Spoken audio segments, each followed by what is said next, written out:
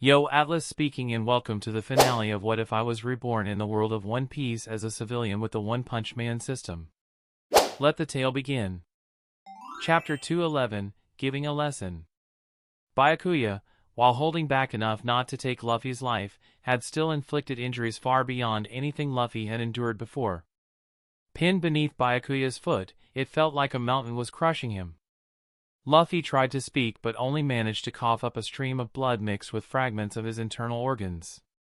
Despite his dire state, Luffy refused to yield, forcing out the words, "Byakuya, let go of Zoro." Zoro, still reeling from the earlier strike that left his mouth filled with blood, was in no condition to resist. His body, seemingly paralyzed, was tossed aside like a discarded object.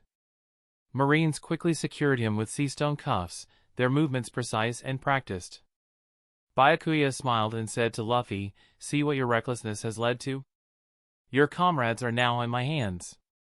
Do you know what fate awaits them?"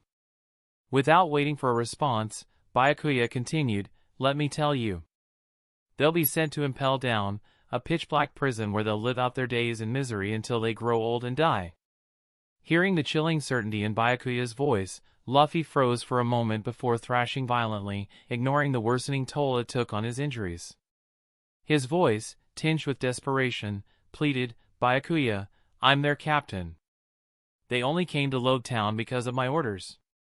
This has nothing to do with them. Let Zoro and the others go. I'll trade my life for theirs." Byakuya shook his head and sighed, "It's not that simple. Your background is far more significant than theirs. After all, it was your grandfather who brought me from the East Blue to Marine headquarters, and he's also an old friend and my mentor. If I kill you, how would I ever face him, or my mentor, for that matter? But your crew?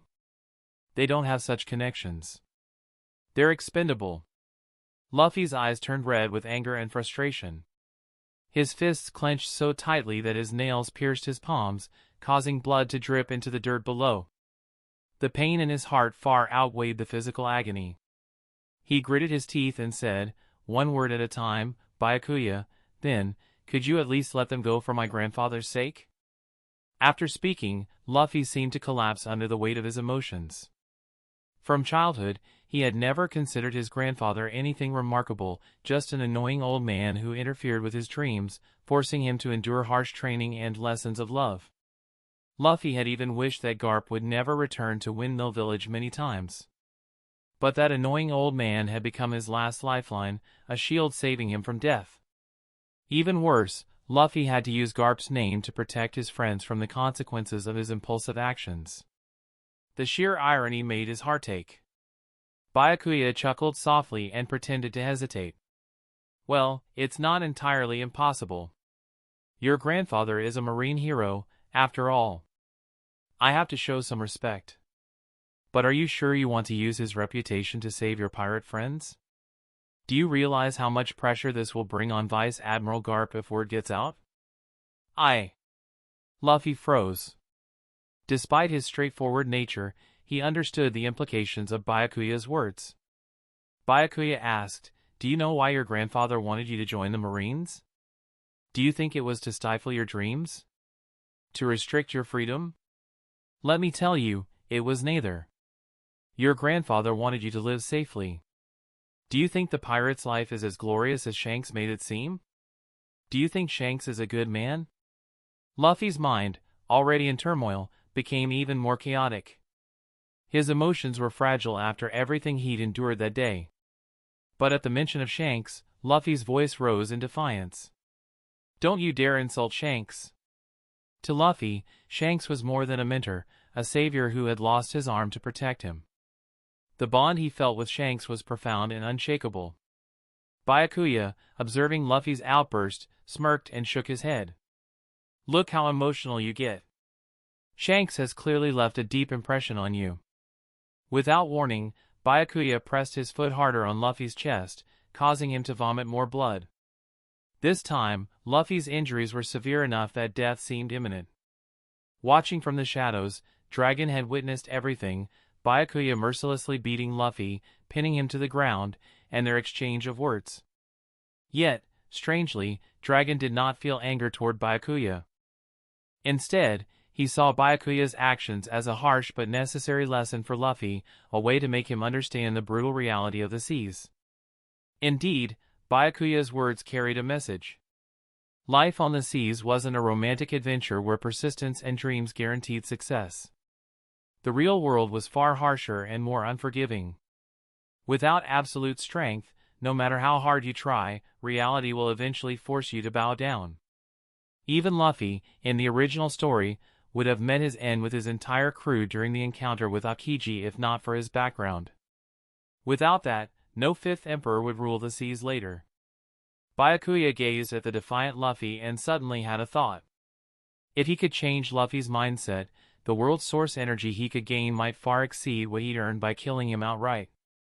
This idea had crossed Byakuya's mind before, but he urgently needed the world's energy source back then. Considering Luffy's stubbornness, correcting his way of thinking would likely take enormous time, which Byakuya didn't have back then. Killing him seemed more efficient. But things were different now. Byakuya had all the time in the world to teach Luffy a proper lesson. Just as Byakuya was lost in thought, he suddenly sensed two immensely powerful auras approaching Lodetown. He raised an eyebrow and muttered, "Well, this is unexpected. It seems today's guests are quite remarkable." Turning his gaze toward the sea, he noticed a small coffin-shaped boat nearing the harbor. On the opposite side, another ship, the red-haired pirates, was also closing in. Mihawk's reason for coming to Lodetown was simple. After hearing that Byakuya was there, he sought to confront him about the so-called swordsmanship prodigy, the three-sword user Zolo. Mihawk had searched extensively for this individual but had never found him or heard of such a figure. As for the red-haired pirates, their reason was even simpler. They had been shadowing Byakuya ever since he entered the East Blue. When Shanks realized Byakuya might become a disruptive force in the seas, he focused all his attention on him, using years of experience monitoring Vice Admiral Garp to track Byakuya's movements. But when Shanks learned that Luffy had recklessly rushed to Lodetown to confront Byakuya, he was utterly dumbfounded. What is he thinking? This is practically a suicide mission. Shanks thought in disbelief. Even Captain Roger wasn't this reckless. And of all people, he chose to confront Byakuya? Anyone else might spare him out of respect for Garp, but Byakuya? That guy wouldn't hesitate to kill Luffy. If Luffy dies, my sacrifice, my arm, will be in vain. Half of my life's joy will be wasted. Left with no choice, Shanks came to Lodetown to save Luffy. Lodetown's residents noticed the unusual activity as the ships neared the town. Gasps and whispers spread through the crowd. Isn't that Dracula Mihawk, the former world's greatest swordsman? And the red-haired pirates, one of the four emperors, someone exclaimed in fear. What are they doing here? Another person wondered. Could they be here to challenge Admiral Byakuya? Someone speculated. The suggestion seemed plausible. After all, Mihawk had lost his title as the world's greatest swordsman to Byakuya. It made sense for him to seek revenge after recovering from his injuries. As for the red-haired pirates, while they didn't seem to have any direct conflicts with Byakuya, there had been minor skirmishes between them in the past. With Shanks and Mihawk being longtime friends, their joint appearance now was highly suspicious. Fear rippled through the town. The combined force of Mihawk and the red-haired pirates was formidable enough to terrify even the Whitebeard pirates, the strongest of the four emperors. For Byakuya, the newly appointed fourth admiral, defeat seemed inevitable. The residents began to panic, realizing the scale of the battle about to unfold. This isn't just a fight, it's a clash of titans. We're going to be caught in the crossfire. The dock area erupted into chaos as people hurried to pack their belongings and flee to the other side of the island, fearing the impending destruction. Even if the town survived, the island itself might not. Byakuya watched the commotion and instructed his soldiers, evacuate the injured and help the civilians escape. Make sure there's no stampede.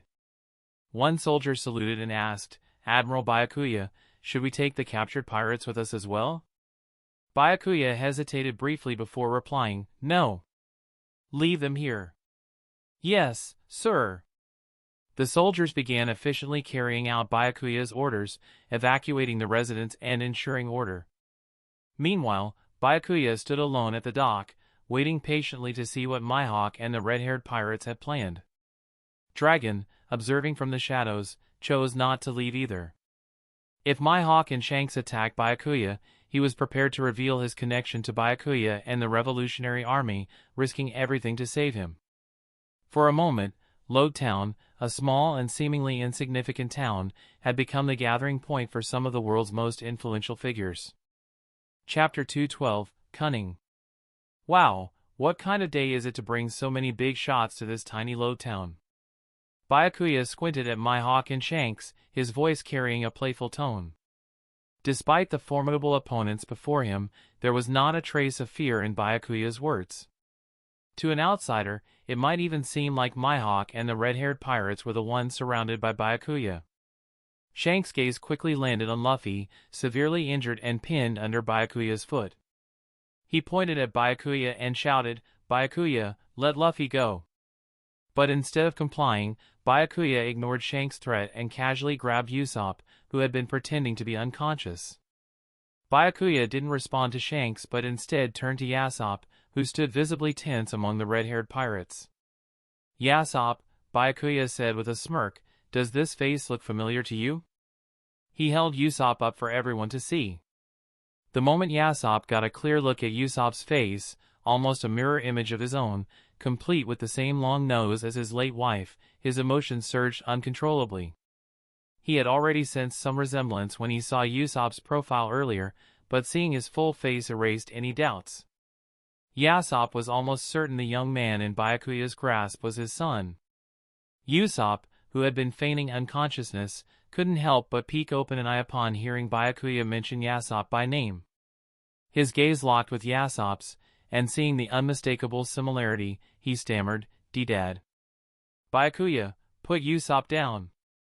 Usopp's reaction was far more intense than Shanks'. In an instant, a flintlock appeared in his hand, aimed squarely at Byakuya's head. Byakuya could feel the tension as Usopp's killing intent locked onto his temple. It was a stark reminder that the red-haired pirates weren't to be underestimated. Usopp, momentarily moved by his father's concern, quickly lost any warm feelings as Byakuya's grip tightened, cutting off his breath. Byakuya sneered, "What's the matter, Usopp? Feeling anxious now? Where was this urgency when you abandoned your family to chase your so-called dream? Did you ever think about how your wife would suffer without anyone to care for her or how your son would end up in a situation like this?" The sharp accusation stunned everyone. The relationship between Usopp and Usopp was now clear to all present, but no one had expected Byakuya to know such intimate details. Usopp's face turned purple from lack of oxygen, teetering on the brink of death. Usopp, though desperate to act, didn't dare make a move. He knew that with Byakuya's strength, Usopp's life could end the moment he pulled the trigger. Usopp also recognized his limits. While he was a strong fighter in the New World, he was no match for a Marine Admiral like Byakuya. The only hope lay in Shanks and Ben Beckman. Usopp's pleas for help were unspoken but understood. The two, having shared countless battles with Usopp, couldn't possibly stand by and watch his son die before their eyes. Shanks, visibly torn, addressed Byakuya, "There's no need to drag the younger generation into this. Isn't it beneath you, as a Marine Admiral, to resort to such tactics?" "Younger generation?" Byakuya scoffed. "I'm not much older than them myself." Shanks fell silent.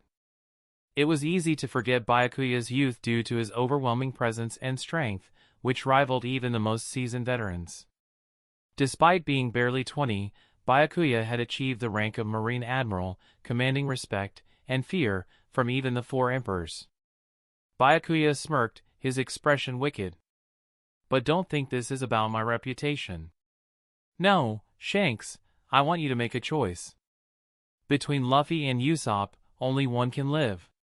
Who will it be? A little warning, if you and Ben Beckman try anything, I'll kill them both. Don't test my limits." To everyone watching, Byakuya was less of a Marine and more of a devil, reveling in his manipulation of the situation. Ignoring the silent tension between Shanks and Yasopp, Byakuya turned his gaze to Mihawk. "Mihawk," he said bluntly, "are you here to cause trouble too?" After a pause, Mihawk replied, "I couldn't find the so-called swordsman prodigy, Zolo, you spoke of in the East Blue." Three-sword style Zolo?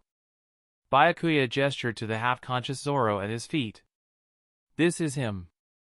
I was wondering how he ended up here, too."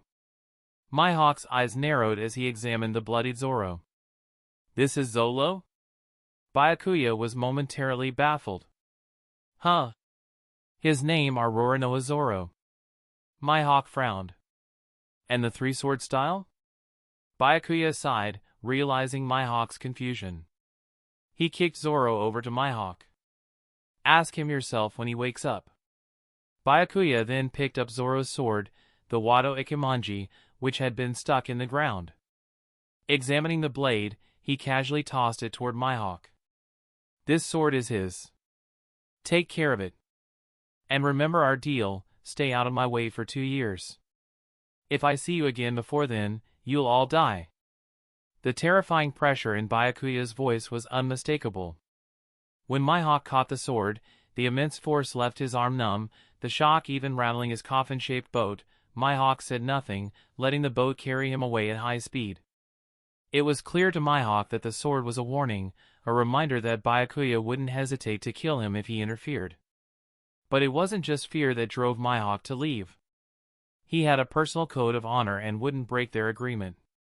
Moreover, Byakuya had helped him find Zoro, leaving Mihawk with a debt of gratitude. With Mihawk gone, Byakuya turned back to Shanks and Yasopp. "So, have you made your choice?" Shanks felt a heavy weight settle over him. On one side was Usopp, his crewmate's son, on the other was Luffy, the boy he had entrusted with Roger's will. Both choices carried irreversible consequences. Yasopp, desperate to save his son, couldn't bring himself to ask Shanks to choose Luffy. Usopp, meanwhile, was on the verge of passing out from suffocation. At that moment, Luffy, coughing up blood, weakly murmured, "Shanks, save Usopp. Don't worry about me. My grandpa won't let Byakuya kill me."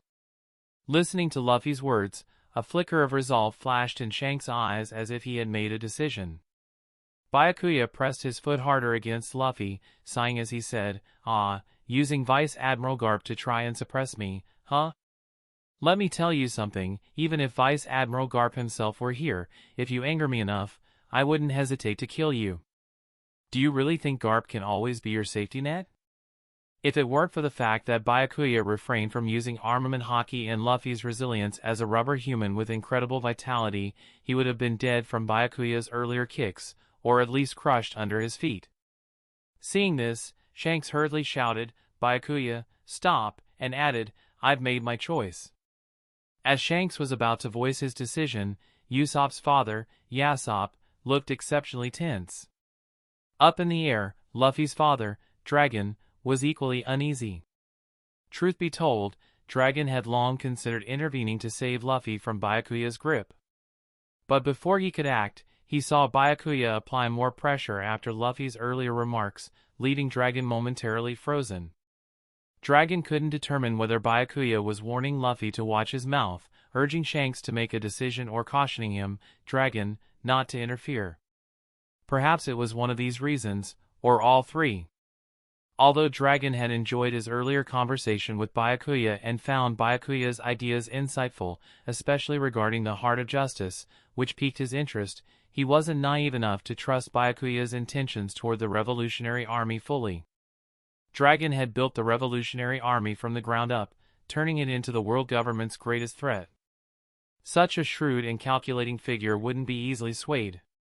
While he appeared cordial to Byakuya, even referring to him as a mentor figure and granting him status equal to his own, Dragon hadn't granted Byakuya any real authority within the Revolutionary Army.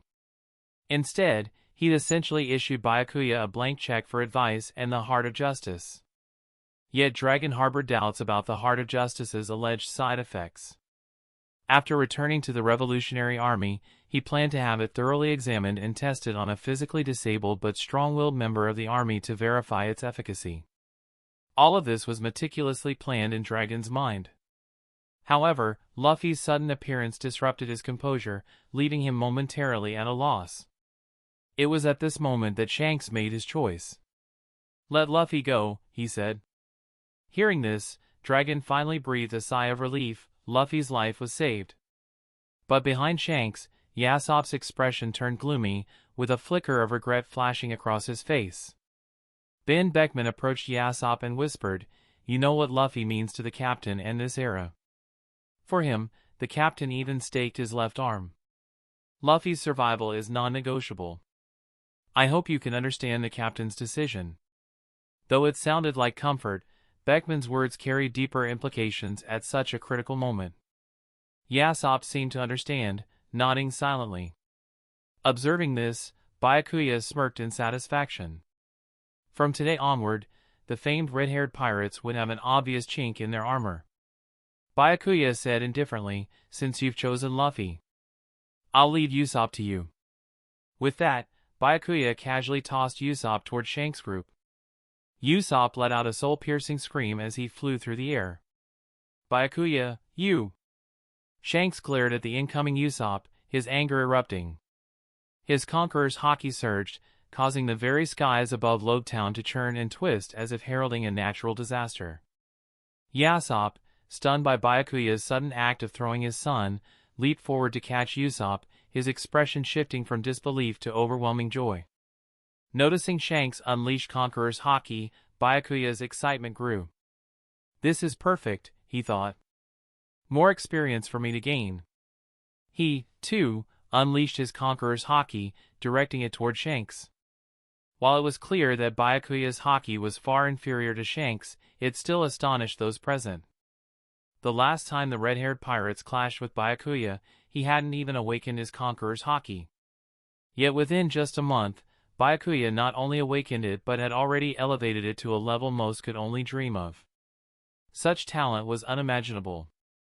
Feeling Byakuya's haki, Shanks' eyes gleamed with interest. "Fascinating," he murmured to himself. "A marine with the will of a king, capable of awakening Conqueror's haki."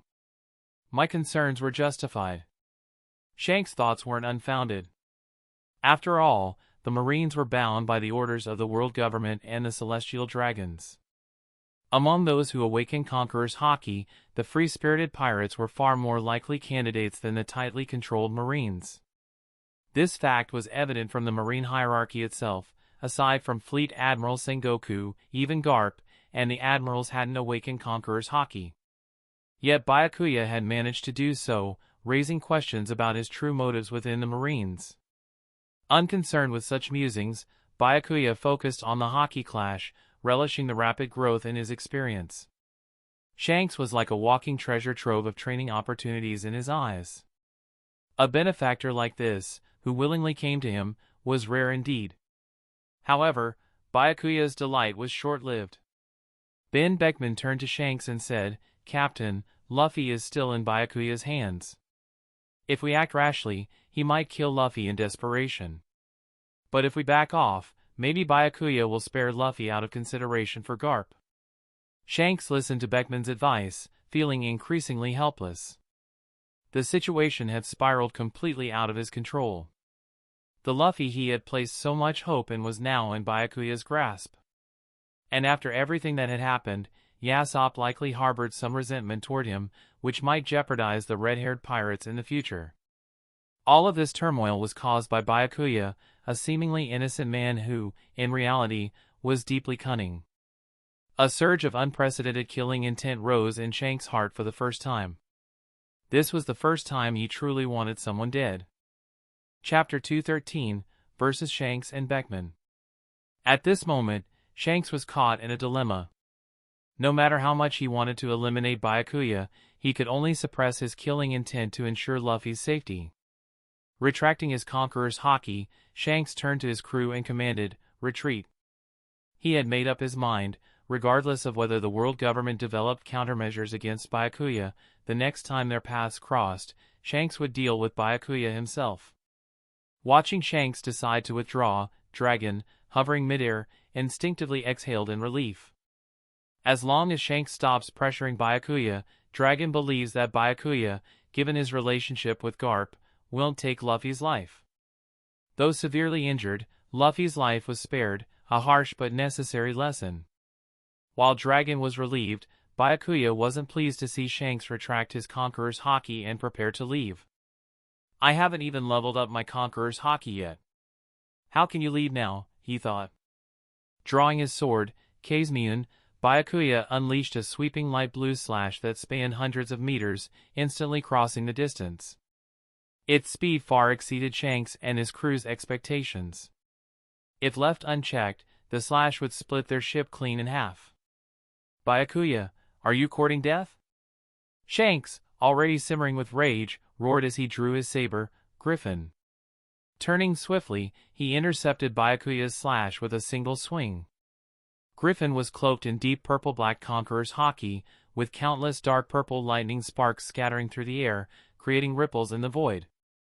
The intense Haki eroded and consumed the light blue slash before it could even touch the blade, unleashing shockwaves that churned the sea into massive waves, surging in all directions.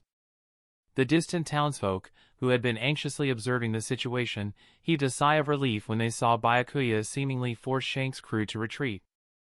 Their lives wouldn't be endangered if the fight didn't escalate. But they never anticipated that after the red-haired pirates, clearly more powerful, opted to retreat, the supposedly weaker Byakuya would stubbornly go on the offensive. It was as if he were saying, "You don't get to leave unless you kill me." This was a disaster. The shockwaves from their brief exchange had already caused waves large enough to potentially obliterate a third of Lodetown. If an actual fight broke out, the entire island might sink. Many cursed Byakuya in their hearts for his recklessness, accusing him of disregarding their lives. As 1,000-meter waves surged toward him, Byakuya leaped from the dock, slashing at the wave with Kazemun. The terrifying pressure from his strike forcefully split the towering wave, dissipating it entirely. Rain poured from the clear sky, and refracted sunlight created a vivid rainbow. Yet, no one had the luxury of admiring the scenery. All attention was focused on Byakuya and Shanks. Byakuya charged toward Shanks, sword in hand. His earlier slash had been a ploy to stop Shanks' retreat. Leaving without giving me anything? That's not happening, Byakuya quipped with a smile. Shanks responded with equal confidence, "If you want to stop me, leave your life behind." The earlier clash had given Shanks a sense of Byakuya's strength. As expected of the sword god who defeated Mihawk, Byakuya wasn't easy to deal with. However, Shanks believed that Byakuya, at best, could fight him to a draw, or perhaps was slightly weaker. And with Ben Beckman at his side, Shanks couldn't envision a scenario where he would lose. While Shanks focused on the duel, Beckman turned his attention to the gravely injured Luffy. With Byakuya engaged in combat, the chances of rescuing Luffy were high. Once Luffy was safe, they could join forces to eliminate Byakuya, a troublesome foe. This would steer the sea back toward the trajectory they envisioned. With his plan set, Beckman closely observed the fight between Byakuya and Shanks, waiting for the right moment to act. The clash of swords created an endless symphony of metallic echoes, their impacts scattering clouds across miles of sky. Even Dragon, hidden midair, was nearly exposed by the resulting shockwaves. Shanks was the third emperor Byakuya had faced, and his fighting style vastly differed from the previous two. Unlike other emperors, Shanks had achieved his position without relying on a devil fruit. His rise was attributed to unparalleled swordsmanship rivaling Mihawk's and his unmatched mastery of Conqueror's Haki. If Garp embodied the pinnacle of armament Haki, Shanks was the man who pushed Conqueror's Haki to its absolute limit. Although both forms of Haki were part of the same trio, the potential of Conqueror's Haki far surpassed that of armament Haki. Simply put, if armament Haki amplifies attacks by a factor of 1.1 to 1.6, then Conqueror's Haki increases it by 1.5 to 2. Don't underestimate that maximum 0.4 increase. Even the smallest difference can shift the entire battlefield for top-tier battles involving admirals or emperors. A 0.4 boost in power is monumental. Byakuya could feel this difference during his clash with Shanks. Even though his armament Haki was at its peak, it was still weaker than Shanks' mastery of Conqueror's Haki. The fact that Garp could chase Roger across the seas led Byakuya to suspect that Garp's armament haki might have broken through its natural limits, reaching a realm akin to his swordsmanship and telekinesis. Otherwise, explaining how Garp could stand toe-to-toe with Roger would be hard. Of course, mastering Conqueror's haki to the point where it surpasses armament haki is unimaginably difficult. Across the vast sea, those who awaken Conqueror's haki are already rare. Among them, only a handful ever refine it to its pinnacle. In the original story, only a select few showcase this mastery, highlighting how terrifying Shanks' talent in Conqueror's haki truly is. This realization only made Byakuya more curious about Conqueror's haki. Taking advantage of his battle with Shanks, he relentlessly honed his own haki. As the fight dragged on, Shanks began to feel something was amiss. Although Byakuya appeared disadvantaged, he hadn't sustained a single injury. On the contrary, his seemingly endless stamina and masterful swordsmanship proved a nuisance for Shanks. Byakuya's sword strikes, as agile as slippery eels, repeatedly targeted Shanks' weak spots. If not for the immense power of his Conqueror's haki, Shanks might have already lost. During the clash, Shanks exchanged a knowing glance with Ben Beckman. Shanks' eyes flashed with resolve. "Conqueror's strike," he growled. The Conqueror's haki enveloping Griffin condensed into a small, dark purple orb crackling with lightning. Though it appeared small, its destructive power was enough to annihilate a town. As Byakuya's attention was drawn to the orb, Ben Beckman moved, rushing toward Luffy, intending to snatch him away before Byakuya could react. Noticing the situation, Byakuya frowned, instinctively adding more force to his next attack. He unleashed a light blue slash of overwhelming power, which effortlessly extinguished the dark purple orb in silence. The residual energy from the slash didn't dissipate and continued hurtling toward Shanks, whose face was filled with shock. The attack was so swift that Shanks couldn't evade it. He had no choice but to raise Griffin horizontally to block. Shanks believed that while Byakuya's slash had destroyed the Conqueror's strike, its power must have diminished significantly. All he needed to do was withstand this attack and hold Byakuya off long enough for Beckman to rescue Luffy. However, when the slash struck, Shanks realized how naive his assumption had been. Still wrapped in Conqueror's haki, the blade bent Griffin into a C shape, emitting a sharp, grating sound. The scattered fragments of the slash tore several gashes in Shanks' clothing. If not for his timely use of Conqueror's haki, his body would have been riddled with wounds. The curved blade struck Shanks square in the chest, and the force felt like taking a direct punch from Kaido. Blood surged up his throat as he was sent flying several hundred meters. After forcing Shanks back, Byakuya launched into the air and dashed toward Beckman. Beckman reacted swiftly, taken aback by how quickly Byakuya had shaken off Shanks. He drew a half-meter-long flintlock pistol from his waist and used observation haki to lock onto Byakuya, who was moving at a high speed. A fiery explosion erupted from the barrel, propelling an ink-black bullet enhanced by armament haki through the air. It tore through layers of pressure, screaming toward Byakuya's temple. With his fully mastered observation haki, Byakuya sensed the incoming bullet and tilted his head slightly. The projectile whizzed past his nose, leaving a faint burnt smell from its blistering speed behind. However, the bullet that had missed suddenly reversed midair, homing back toward his temple, catching Byakuya off guard. "What the?" he exclaimed in surprise. Despite his shock, Byakuya reacted instantly, swinging his sword to cleave the bullet in two. The split halves of the bullet plunged into the sea, triggering a massive explosion that sent twin water columns soaring into the sky, spraying seawater in all directions. Witnessing this, Byakuya silently acknowledged the strength of the red-haired pirates. No wonder they're called the most unshakable crew under two emperors, he thought. Ben Beckman's power is easily on par with Shanks. It makes me even more curious, how powerful is the Whitebeard Pirates, the crew that stands above all other Emperor crews? Chapter 214, Crushing Beckman. Witnessing this, Byakuya silently acknowledged the strength of the red-haired pirates. No wonder they're called the most unshakable crew under two emperors, he thought. Ben Beckman's power is easily on par with Shanks. It makes me even more curious, just how powerful is the Whitebeard Pirates, the crew that stands above all other Emperor crews?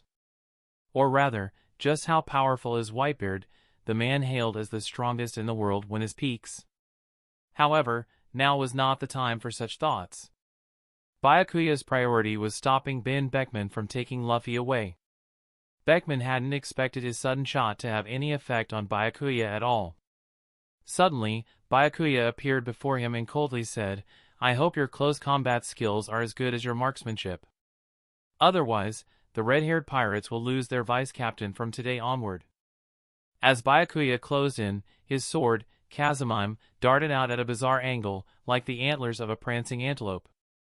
Being an Emperor-level powerhouse, Beckman's marksmanship was unrivaled on the seas, and his close combat skills were no less impressive. He treated his half-meter-long flintlock like a dagger, parrying the thrusts. Clang! Clang! Clang! Each strike of Byakuya's sword, comparable to a vice-admiral-level strength, left only faint white marks on the flintlock. This was no surprise. If Beckman's weapon were so fragile, it wouldn't be his trusted companion. Beckman pushed his observation haki to its limit, sweat forming on his brow. In his perception, Byakuya's movement seemed to slow down several times, making it easier to dodge or block. Yet, despite his strength, Beckman's close combat skills fell short compared to Byakuya's mastery. In mere moments, the two exchanged a flurry of blows. Beckman attempted to create distance, but Byakuya clung to him relentlessly, leaving no room to retreat. Forced onto the defensive, Beckman had no choice but to rely on his observation haki to hold out, hoping Shanks would join the fight soon to fend Byakuya off. Byakuya's strength far exceeded their expectations. At this point, Beckman had abandoned any hope of killing Byakuya at Logtown. "The next strike is going to my left," Beckman thought, watching Byakuya's slowed-down movements and swinging his flintlock to block on the left. But the next moment, Beckman broke into a cold sweat. The sword that should have been slashing left suddenly appeared on his unguarded right side, aiming directly at his gun-wielding hand. The ever-composed Beckman, always exuding a sense of intellectual dominance, let out a scream of agony, his face twisted in pain. "Beckman! Vice-Captain!" The red-haired pirate's cries of alarm filled the air as Beckman's right arm, still clutching his flintlock, was severed by Byakuya's blade and fell into the sea, likely to become a meal for some lucky sea king. Byakuya looked at the space where Beckman's arm used to be and chuckled. "Shanks lost his left arm, and now you've lost your right. The two of you can work together to make a complete pair." Shanks arrived just in time to see Byakuya sever Beckman's arm. Overwhelmed by rage, he gripped Griffin tightly and roared, "Byakuya, I swear I'll kill you today." With Beckman now missing an arm and his weapon, his combat ability had diminished drastically. Byakuya raised his foot and slammed it into the stunned Beckman's chest, sending him hurtling toward the sea like a falling meteor. "Damn it!" Shanks cursed, abandoning his attack on Byakuya to save Beckman. Byakuya hesitated momentarily, considering whether to eradicate the red-haired pirates entirely at Logtown. While his feats of wounding Shanks and severing Beckman's arm could already raise questions about his strength, these were achieved in one-on-one combat. Shanks and Beckman hadn't teamed up against him. Only Whitebeard could accomplish something similar on the seas, so Byakuya wasn't concerned about his power being doubted. However, if he wiped out the red-haired pirates here, it would reveal an excessive level of strength. After a brief moment of thought, Byakuya made up his mind. Kill them. The animosity between them had already reached a point of no return. Rather than letting them leave and scheme in the shadows, it was better to finish them off now. As for the consequences, Byakuya decided to deal with them later. He could upend the game anytime. If things escalated, he simply wouldn't play along anymore. Resolute, Byakuya charged toward Shanks, who had just caught Beckman, exuding a murderous intent so intense it chilled the air. "Shanks, didn't you say you were going to kill me? Let's see who walks away from Logtown alive today. You're courting death." Shanks roared, his conqueror's haki bursting forth so powerfully it almost materialized. Even pirates with bounties in the hundreds of millions would likely faint just by stepping within 100 meters of him. As Shanks steadied Beckman and prepared to strike, Beckman stopped him with his remaining left arm. Despite his injury, Beckman had regained his usual composure. With a tone hinting retreat, he said, "Don't fight him anymore. Byakuya's strength isn't something you can handle now. I fear his power is now comparable to Whitebeard's, or what I fear most is that he might be stronger than him." "Damn it, we should have attacked together earlier," Shanks grumbled, anger evident as he glanced at Beckman's missing arm.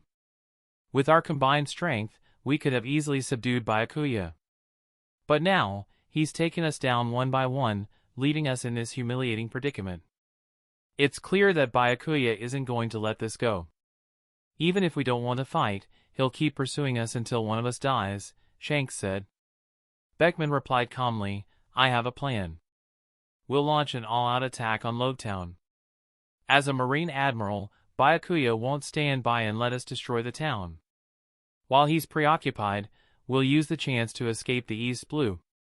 Beckman's suggestion offered hope for the red-haired pirate's survival. However, Shanks hesitated, his concern evident. "But Luffy is also in Lodetown.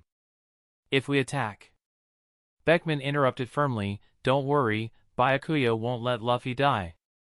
Shanks, not one to waver in critical moments, nodded. In previous life-and-death situations, Beckman's advice had always guided them to safety. Without hesitation, Beckman pulled out a small, silver, pocket-sized gun from his coat. It contained only one specially crafted bullet, but its destructive power was enough to obliterate an entire island.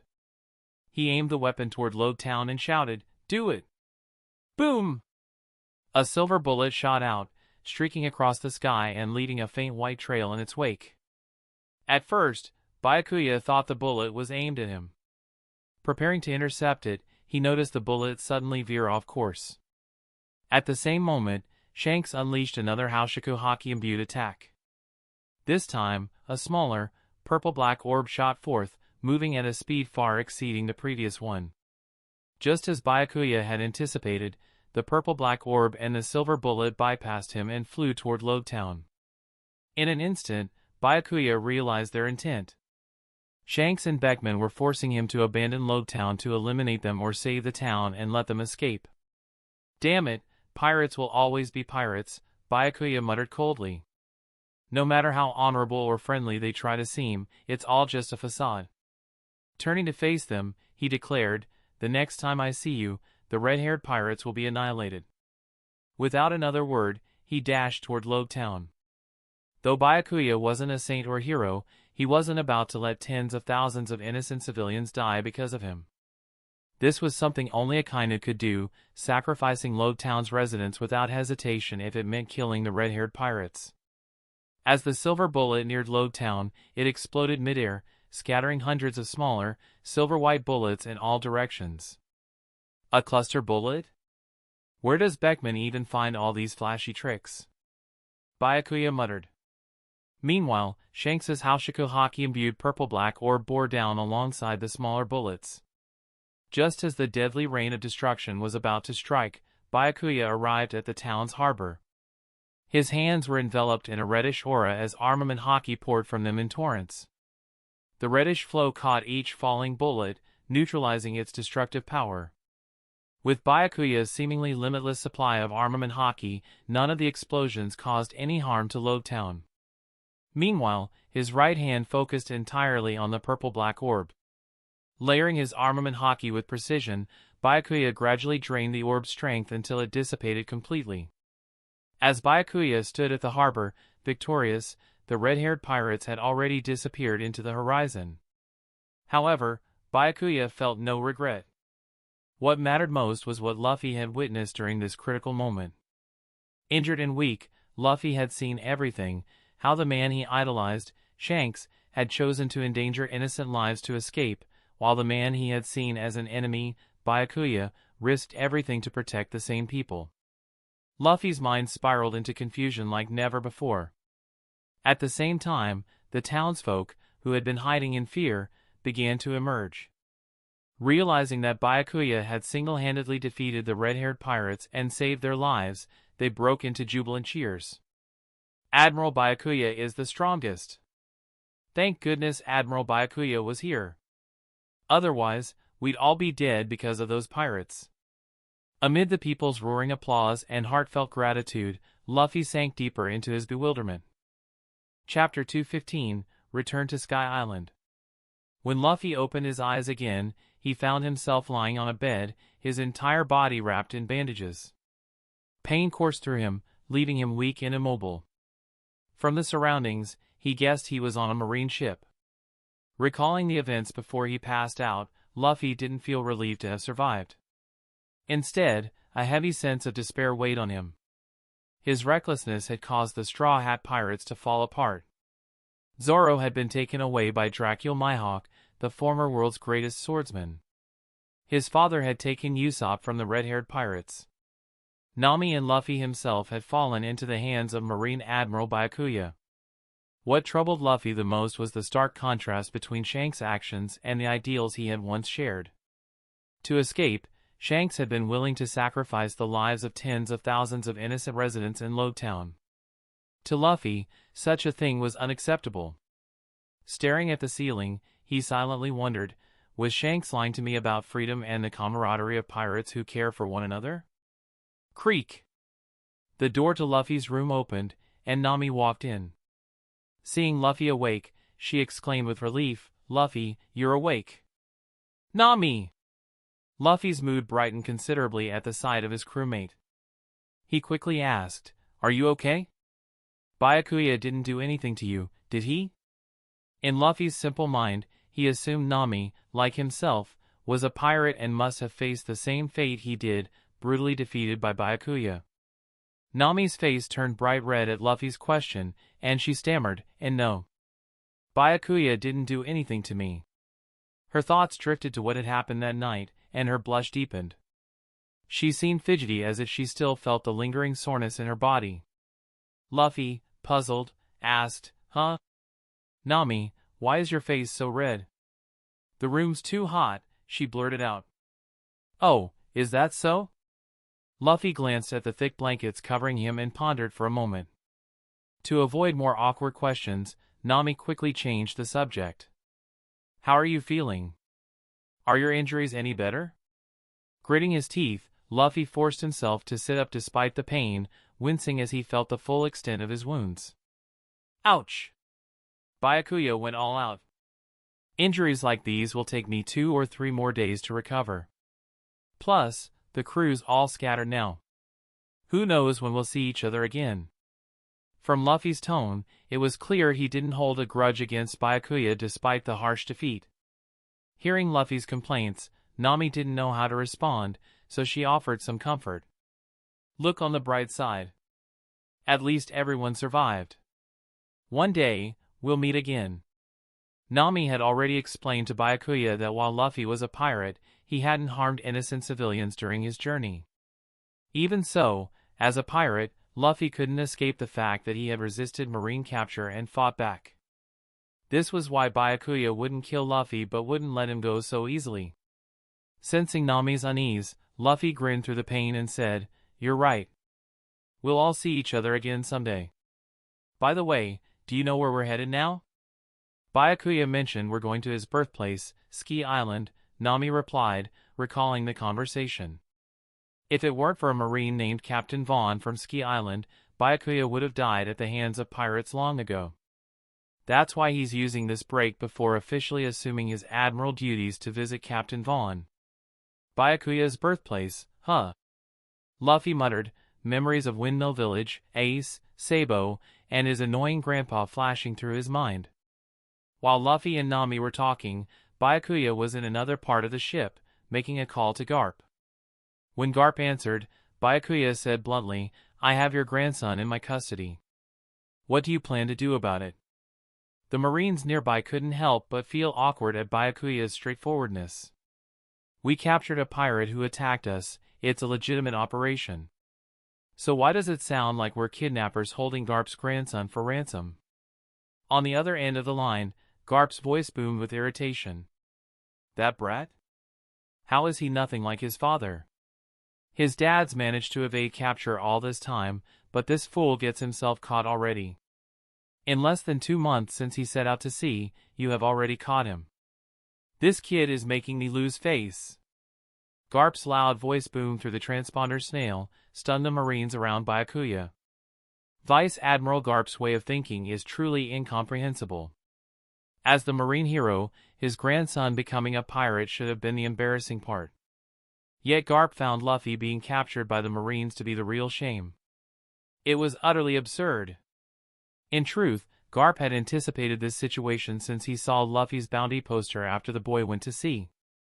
He considered countless scenarios for what to do if Luffy fell into Marine hands.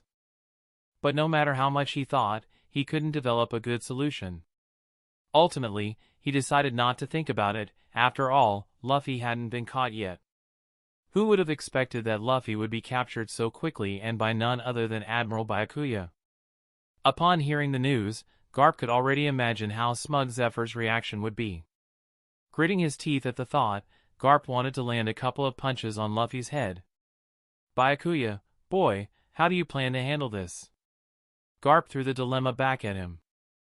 Byakuya, unfazed, replied casually, considering he's your grandson, I'll send him straight to Impel Down. Garp cursed inwardly. This brat is deliberately trying to provoke me, isn't he? Not giving me even a shred of leeway. Back then, I was the one who brought him to Marine headquarters. Now that he's an admiral, he's turning on me so quickly? But Garp couldn't outright ask Byakuya to release Luffy, so he cleared his throat awkwardly and said, Luffy's just started his pirate career, and his bounty isn't enough to warrant sending him to Impel Down. How about keeping him on your ship and giving him a proper lesson for me? Before Byakuya could respond, Garp hung up decisively, not giving him a chance to argue. Byakuya sighed after hanging up, muttering, Am I supposed to give Luffy the fist of love now too? Over the next few days, Byakuya witnessed Luffy's extraordinary recovery, one of his Child of Destiny traits. The injuries Byakuya had inflicted, which would have been fatal to most rookie pirates with bounties of over 100 million berries, barely kept Luffy bedridden for 2 days. By the 3rd day, he was already up, demanding grilled meat before Byakuya. Of course, Byakuya didn't indulge him. With Garp's blessing to discipline Luffy, Byakuya wasn't about to hold back. When Luffy shouted for grilled meat, Byakuya punched so hard that Luffy nearly swallowed his head. That blow sent Luffy back to bed for several more days. It didn't take long for Luffy to realize that Garp's reputation could save his life but wouldn't spare him from Byakuya's beatings. Humbled, Luffy became much more subdued around the Admiral. As the ship approached Ski Island, Captain Vaughn and Kobe were already waiting at the dock to welcome Byakuya. With his signature pink hair, Kobe had grown significantly in 2 years. Though still shorter than Vaughn, he was no longer the small, timid boy from before. Captain Vaughn! We're about to meet Admiral Byakuya. I'm so excited! Kobe exclaimed. Becoming a Marine Admiral had been his lifelong dream, and Byakuya was the role model who inspired him to work tirelessly over the past 2 years. Now, seeing his goal realized, Kobe couldn't contain his excitement. Vaughn smiled warmly at Kobe's enthusiasm. He remembered recommending Byakuya for the elite Marine training camp, thinking that the young man's talent might secure him a position as a high-ranking officer. He never expected that, in just 2 years, Byakuya would rise like a rocket to become a Marine Admiral. This meteoric rise left Vaughn astonished. When Byakuya first showcased his strength, Vaughn even tried implementing Byakuya's training methods with his soldiers. But after 6 months, the results were underwhelming, and Vaughn abandoned the idea. Now that Byakuya was returning to Ski Island as an admiral, Vaughn was determined to revisit those training methods. Perhaps, with Byakuya's guidance, Ski Island could produce another Marine Admiral. Just as they were about to disembark, Luffy emerged from his room, struggling to move, and called out to Byakuya, I want to go ashore. No, Byakuya replied coldly. You're a captured pirate. You have no right to make demands. Nami, intrigued by Byakuya's hometown, tugged on his arm and said sweetly, I want to see where you grew up. Of course. I'll even introduce you to Captain Vaughn, Byakuya replied with a smile, pinching Nami's soft cheek playfully. The sensation was so pleasant that, if it weren't inappropriate, Byakuya might have indulged longer. Seeing how easily Byakuya granted Nami's request, Luffy protested, "Why can Nami go ashore, but I can't? I want to go, too. Do you need another lesson?" Byakuya raised his fist menacingly, silencing Luffy instantly. Feeling sorry for Luffy, Nami whispered in Byakuya's ear, "If you let Luffy go ashore, I'll agree to that request of yours." Her cheeks flushed a delicate pink, making her look irresistibly charming. "Really?" Byakuya asked, his interest piqued. Nami nodded shyly, and Byakuya, delighted, turned to Luffy. "Since Nami pleaded on your behalf, I'll let you go ashore. But you'll have to follow my rules." "I promise. I'll follow all the rules," Luffy exclaimed eagerly. Byakuya gestured to a nearby marine, who promptly cuffed Luffy with sea stone handcuffs. Luffy's body went limp when they locked in, sapped of all strength. He couldn't even lift a finger, let alone protest. The Marines placed Luffy in a specially designed wheelchair, ready to push him onto the island. Chapter 216, Old Pirates. Docking the ship at the pier, Byakuya disembarked with Nami by his side while soldiers followed behind, pushing Luffy in a wheelchair. At that moment, Luffy's small head was filled with big questions. Why didn't Nami, who was also a pirate, have to wear sea stone handcuffs or endure Byakuya's punches? It wasn't fair. Luffy kept moving his only functional body part, his eyes, expressing his silent grievances. But naive Luffy couldn't understand that there's a difference even in taking a beating. Some beatings are for survival, while others are for pleasure. As Byakuya stepped off the ship and saw Captain Vaughn waiting at the dock, a wave of emotion overcame him. If not for Vaughn during his early days without a system, he would have likely perished at the hands of pirates. "Captain Vaughn!" Byakuya embraced him, a flood of memories resurfacing. 2 years had passed, and Vaughn's physique, though still robust, bore the marks of time. His figure was slightly more hunched, the wrinkles on his face were deeper, and a few strands of silver streaked his once jet-black hair. Vaughn patted Byakuya's back gently and chuckled. "You've become a Marine Admiral now. Why still call me Captain Vaughn?" Byakuya scratched his head sheepishly, grinning. "Hee, old habits die hard, I guess." Beside them, Kobe eagerly greeted Byakuya. "Admiral Byakuya." Byakuya reached out and ruffled Kobe's soft, pink hair. "Kobe, you've grown." Kobe puffed up his chest slightly with pride. "Of course. Over the past 2 years, I've trained diligently under Captain Vaughn's guidance. Besides my height, my strength has improved leaps and bounds." This reunion with old friends filled Byakuya with a sense of contentment. Then Nami stepped forward and asked Kobe, "Do you remember me, Kobe?" Kobe studied Nami for a moment, his eyes lighting up as if recalling a distant memory.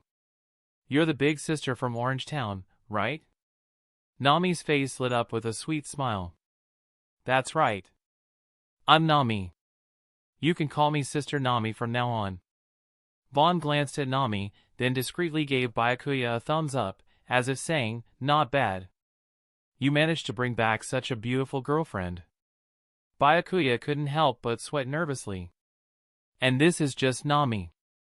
If I brought everyone back, Vaughn might go crazy." At that moment, Vaughn noticed Luffy sitting in the wheelchair, wrapped in bandages, and asked, "Who's this?" "This is a pirate I captured along the way," Byakuya replied. Vaughn's expression hardened a trace of disdain in his eyes. "Shouldn't pirates be locked up? This one's grandfather is Vice Admiral Garp." Vaughn immediately understood. "Ah, so it's nepotism. T/N, I want to translate it as favoritism, but seems cliché, so I Google it the next best word and makes more sense. Nepotism, the practice among those with power or influence of favoring relatives, friends, or associates, especially by giving them jobs." Byakuya's days on Sky Island followed a simple routine, chatting with Captain Vaughn, occasionally guiding Kobe's training, helping Nami study, and, of course, regularly teaching the child of destiny, Luffy. The mix of tranquility and amusement made Byakuya's life quite enjoyable. 5 days later, at dawn, Byakuya was woken by a call from Enel. "Admiral Byakuya, I've found the island you asked me to locate." Hearing Enel's words, Byakuya immediately became alert. "Are you certain of its location?" "Yes, it's in the sky not far from Lodetown," Enel confirmed. His tone conveyed the effort it had taken him to pinpoint the location after 5 days of constant scouting over the East Blue. "Send me the coordinates. You and your crew have completed your mission and can rest for now." After hanging up, Byakuya started to rise, but a pair of soft arms wrapped around his neck. Behind him, Nami's sleepy voice mumbled, "Brother, who is calling so early?" As she spoke, her smooth, jade-like legs brushed against Byakuya's, sparking an immediate reaction in him. "Does it matter who called? What matters is right now." Byakuya turned to see Nami's drowsy yet alluring expression, her slightly disheveled state exposing much of her fair, delicate skin. With a grin, he abandoned the idea of getting up and instead helped Nami study further. When Byakuya finally emerged from the room, refreshed and invigorated, it was nearly noon. Remembering Enel's report, he realized it was time to leave. However, he planned to take Kobe to Marine headquarters this time so he could join the next Marine training camp. Given Kobe's potential as shown in the original story, he might not necessarily become an admiral, but he could certainly rise to the rank of vice admiral among the Marine elite. Leaving him on Sky Island would be a waste of his talent. What surprised Byakuya was the camaraderie that had developed between Luffy and Kobe, despite the absence of the original scenario where Luffy had rescued Kobe. Although close in age, Kobe couldn't fathom why Luffy, with a marine hero as his grandfather, would choose to become a pirate. Luffy, on the other hand, passionately explained the allure of freedom, adventure, and the quest for the legendary One Piece. The two grew closer through their contrasting perspectives. Byakuya sought out Captain Vaughn at the base and informed him of his impending departure, including his intention to bring Kobe to Marine headquarters. To Byakuya's surprise, before he could finish, Vaughn proactively suggested, "Byakuya, when you leave, take Kobe with you." Byakuya was surprised and said, "Captain Vaughn, even if you hadn't mentioned it, I was already planning to bring Kobe with me. I didn't expect we'd think alike on this." Captain Vaughn smiled warmly and replied, "Kobe's growth over the past 2 years has exceeded my expectations. I have nothing left to teach him. If it weren't for you, Kobe would be the most talented young person I've ever seen." Byakuya didn't doubt that for a second. Aside from everything else, Kobe's natural talent for observation haki was far beyond ordinary. This gave Byakuya great expectations for Kobe's future development. When Byakuya informed Kobe of the decision, the group headed to the harbor. Byakuya waved as they prepared to depart, saying, "Captain Vaughn, we'll be leaving now." Kobe, his eyes brimming with tears, shouted, "Captain Vaughn, I'll train hard at Marine headquarters and aim to become a Marine like Big Brother Byakuya. I'll put an end to this chaotic great pirate era and come back to visit you soon." Though Vaughn maintained a calm exterior, the separation pained him. Over the past 2 years, Kobe had formed a deep bond with Vaughn, and leaving so suddenly left him feeling torn. Vaughn had also watched Byakuya grow up, making this farewell especially emotional. Even Luffy, who wasn't particularly close to Vaughn, was affected by Kobe's promise.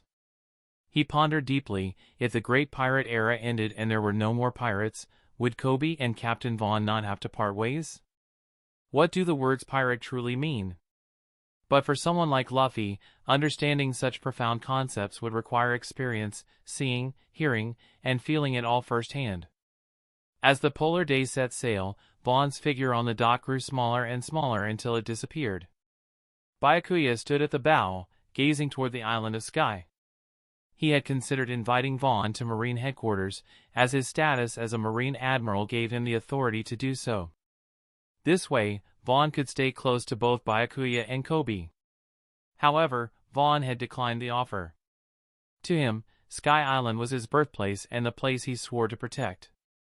As the captain of the island's marine branch, Vaughn felt it was his duty to defend its residents from pirate threats, even if it cost him his life. While his body still had strength, leaving the island to follow Byakuya would feel like desertion. No matter how much Byakuya tried to persuade him, Vaughn's resolve remained unshaken. There was no way Byakuya could forcibly drag Vaughn to Marine headquarters. Instead, he left Vaughn with 3 quick healing potions and 10 healing serums. While they couldn't regenerate a severed arm, they could save Vaughn's life in critical moments and even heal his internal injuries to improve his overall health. Vaughn didn't reject these gifts and praised Byakuya for his accomplishments, assuming such resources came from Marine headquarters. If Vaughn knew the truth, that even the world government wasn't aware of such miraculous items, his reaction would have been far greater. Byakuya reminded Vaughn to keep the potions safe and hidden from others, doing all he could to ensure Vaughn's safety. Fortunately, the pirates in the East Blue were generally weak. Luffy's bounty of 22 million berries was almost unmatched in the region, underscoring how feeble most East Blue pirates were, except for one legendary figure who had recently arrived. Not far from Lodetown, several floating islands hovered in the sky, resembling sky islands but without relying on sea clouds for support. It was as if an unknown force was keeping them aloft. Among these islands, the largest featured a grand palace surrounded by lush vegetation and teeming with animals. A man with long, golden hair flowing like a lion's mane and a ship's quill embedded in his head sat within the palace. His golden sideburns and beard matched his hair, exuding an air of majesty. "How's the research on the rampaging beasts coming along?" he asked. Hearing the question, Indigo, the flying pirate's doctor and combatant, quickly replied, "Admiral, the research is nearly complete. We can release the rampaging beasts and begin observing the results." The man, known as the Admiral, was none other than the legendary pirate and float fruit user, Golden Lion Shiki. Years ago, Shiki had stormed Marine headquarters alone to confront Roger's surrender, battling Sengoku and Garp in a clash that destroyed half of Marineford. Though he was eventually captured and imprisoned and impelled down, Shiki made history as the first inmate to escape by severing his legs. Despite his past fame, Shiki has since faded into obscurity. Rather than maintaining his strength or recruiting powerful subordinates, he focused on developing rampaging beasts, a misguided obsession that left him weaker over time. This decline ultimately led to his defeat at the hands of a young Luffy who had yet to master Haki. Byakuya found this regression absurd. In a theatrical setting, Luffy's plot armor might make him invincible, but in reality, Shiki's actions seemed utterly irrational. Shiki's current presence in the East Blue stemmed from his lingering hatred toward the region where Roger had been executed. His plan was simple: release rampaging beasts to devastate the East Blue, testing their strength before targeting Marine headquarters. Byakuya, however, found Shiki's ambitions laughable. A single Marine admiral could easily wipe out the rampaging beasts without breaking a sweat. Nevertheless, to ensure Vaughn's safety, Byakuya resolved to eliminate all threats in East Blue, starting with Shiki. Chapter 217, Finding Golden Lion Shiki. In the skies above Lodetown, a dozen floating islands suddenly appeared, casting an enormous shadow that plunged the town into darkness. The bustling townsfolk noticed the sudden dimming of sunlight and curiously remarked, "Huh? Why is it getting dark?" "Must be the clouds," someone guessed. However, as one person instinctively looked up, their face immediately drained of color in sheer terror. Above them wasn't a clouded sky but a massive collection of islands suspended midair, seemingly joined together into an enormous landmass looming ominously over Lodetown. Captain Pierce of the Marine branch stationed in Lodetown also noticed this abnormal phenomenon. In all his years, he had never encountered anything so bizarre and couldn't understand what was happening. He ordered his soldiers to keep a 24-hour watch on the islands and report any changes immediately. Fortunately, the islands remained stationary for several days and displayed no activity. Lodetown's residents, while uneasy, managed to get through those days unscathed. Captain Pierce even relaxed, thinking this might be a strange natural occurrence. But peace was short-lived. 5 days later, the islands descended suddenly as if to crush Lodetown beneath them. They stopped just 300 meters above the town. Before the frightened townsfolk could collect their wits, 100 massive iron cages were lowered from the islands. Inside these cages were ferocious, oversized beasts, each radiating a savage aura. Only 100 cages were dropped because releasing too many beasts at once would likely result in them turning on each other rather than targeting the town's residents. With a loud clank, the cages opened, and the beasts emerged, growling ferociously. Their blood-red eyes scanned the townsfolk like predators sizing up prey. Captain Pierce quickly realized the gravity of the situation. If this wasn't handled properly, Lodetown could face total annihilation. At that moment, a brazen voice echoed from the floating islands above. "Today, I'll wipe Lodetown off the map as a tribute to Roger. Then, I'll destroy Marine headquarters and cut down Garp and Sengoku to settle the score for locking me in Impel down all those years ago. The world will know that after Roger, I, Shiki, am the true king of the seas. Golden Lion Shiki." Hearing the voice, Captain Pierce and the people of Lodetown felt their legs give out beneath them. This man once stood shoulder to shoulder with legends like the Pirate King Roger and Whitebeard, the strongest man in the world. Shiki was a name from the annals of legend, a pirate who had escaped from the inescapable Impel Down. After his escape, Shiki had vanished for years, leading many to believe he had succumbed to old age. Who could have predicted that Shiki would reappear here, in the very place where Roger was executed? With this legendary pirate and the horde of bloodthirsty beasts surrounding them, Captain Pierce and the townsfolk felt all hope was lost. Just days ago, they had barely survived an encounter with the red-haired pirates, one of the 4 emperors. Now, they were up against Shiki himself. Their luck couldn't be worse. Not far from the scene, Byakuya's group noticed the beasts and Shiki.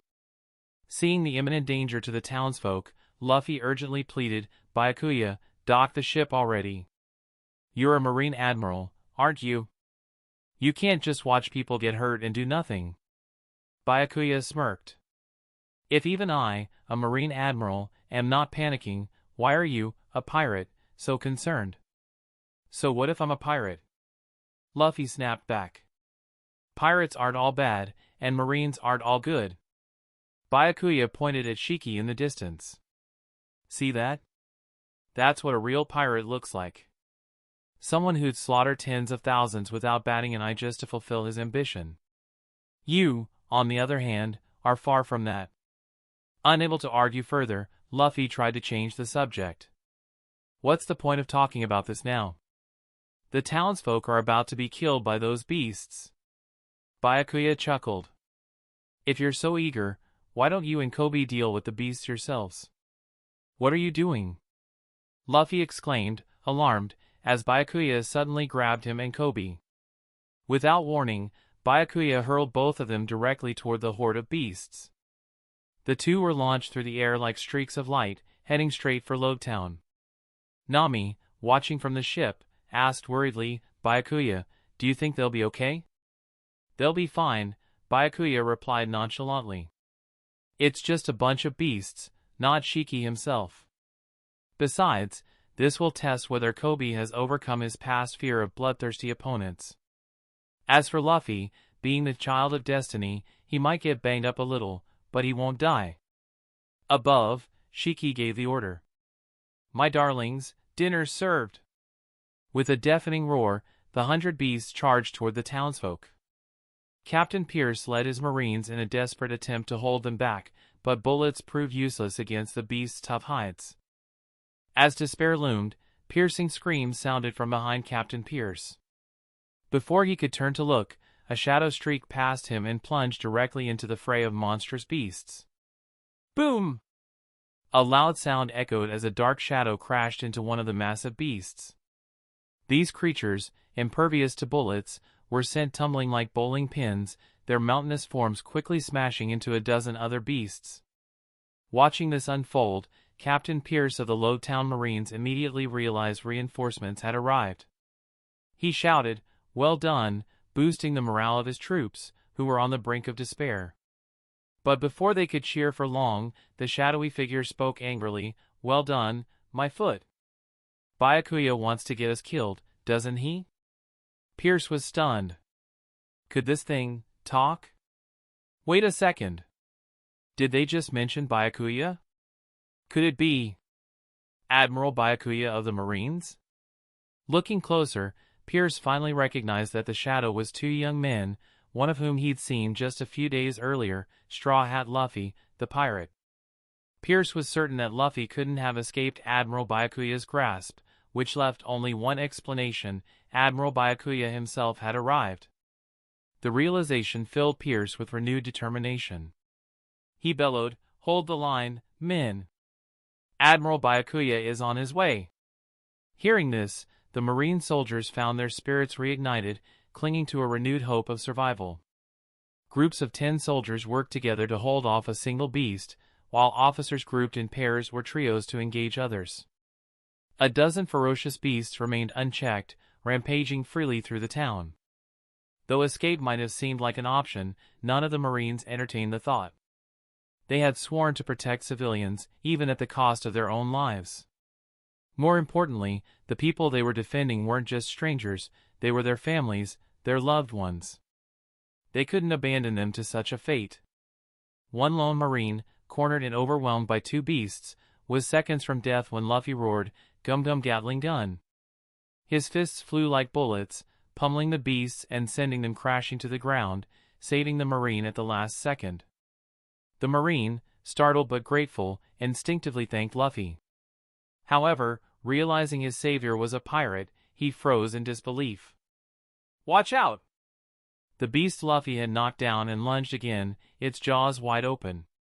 Luffy's arm stretched out, pulling the Marine to safety in time. This time, the Marine didn't hesitate, offering sincere thanks before rejoining his comrades to restrain the creature. It was an unusual sight, a pirate fighting alongside Marines. Luffy couldn't help but question his identity. What did it truly mean to be a pirate? Despite Luffy and Kobe's help, the situation for the Marines remained dire.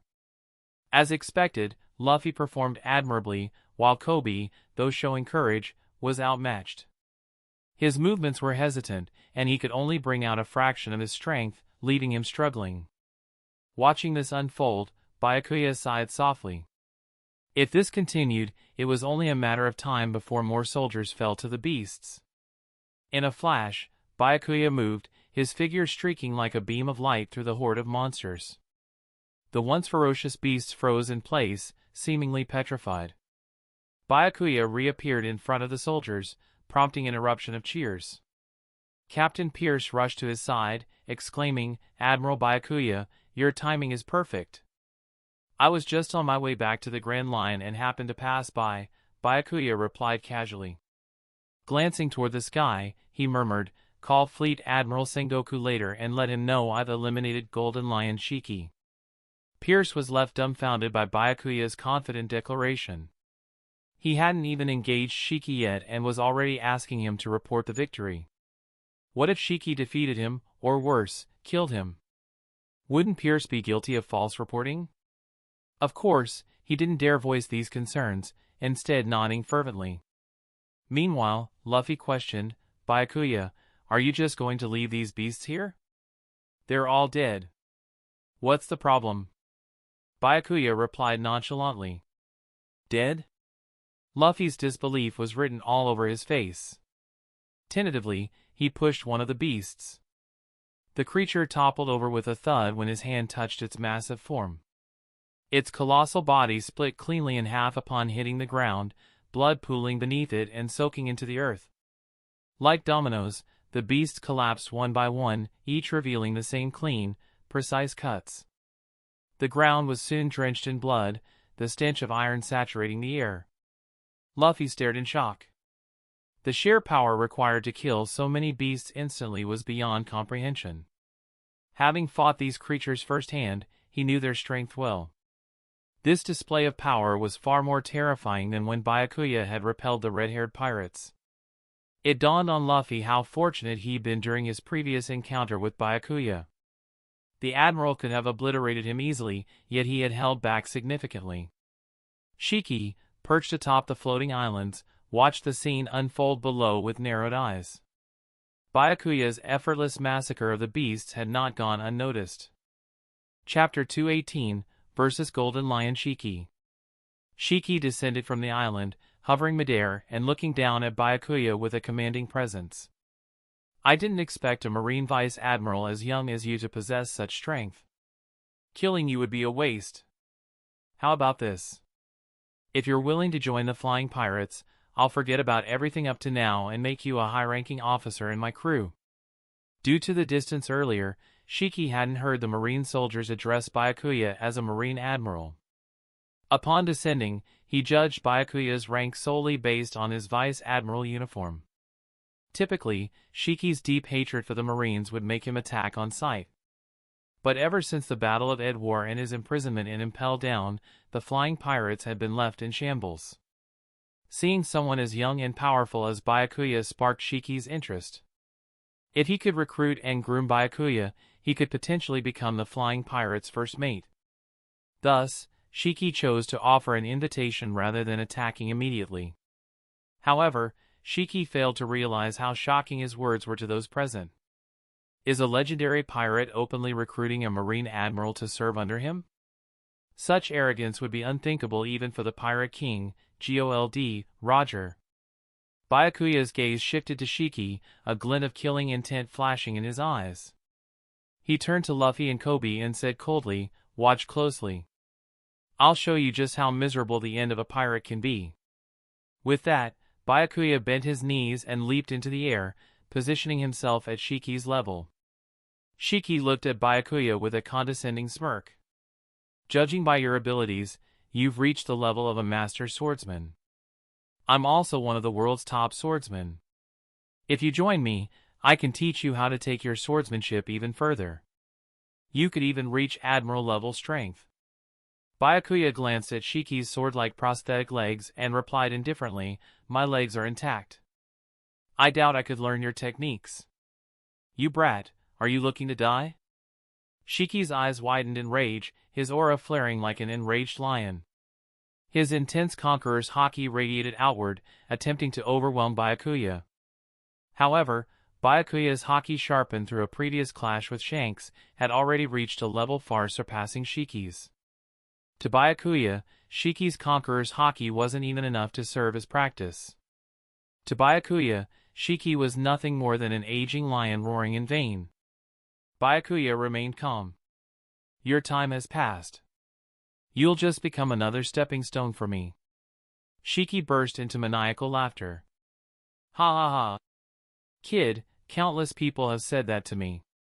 They're all dead now, and you're next." Slash wave.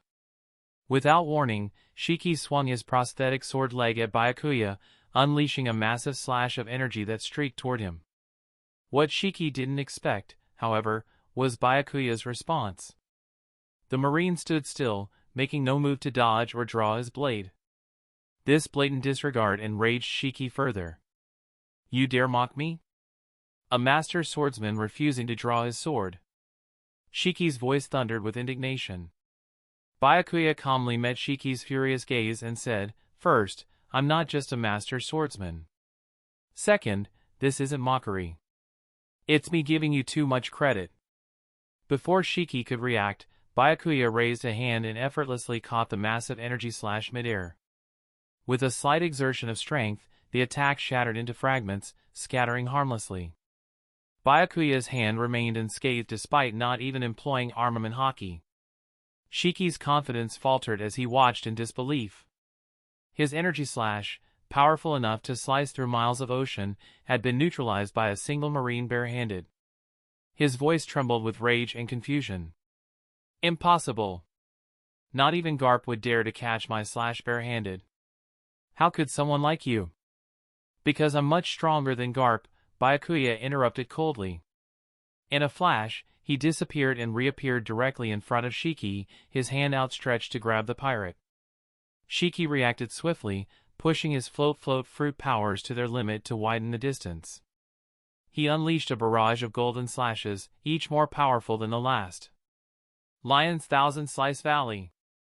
A storm of sword energy tore through the air, each attack capable of cleaving entire mountains into rubble. Byakuya didn't even flinch. "It's useless." He swung a normal punch at the oncoming energy slashes. The sheer force of his strike obliterated the attacks instantly, dispersing them into harmless particles. The remaining shockwave struck Shiki head-on, sending him flying backward. Shiki felt as though his chest had been crushed. Blood spurted from his mouth, staining his already tattered clothes. His body hurtled like a broken ragdoll before crashing into the distance. Byakuya didn't pursue it immediately. He stared at his fist, shaking his head in mild disbelief. Only 1% of my strength, and you almost killed him with one punch. This is ridiculous. Previously, Byakuya had always adjusted his strength to match his opponent, rarely using even a fraction of his true abilities. His swordsmanship alone had sufficed to place him among the top admirals.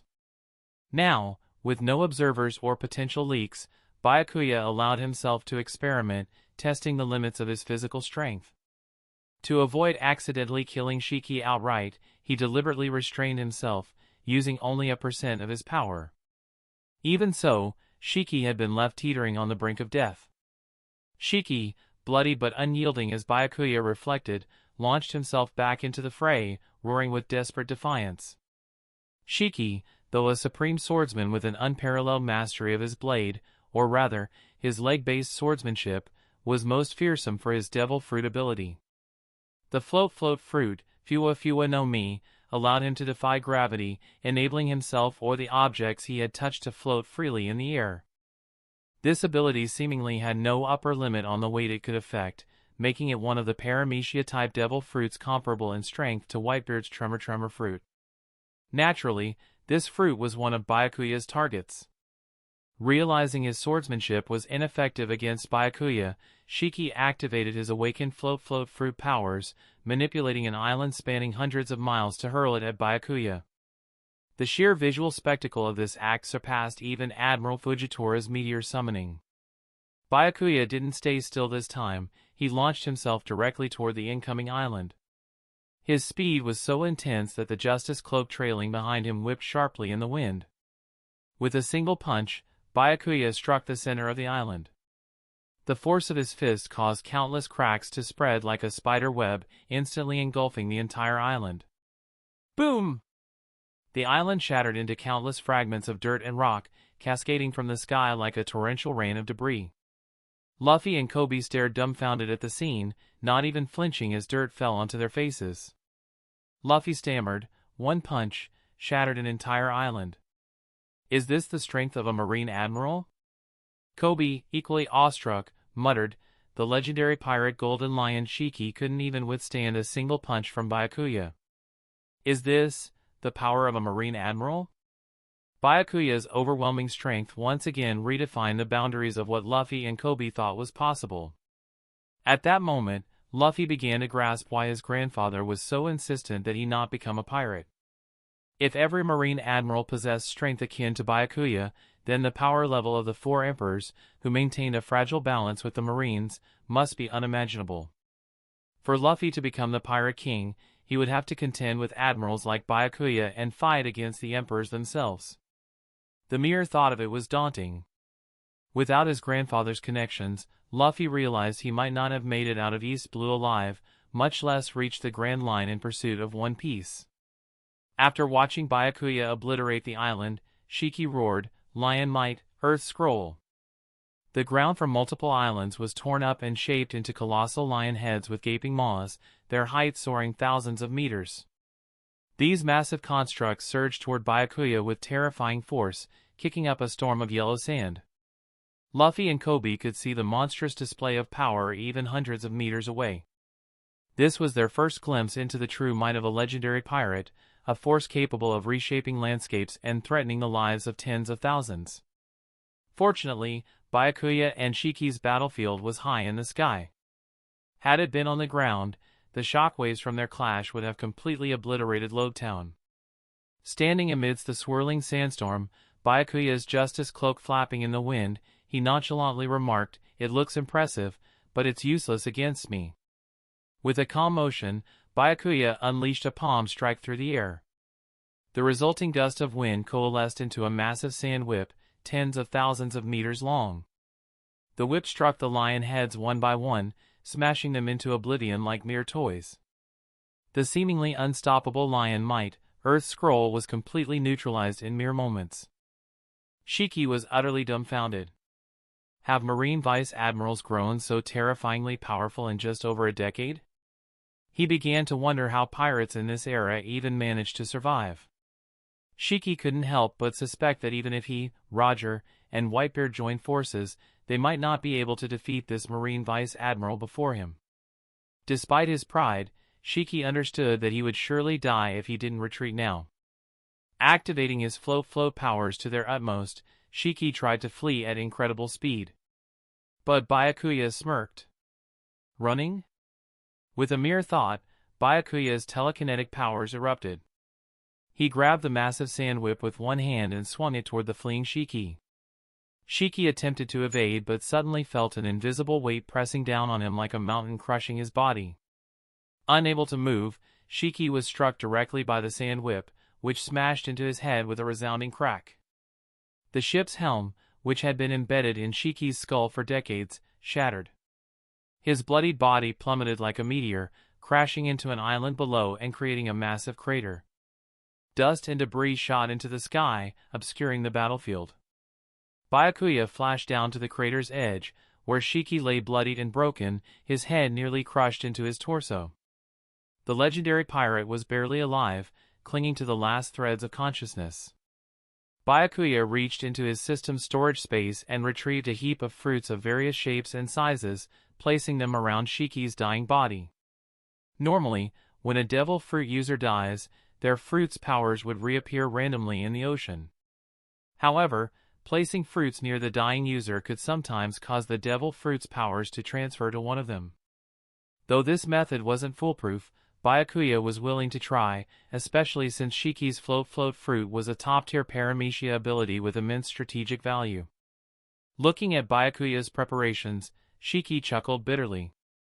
Once, he had looked down on this young vice admiral, even offering him a place in his crew as a gesture of mercy. Shiki lay defeated, staring at his demise, while Byakuya nonchalantly prepared to harvest his devil fruit. "You want the float fruit?" Shiki croaked. "With your strength, it won't help you much." Byakuya responded casually, "It's useful for moving things. I'm planning to let one of my subordinates eat it. It'll come in handy for relocating islands."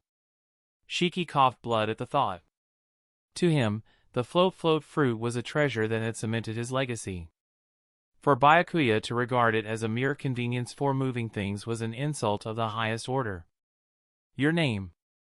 Shiki gasped weakly. "Tell me your name so I know whose hands I died by." "Byakuya." Shiki's eyes widened. "With your power, you're more than just a vice admiral, right?" Byakuya smirked, his tone dripping with mock humility. "No, I'm just a vice admiral. And among them, I'm near the bottom in strength." Shiki's jaw dropped. He finally protested, "I don't believe you. You're lying." With those words, Shiki's life ended, his eyes still wide with disbelief. Byakuya glanced at the lifeless Shiki and shook his head. Why are these old-timers so temperamental? A few words, and they die of anger. Such a narrow mindset.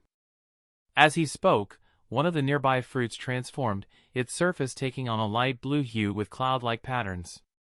Byakuya smiled faintly. The float fruit was his. Chapter 219, Good and Bad Marines and Pirates. Shock! The newly appointed 4th Marine Admiral, Byakuya, single-handedly fought the Red Hair Pirates in Lodetown, injuring Shanks and severing Ben Beckman's right arm, mockingly referring to them as the Disabled Brothers. Breaking news! Admiral Byakuya killed the legendary pirate Golden Lion Shiki above the skies of Lodetown.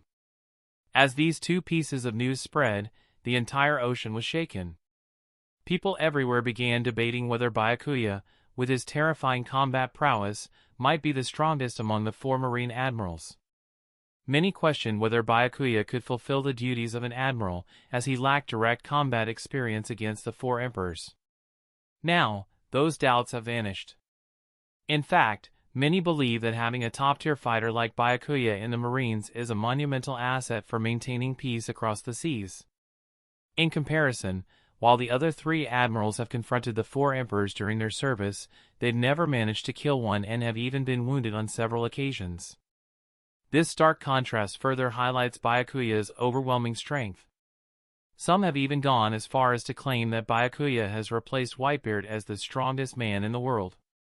While this is a minority opinion, since Whitebeard's strength is universally acknowledged, it nonetheless reflects Byakuya's immense impact on public perception. In the Grand Line, a marine vessel sailed across the open sea.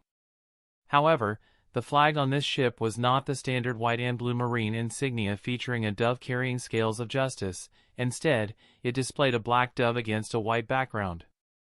Any pirates who saw this unique flag immediately changed course, ordering their crews to steer as far away as possible.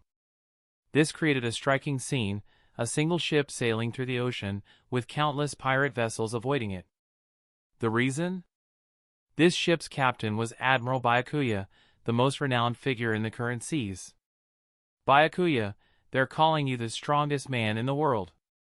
Nami exclaimed joyfully as she read the newspaper aloud to Byakuya. Reclining in a chair with his arm around Nami's slender waist, Byakuya replied nonchalantly, "It doesn't matter what they call me. Titles are meaningless." Since the news of Byakuya's victories over Shanks and others had spread, both Byakuya himself and his ship had become legends among pirates. A lone marine warship would normally be an easy target for pirate attacks. However, throughout this journey, not a single pirate ship dared to approach them.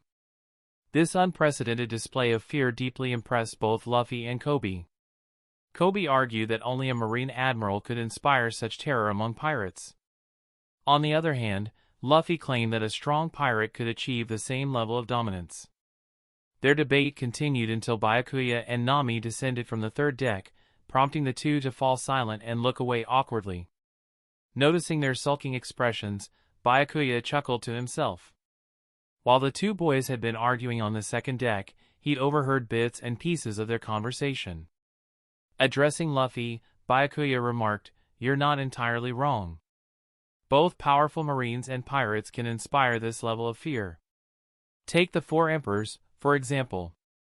When one of them appears, countless pirates flee in fear. The same principle applies." Hearing this, Luffy smugly glanced at Kobe, who remained unconvinced but struggled to find a counterargument. Shifting his tone, Byakuya continued, "However, there's a fundamental difference between the two. Just now, we talked about how pirates fear admirals and emperors. But if you consider the perspective of ordinary civilians, the conclusion changes entirely. When faced with a 4 emperor, civilians only feel terror, as the emperors represent a direct threat to their lives. But when encountering someone like me, a marine admiral, they feel immense relief. They might even hope that I'll stay in their town for a while, knowing that as long as I'm there, they won't have to fear pirate attacks.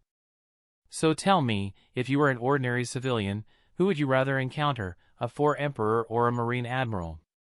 Pirates bring fear, while the marines bring peace. For any rational person, the choice is clear. Luffy fell silent for a long time before muttering, "Even though I'm a pirate, I've never hurt innocent civilians. On the contrary, I've seen several marines who've done unforgivable things to them." Smiling, Byakuya replied, "That's just basic probability. Pirates like you, who don't harm civilians, are exceedingly rare. The majority of pirates commit heinous acts. On the other hand, most Marines willingly sacrifice their lives to protect civilians. Take Captain Vaughn or Captain Pierce, for example. Of course, with hundreds of thousands of Marines, it's inevitable that a few bad apples will slip through. But you can't let the actions of a handful of corrupt individuals overshadow the sacrifices made by countless Marines who've dedicated their lives to peace. Similarly, while you're a pirate who doesn't harm civilians, you know that most pirates aren't like you, right?" Byakuya's logic was flawless, leaving Luffy deep in thought. Watching him wrestle with these ideas, Byakuya couldn't help but smile inwardly. Shanks' past actions and my relentless persuasion should be enough to sway this rubber-headed fool. After a while, Luffy asked hesitantly, "But when I defeat corrupt Marines, I get a bounty placed on my head. Was it wrong for me to protect those civilians?" It wasn't wrong. Byakuya immediately replied. If I thought you were wrong, you'd already be dead back in Logetown. Then why does the Marine put bounties on me? Because your status is wrong, and your methods are flawed, Byakuya explained, glancing at Nami. Nami must have told you how I met her, right? Luffy nodded, curious about the point. Yeah, you killed the Arlong pirates who were tormenting her village. And do you know why the Arlong pirates were able to terrorize her village for 10 years without intervention? It's because they colluded with a corrupt Marine captain. Luffy's eyes widened in shock. I didn't know that. What happened to the Marine captain? I killed him on the spot, Byakuya said calmly. Luffy froze, stunned by the revelation. He began to understand what Byakuya meant by status. I was only a Marine ensign at the time, but I had evidence of the captain's crimes. When he attacked me, I retaliated and killed him. It was justified. But you're a pirate. Without any evidence, you killed a Marine captain. Of course, the Marines would place a bounty on you. Luffy protested, so if I'm not a Marine, does that mean I can't do anything about these situations? You can, Byakuya said. You could gather evidence of the captain's crimes and submit it to the Marine base in Logetown. The Marines would handle it. But... There are no buts, Byakuya interrupted. If you were a Marine, with your grandfather's status, as long as you had enough evidence, you could kill someone like Captain Pierce in broad daylight, and no one would blame you. But as a pirate, your actions have consequences. Byakuya and Luffy were discussing a basic legal principle: ordinary citizens cannot make the law their own. You can't just kill someone because they are a bad person. If everyone acted like that, it would disrupt societal order and lead to even greater conflicts. However, in the pirate world, where the strong dominate, this rule is hardly upheld effectively. That's why Luffy feels no guilt about defeating evil Marine captains. But it must be said that Byakuya's words today profoundly impacted Luffy. Ever since being easily defeated by Byakuya in Logetown, Luffy has encountered things that completely contradict his previous beliefs. What Luffy thought was right was deemed wrong by Byakuya, and Luffy had no way to refute him. These two conflicting ideologies swirled in Luffy's mind, leaving him utterly confused. Watching Luffy struggle with his thoughts, Byakuya sighed. In the original anime, it was evident that Luffy wasn't inherently bad. His problem was that he acted without thinking, especially when he freed the countless pirates imprisoned in Impel Down. This act caused others to question Luffy's sense of morality. Anyone could foresee that releasing those pirates would bring immeasurable sea chaos. Yet, Luffy still went ahead, firmly establishing his identity as a pirate. However, whether Luffy is good or bad for Byakuya is of little significance. Gaining more world source energy is what matters most. At that moment, Byakuya suddenly heard the system notification. Congratulations to the host for achieving the fame achievement, world-renowned. Reward, 20,000 world source energy. This instantly filled Byakuya with excitement as he thought to himself, finally, I've accumulated enough. Perhaps because Shiki the Golden Lion only appeared in the movie, defeating him had only earned Byakuya over 10,000 points of world source energy, far less than he had anticipated. However, the additional 20,000 points from his fame boost were now enough to increase his fusion rate by 10%. World source energy, 91,000. Seeing the updated figure, Byakuya was thrilled. Grabbing Nami, he returned to the third level, ready to increase his fusion rate. Nami noticed Byakuya's eager demeanor and felt her legs go weak and her back ache. She inwardly groaned, no way, again? This guy's insatiable. Even a workhorse couldn't keep up with this. Byakuya didn't plan to say anything more to Luffy. He decided to let the rubber-headed pirate figure things out on his own. If Luffy couldn't, maybe some time in Impel Down would give him enough space to think. After returning to the third level, Byakuya lounged on a chair, closed his eyes, and prepared to enhance his fusion rate. Seeing that Byakuya wasn't doing what she feared, Nami heaved a sigh of relief. Byakuya spent 76,000 points of world source energy to raise his fusion rate to 80%. His strength increased significantly again, leaving only 2 more steps to reach 100%. The system notification echoed in his mind once more. Congratulations to the host for reaching 80% fusion rate. You may now randomly draw a special ability from the One Punch Man world. The system continued. Draw complete. Congratulations to the host for obtaining the abilities of S-Class Hero Silver Fong Bang, Water Stream Rock Smashing Fist, and an additional ability of Bomb, Whirlwind Iron Cutting Fist. The host may also perform combination techniques solo, such as the Exploding Heart Release Fist and Whirlwind Water Stream Fist. Water Stream Rock Smashing Fist? Whirlwind Iron Cutting Fist? Byakuya looked at his fists and muttered sarcastically, "Can these even compare to my normal punch or serious punch?" Before he could finish grumbling, the combat experience of the 2 martial arts masters, Bang and Bomb, flooded his mind. It was as if Byakuya had transformed into the 2 masters, reliving how they developed and perfected these techniques and how they fought opponents with them. This gave Byakuya a deeper understanding of the 2 martial arts and extraordinary combat experience. While it wasn't groundbreaking, it was better than nothing. After improving his fusion rate, Byakuya's gaze once again landed on Nami's alluring figure.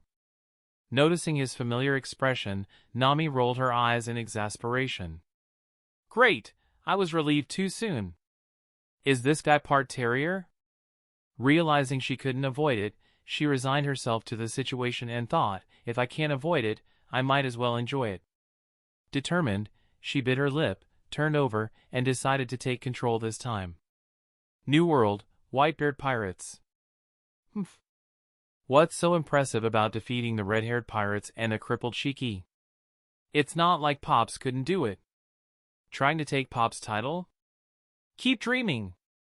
Ace grumbled, staring at the newspaper in his hands before igniting it in flames. Watching from the side, Marco sighed helplessly.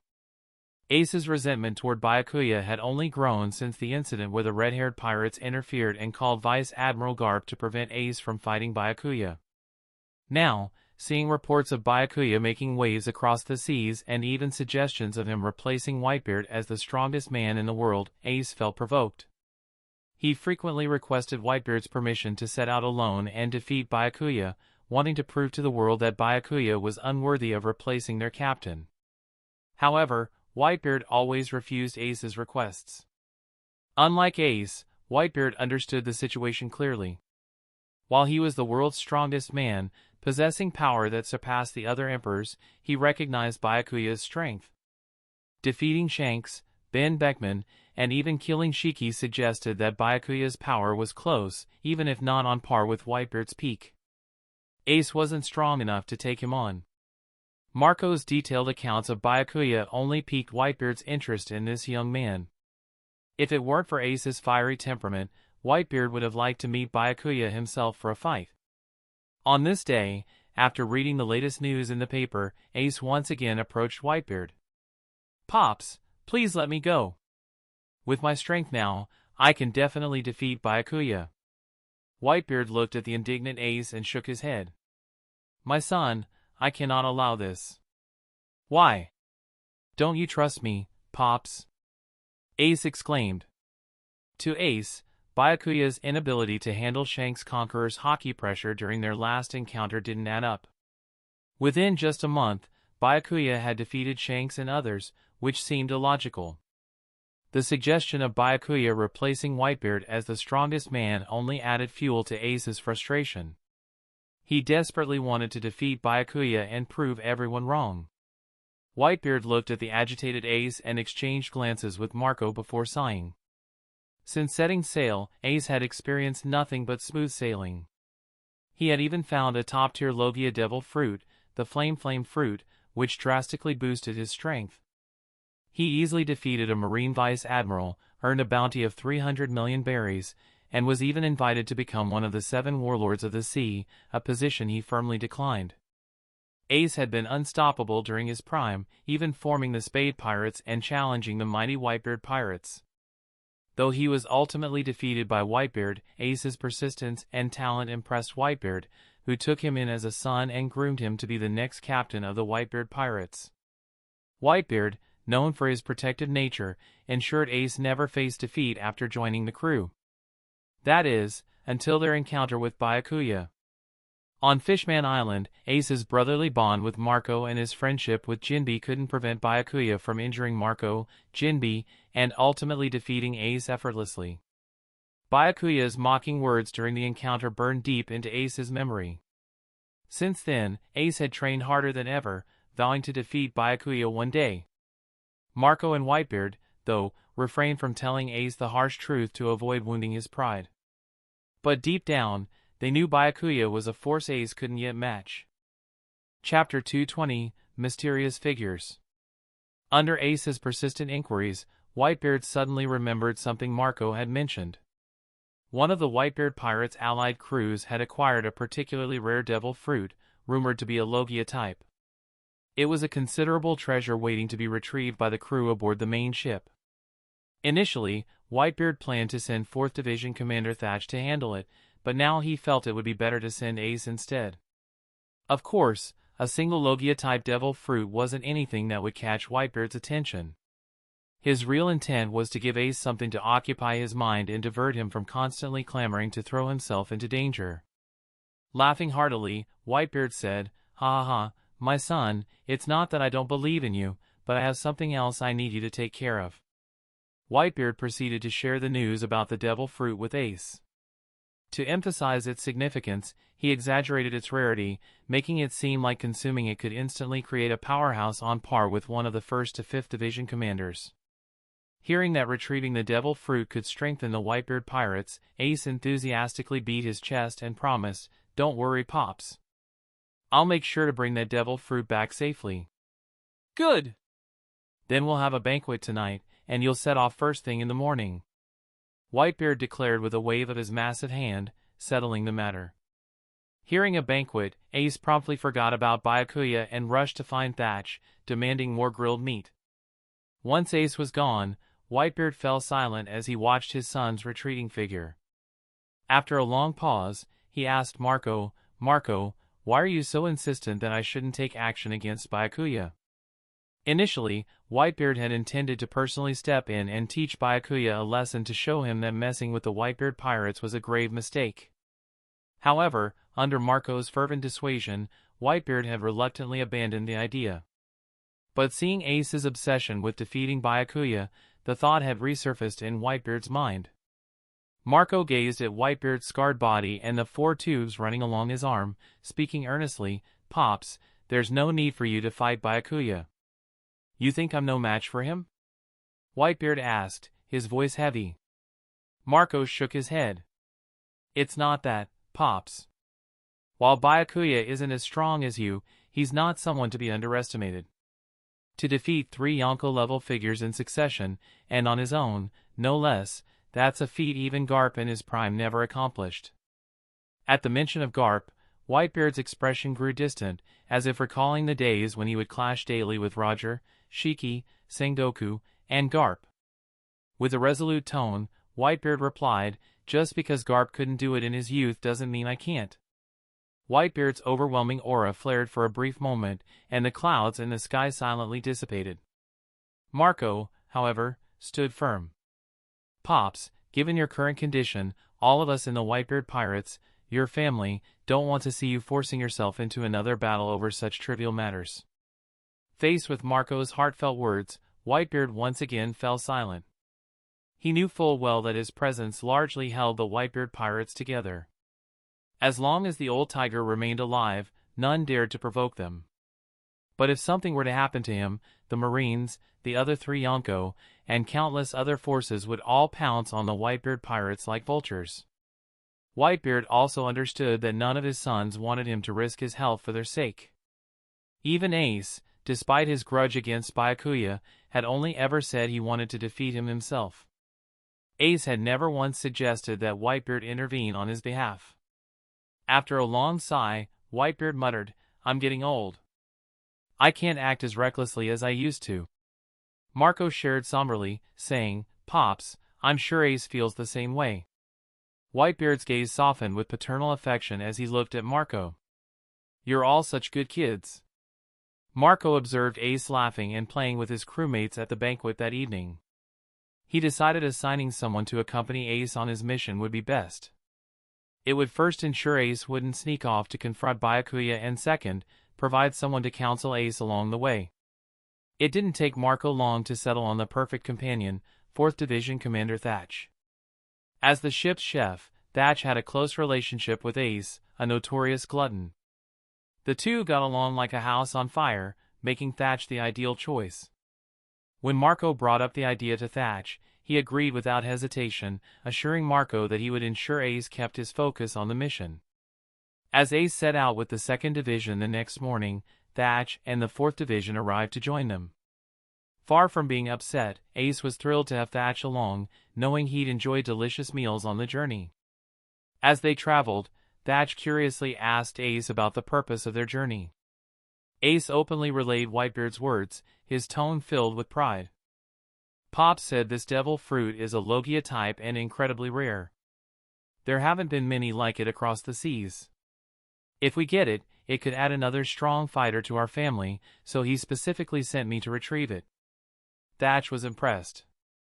A Logia devil fruit of such importance must have extraordinary power. At that moment, Ace seemed to think of something.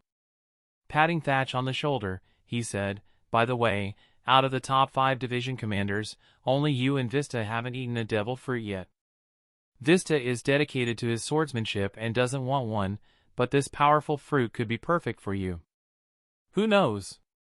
You might even surpass Marco in strength after eating it."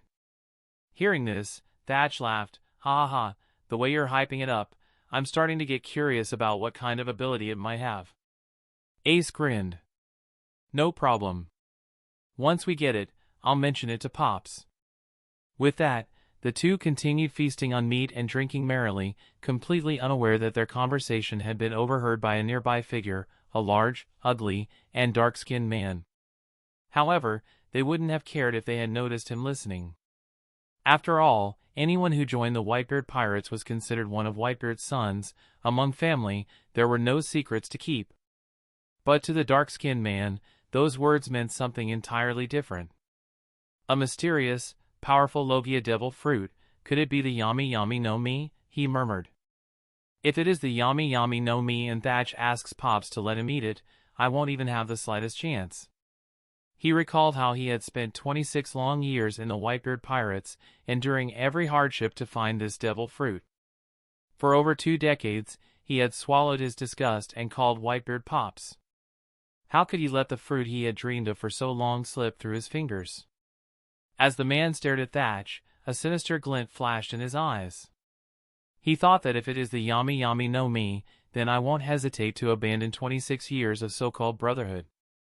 Meanwhile, on the outskirts of the Whitebeard Pirates' territory, 2 figures wearing black cloaks adorned with crescent moon designs and eerie masks appeared on an island. The two exchanged words as they walked. According to the intel, an allied crew of the Whitebeard Pirates is on this island. They should know Ace's whereabouts. Even if they don't, it doesn't matter. As long as we kill enough of them, Ace will show up eventually. If anyone had overheard their conversation, they would have thought these two were insane. After all, openly declaring an intention to kill members of the Whitebeard Pirates on their turf was practically a death sentence. Yet, their words carried no hint of fear, as if Whitebeard's reputation meant nothing to them. The pair strolled casually through the streets, drawing attention from the locals due to their peculiar attire. Soon, someone recognized the cloaks and shouted in alarm, "Those are the Knight Organization's uniforms. Why are they here?" At this time, the Knight Organization had risen to become one of the top forces in the New World, even earning the moniker of the Fifth Emperor. However, they had been conspicuously absent from the seas recently. The sudden appearance of their members in Whitebeard's territory made onlookers uneasy, as though a major storm was brewing. The duo stopped in front of a tavern. One of them kicked the door open with a loud crash, wrinkling his nose at the stench of alcohol. "Which of you is public?" he asked, his tone sharp and disdainful. In response, a drunken man reeking of liquor waved a bottle in the air and shouted, we're with the Whitebeard pirates. Are you here to start trouble because you've got a death wish? One of the cloaked figures sneered. So what if you're with the Whitebeard pirates? The seas will belong to the Night Organization soon enough. The Night Organization? The drunkards in the bar immediately sobered up at the name, as it had become infamous in recent times. Among the crowd, the duo noticed someone resembling Public, holding a din mushy and seemingly making a call. They exchanged glances, thinking the same thing, the bait had been set. Now, they just had to wait for the fish to bite. After the man hung up the din mushy, the bar floor began to tremble violently. Before anyone could react, a sharp spike of earth erupted from the ground, piercing through one of the men from below and exiting through his skull. In the blink of an eye, countless spikes followed, turning the bar into a slaughterhouse. Within less than a minute, the floor was drenched in blood, and every single person lay dead, their bodies mangled and torn. What a weak bunch, one of the cloaked figures scoffed. The other sighed. I just hope Ace shows up soon. Wearing this ridiculous outfit is getting on my nerves. Chapter 221, Revealed. Pops, we've got trouble. The public pirates, one of our allied crews stationed on Gull Island, was suddenly attacked by the Night Organization. They're likely in danger now, Marco reported urgently to Whitebeard after receiving a distress call from Public. This matter involved the Night Organization, the so-called Fifth Emperor of the Seas, so it demanded serious attention. Whitebeard slammed his massive hand on the armrest of his chair, his face dark with fury. We've never dealt with the Night Organization, yet they dare to mess with us? Marco, take some men and investigate this immediately. If you encounter anyone from the Night Organization, capture them and bring them to me. I want to see how bold they are to challenge the Whitebeard pirates. Whitebeard struggled to recall the last time anyone dared to cause trouble on his territory. It seemed time to remind the world of the Whitebeard pirates' strength so that no random upstart would think they could step on them. Right now, Ace and Thatch are the closest to Gull Island. I've already informed them about the situation and asked them to check it out on their way back after retrieving the devil fruit. Marco explained, having already made detailed arrangements. With Ace and Thatch on the case, as long as the Night Organization's leader, Knight, wasn't directly involved, there wouldn't be any issues. Whitebeard nodded in satisfaction, trusting Marco completely. Marco had always been the most reliable and capable among his many sons. However, a sense of unease lingered in Marco's mind. The sudden and unprovoked attack from the Night Organization felt completely out of the blue, with no warning or apparent motive. Whitebeard's expression turned stern. This time, I must personally step in against the Night Organization. The world must know that as long as I'm here, no one can touch the Whitebeard pirates. Marco agreed without hesitation. I'll inform the division commanders immediately and prepare everyone for battle. This time, Marco saw no reason to object to Whitebeard taking action. The situation was far more serious than the personal grudge between Byakuya and Ace. A weak response would only invite further trouble since the Night Organization had struck first and slaughtered one of their allied crews. If the Whitebeard pirates didn't deliver a decisive counterattack, other factions might start questioning Whitebeard's strength, suspecting that age and illness had diminished him. Such doubts would only embolden their enemies to test them further, creating an even greater mess. It was better to act swiftly and decisively, crushing the Night Organization with overwhelming force to make it clear to everyone that the Whitebeard pirates were still the strongest of the four emperors and that Whitebeard remained the world's strongest man. Meanwhile, Ace and Thatch had just secured the devil fruit and wasted no time setting sail for Gull Island upon receiving Marco's message. Later, during a feast aboard their ship, a large, dark-skinned man swayed over to Ace and Thatch, a bottle of booze in hand. With a casual glance at the bag tied to Thatch's waist, he asked in a slightly drunken tone, "Captain, what's the rush to Gull Island all about?" Ace, not one to hide things from his crew, explained the situation fully. Upon hearing about the attack, the man angrily threw his bottle against the deck, shattering it. That damn Night Organization dares to pick a fight with the Whitebeard pirates? They're asking to die. Thatch nodded in agreement. Exactly. Anyone bold enough to challenge us must pay the price in blood.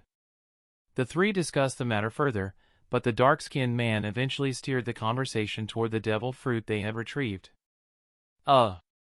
Captain Thatch, do you mind if I look at the devil fruit you got today? Ace gave the man, Teach, a puzzled look. Teach, you've always refused to eat any devil fruits we found. Why the sudden interest now? Having anticipated this question, Teach rubbed the back of his head and feigned curiosity. Well, I heard this is a Logia, like yours, Ace. Logia devil fruits are rare, and I've never seen one before. I was curious to see how it compares to other devil fruits. Thatch burst out laughing. You're right about one thing, unlike anything I've seen before. It's so pitch black and ugly, it looks like a rotten fruit. When Teach heard Thatch's description of the devil fruit, his expression remained unchanged, but an uncontrollable storm of emotion surged within him. A devil fruit with a black exterior couldn't be that fruit, the Yami Yami no Mi, could it? Ace, too, froze for a moment, seemingly recalling something. Back on Fishman Island, when Byakuya released him and Marco, Byakuya mentioned that Teach was his equal strength and was close to finding the Yami Yami no Mi. He even told Teach to stop wasting his time hiding within the Whitebeard pirates. At the time, Marco and Ace were skeptical of Byakuya's words. After returning, they secretly investigated Teach but found nothing unusual. Concluding that Byakuya was merely trying to sow discord, they had dismissed the matter entirely.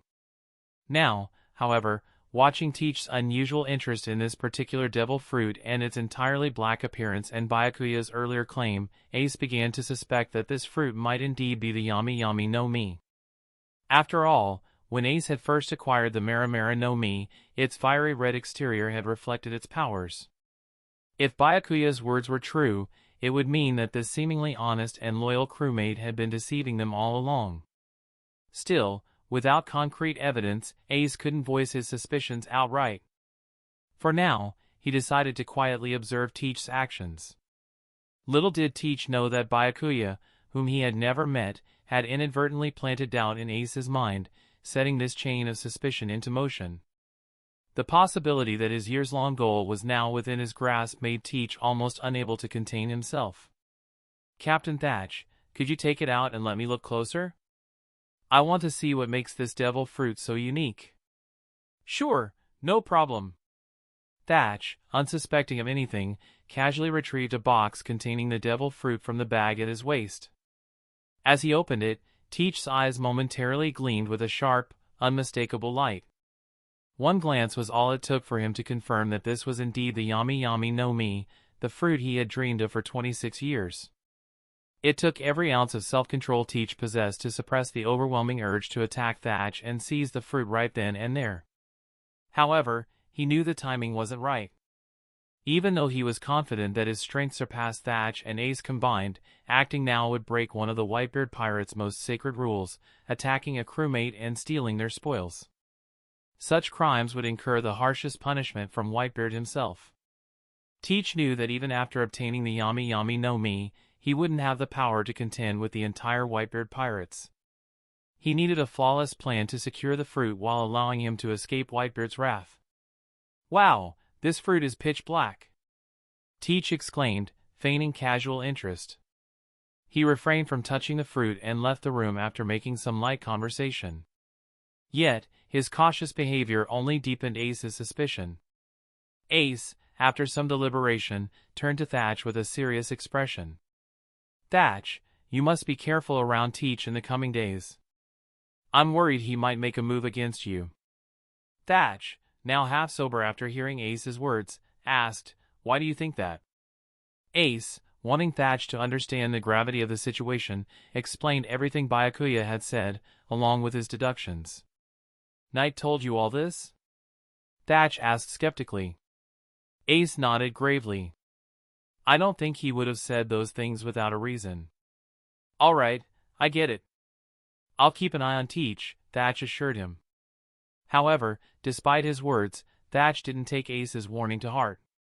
To him, Teach had been with the Whitebeard pirates long before Thatch himself joined, calling Whitebeard Pops for 26 years. Thatch believed he knew Teach well enough to dismiss any doubts. Teach's strength had never seemed out of the ordinary, nor did he appear to be the type to harbor deep schemes. In Thatch's mind, Ace was simply overthinking things due to his obsession with defeating Byakuya. He suspected Ace had been overly influenced by Byakuya's words, leading to unnecessary paranoia about Teach. Thatch silently resolved to have a talk with Marco about Ace. It seemed Marco had been right. Byakuya's influence on Ace was far too significant. Perhaps it was time to help Ace sort out his thoughts.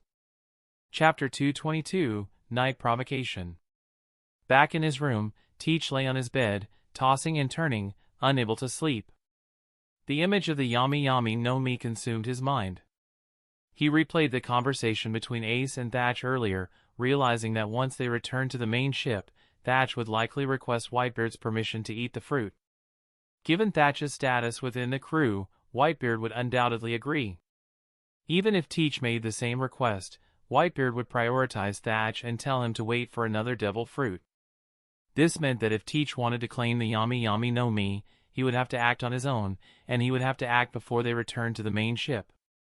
With this decision made, Teach began planning his next steps, how to take down both Thatch and Ace and escape Whitebeard's inevitable pursuit.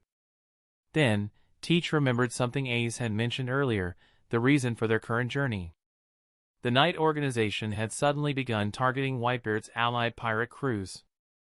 Knowing Whitebeard's temperament, it was only a matter of time before he gathered the entire crew to confront the Night Organization head-on, asserting the dominance of the Whitebeard pirates. This meant that the Night Organization and Whitebeard's crew were enemies. The Night Organization was notoriously secretive, and their movements were nearly impossible to trace. If Teach joined them, he could use their obscurity to evade Whitebeard's wrath. It was a perfect opportunity. As for Thatch and Ace, if they catch him in the act, Teach resolves to kill them both. Their deaths would serve as proof of loyalty to the Night Organization, a fitting offering to secure his place among them. Teach, a man of bold action, wasted no time solidifying his plan and waiting for the right moment to execute it. When Ace and Thatch arrived at Gal Island, they were greeted by utter devastation. The entire island had been reduced to a desolate wasteland, its towns reduced to rubble, and the ground littered with rotting corpses that emitted a nauseating stench. Flocks of vultures circled overhead, feasting on the dead. "Damn it! Those night bastards!" Ace cursed angrily as he raised a hand and unleashed a blazing ray of fire. The scorching flames incinerated the vultures midair, their lifeless bodies falling like rain to the ground. Thatch, his expression cold, said, "The Night Organization isn't just looking for trouble, they're asking to die." Since Whitebeard had claimed this territory, all the islands and their inhabitants had been under his protection. For over a decade, nothing remotely as heinous as what had happened on Gal Island had happened. Few even dared to intrude into Whitebeard's waters.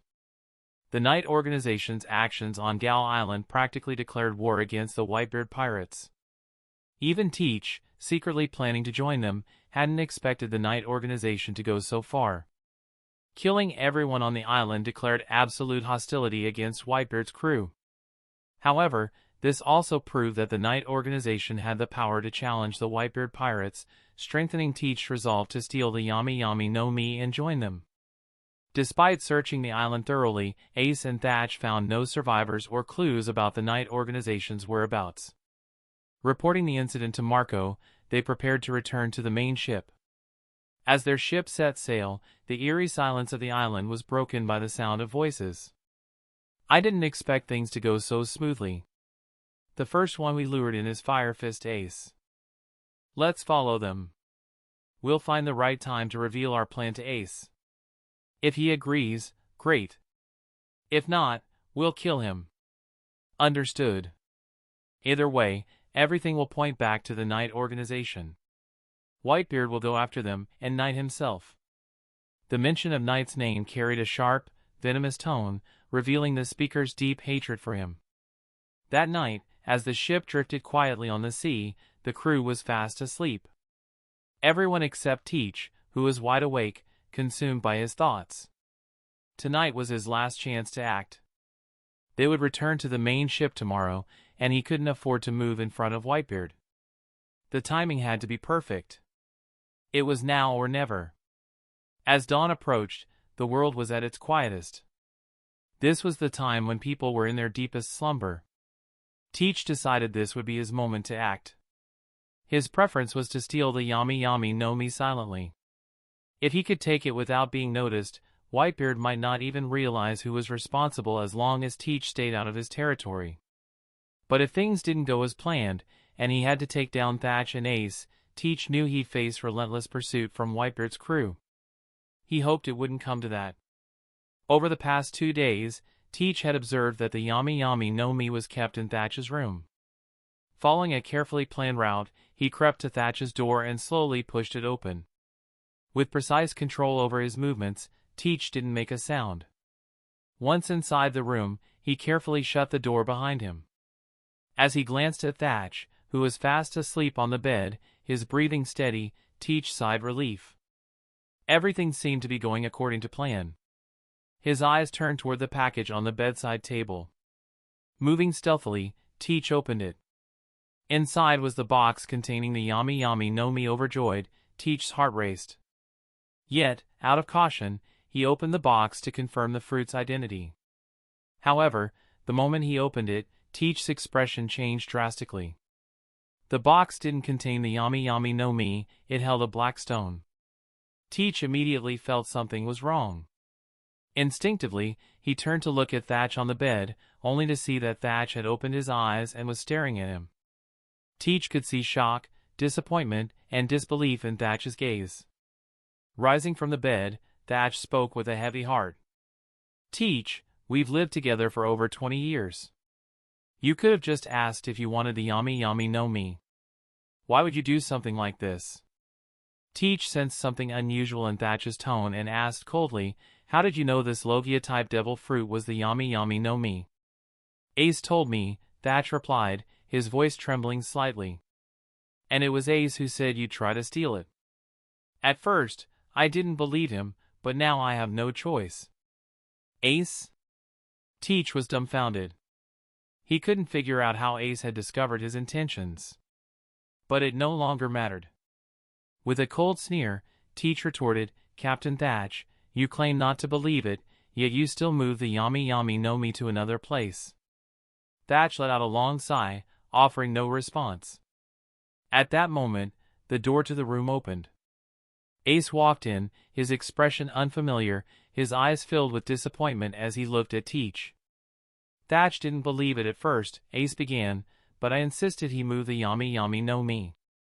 I also knew tonight was your last chance to act. If you were truly after the fruit, you'd make your move tonight. So, I warned Thatch. I never expected it would be this easy to expose you." "Ace, Captain!" Teach exclaimed, his mind spinning as the situation spiraled out of control. He hadn't anticipated tonight's events at all. Now, trapped between Thatch and Ace, his position was far from favorable. Thatch stepped forward, speaking earnestly. "Teach, if you're willing to admit your mistake, I'll ask Pops to let you have the Yami Yami no Mi." Teach looked at Thatch's sincere expression, seemingly moved by his words. Slowly, he dropped to his knees before Thatch, his voice trembling as he asked, "Captain Thatch, are you serious?" "Of course," Thatch replied firmly. Chapter 223, Death. Thatch thought Teach had truly repented and hurried forward to help him up. However, he was stunned when he saw Teach's cold, ruthless smile. Before he could react, a sharp pain tore through his abdomen. A steel claw, formed by 3 blades, had pierced directly into Thatch's stomach. With a brutal twist, Teach ripped the claw out, bringing with it a spray of blood, flesh, and even fragments of internal organs. Standing to the side, Ace had never expected Teach to attack Thatch so suddenly and viciously. Enraged, he shouted as flames erupted around his right fist, striking toward Teach. Teach, however, remained calm. He kicked the gravely injured Thatch aside and coated his steel claw in a dense layer of armament hockey, directly blocking Ace's attack. Ace clenched his teeth, realizing that Teach's true strength was far beyond what he had previously displayed. "Looks like Byakuya wasn't lying to me," he thought. Teach let out a sinister laugh. Captain Ace, surprised by my strength? Did you think a brat like you deserved to be the 2nd Division commander if not for the Yami Yami no Mi? Ace quickly assessed the situation. Teach wouldn't be easy to take down in a short fight, so he chose not to engage recklessly.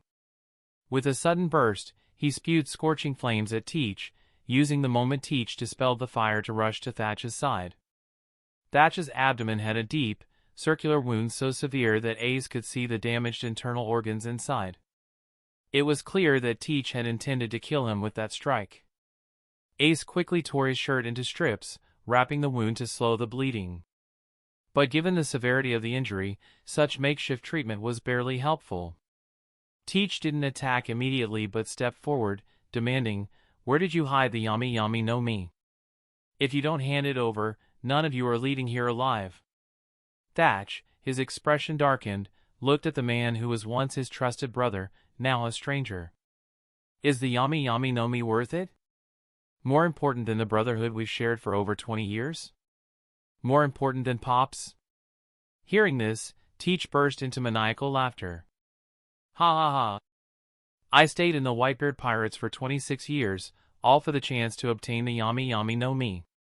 Compared to it, your lives are worthless. And don't talk to me about Whitebeard. Calling that old man Pops for over 20 years nearly made me sick." Teach knew the terrifying power of the Yami Yami no Mi and its unique abilities.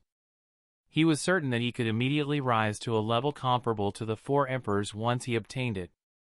And if he used its special abilities to acquire another devil fruit as strong as the Gura Gura no Mi, he would have the power to challenge Whitebeard head-on. When that time came, the entire sea would bow before him. For this goal, he was willing to risk being hunted by the Whitebeard pirates and betraying both Thatch and Ace. Hearing Teach insult Whitebeard right before them, Thatch and Ace could no longer suppress their fury. "I won't let you insult Pops like that." Flames flared around Ace's body, ready to strike at any moment. But Teach didn't take Ace's threat seriously. In his mind, dealing with Ace and the gravely injured Thatch was already a guaranteed victory. "If you hand over the Yami Yami no Mi, I'll let you live," Teach said coldly. "But if you keep stalling, Captain Thatch might not even last longer than Whitebeard himself." Teach wasn't wrong. If Thatch didn't receive immediate and effective treatment, he wouldn't survive the night. Ace, looking at Thatch writhing in pain, hesitated for a moment before reluctantly pointing toward the bed. Of course, Ace didn't believe Teach would spare them after getting the fruit. But with Thatch's life on the line, he had no choice. Teach's massive body moved with surprising speed, rushing to the bedside. He reached under the pillow and, sure enough, found the Yami Yami no Mi. "Ha ha ha. Finally! It's mine at last." Teach laughed hysterically. "The sea is mine now." Without hesitation, he shoved the Yami Yami no Mi into his mouth and swallowed it whole. To Teach, devil fruits tasted worse than filth, but at this moment, when his long-held dream was realized, it felt delicious. Meanwhile, Ace supported Thatch as they rushed out of the room, desperate to find the ship's doctor. But the moment they stepped onto the deck, they froze. Their crewmates lay scattered across the deck, unconscious. What happened?" Ace muttered in shock. He had followed Teach inside, and before that, all the crewmates had been fine. Since Teach had been in Ace's sight the whole time, he couldn't have been the one responsible. That meant another force was at play. A name instantly surfaced in Ace's mind: Night Organization. No wonder they hadn't heard a single sound from outside during the fight. At that moment, Teach stepped out of the room, having finished eating the Yami Yami no Mi.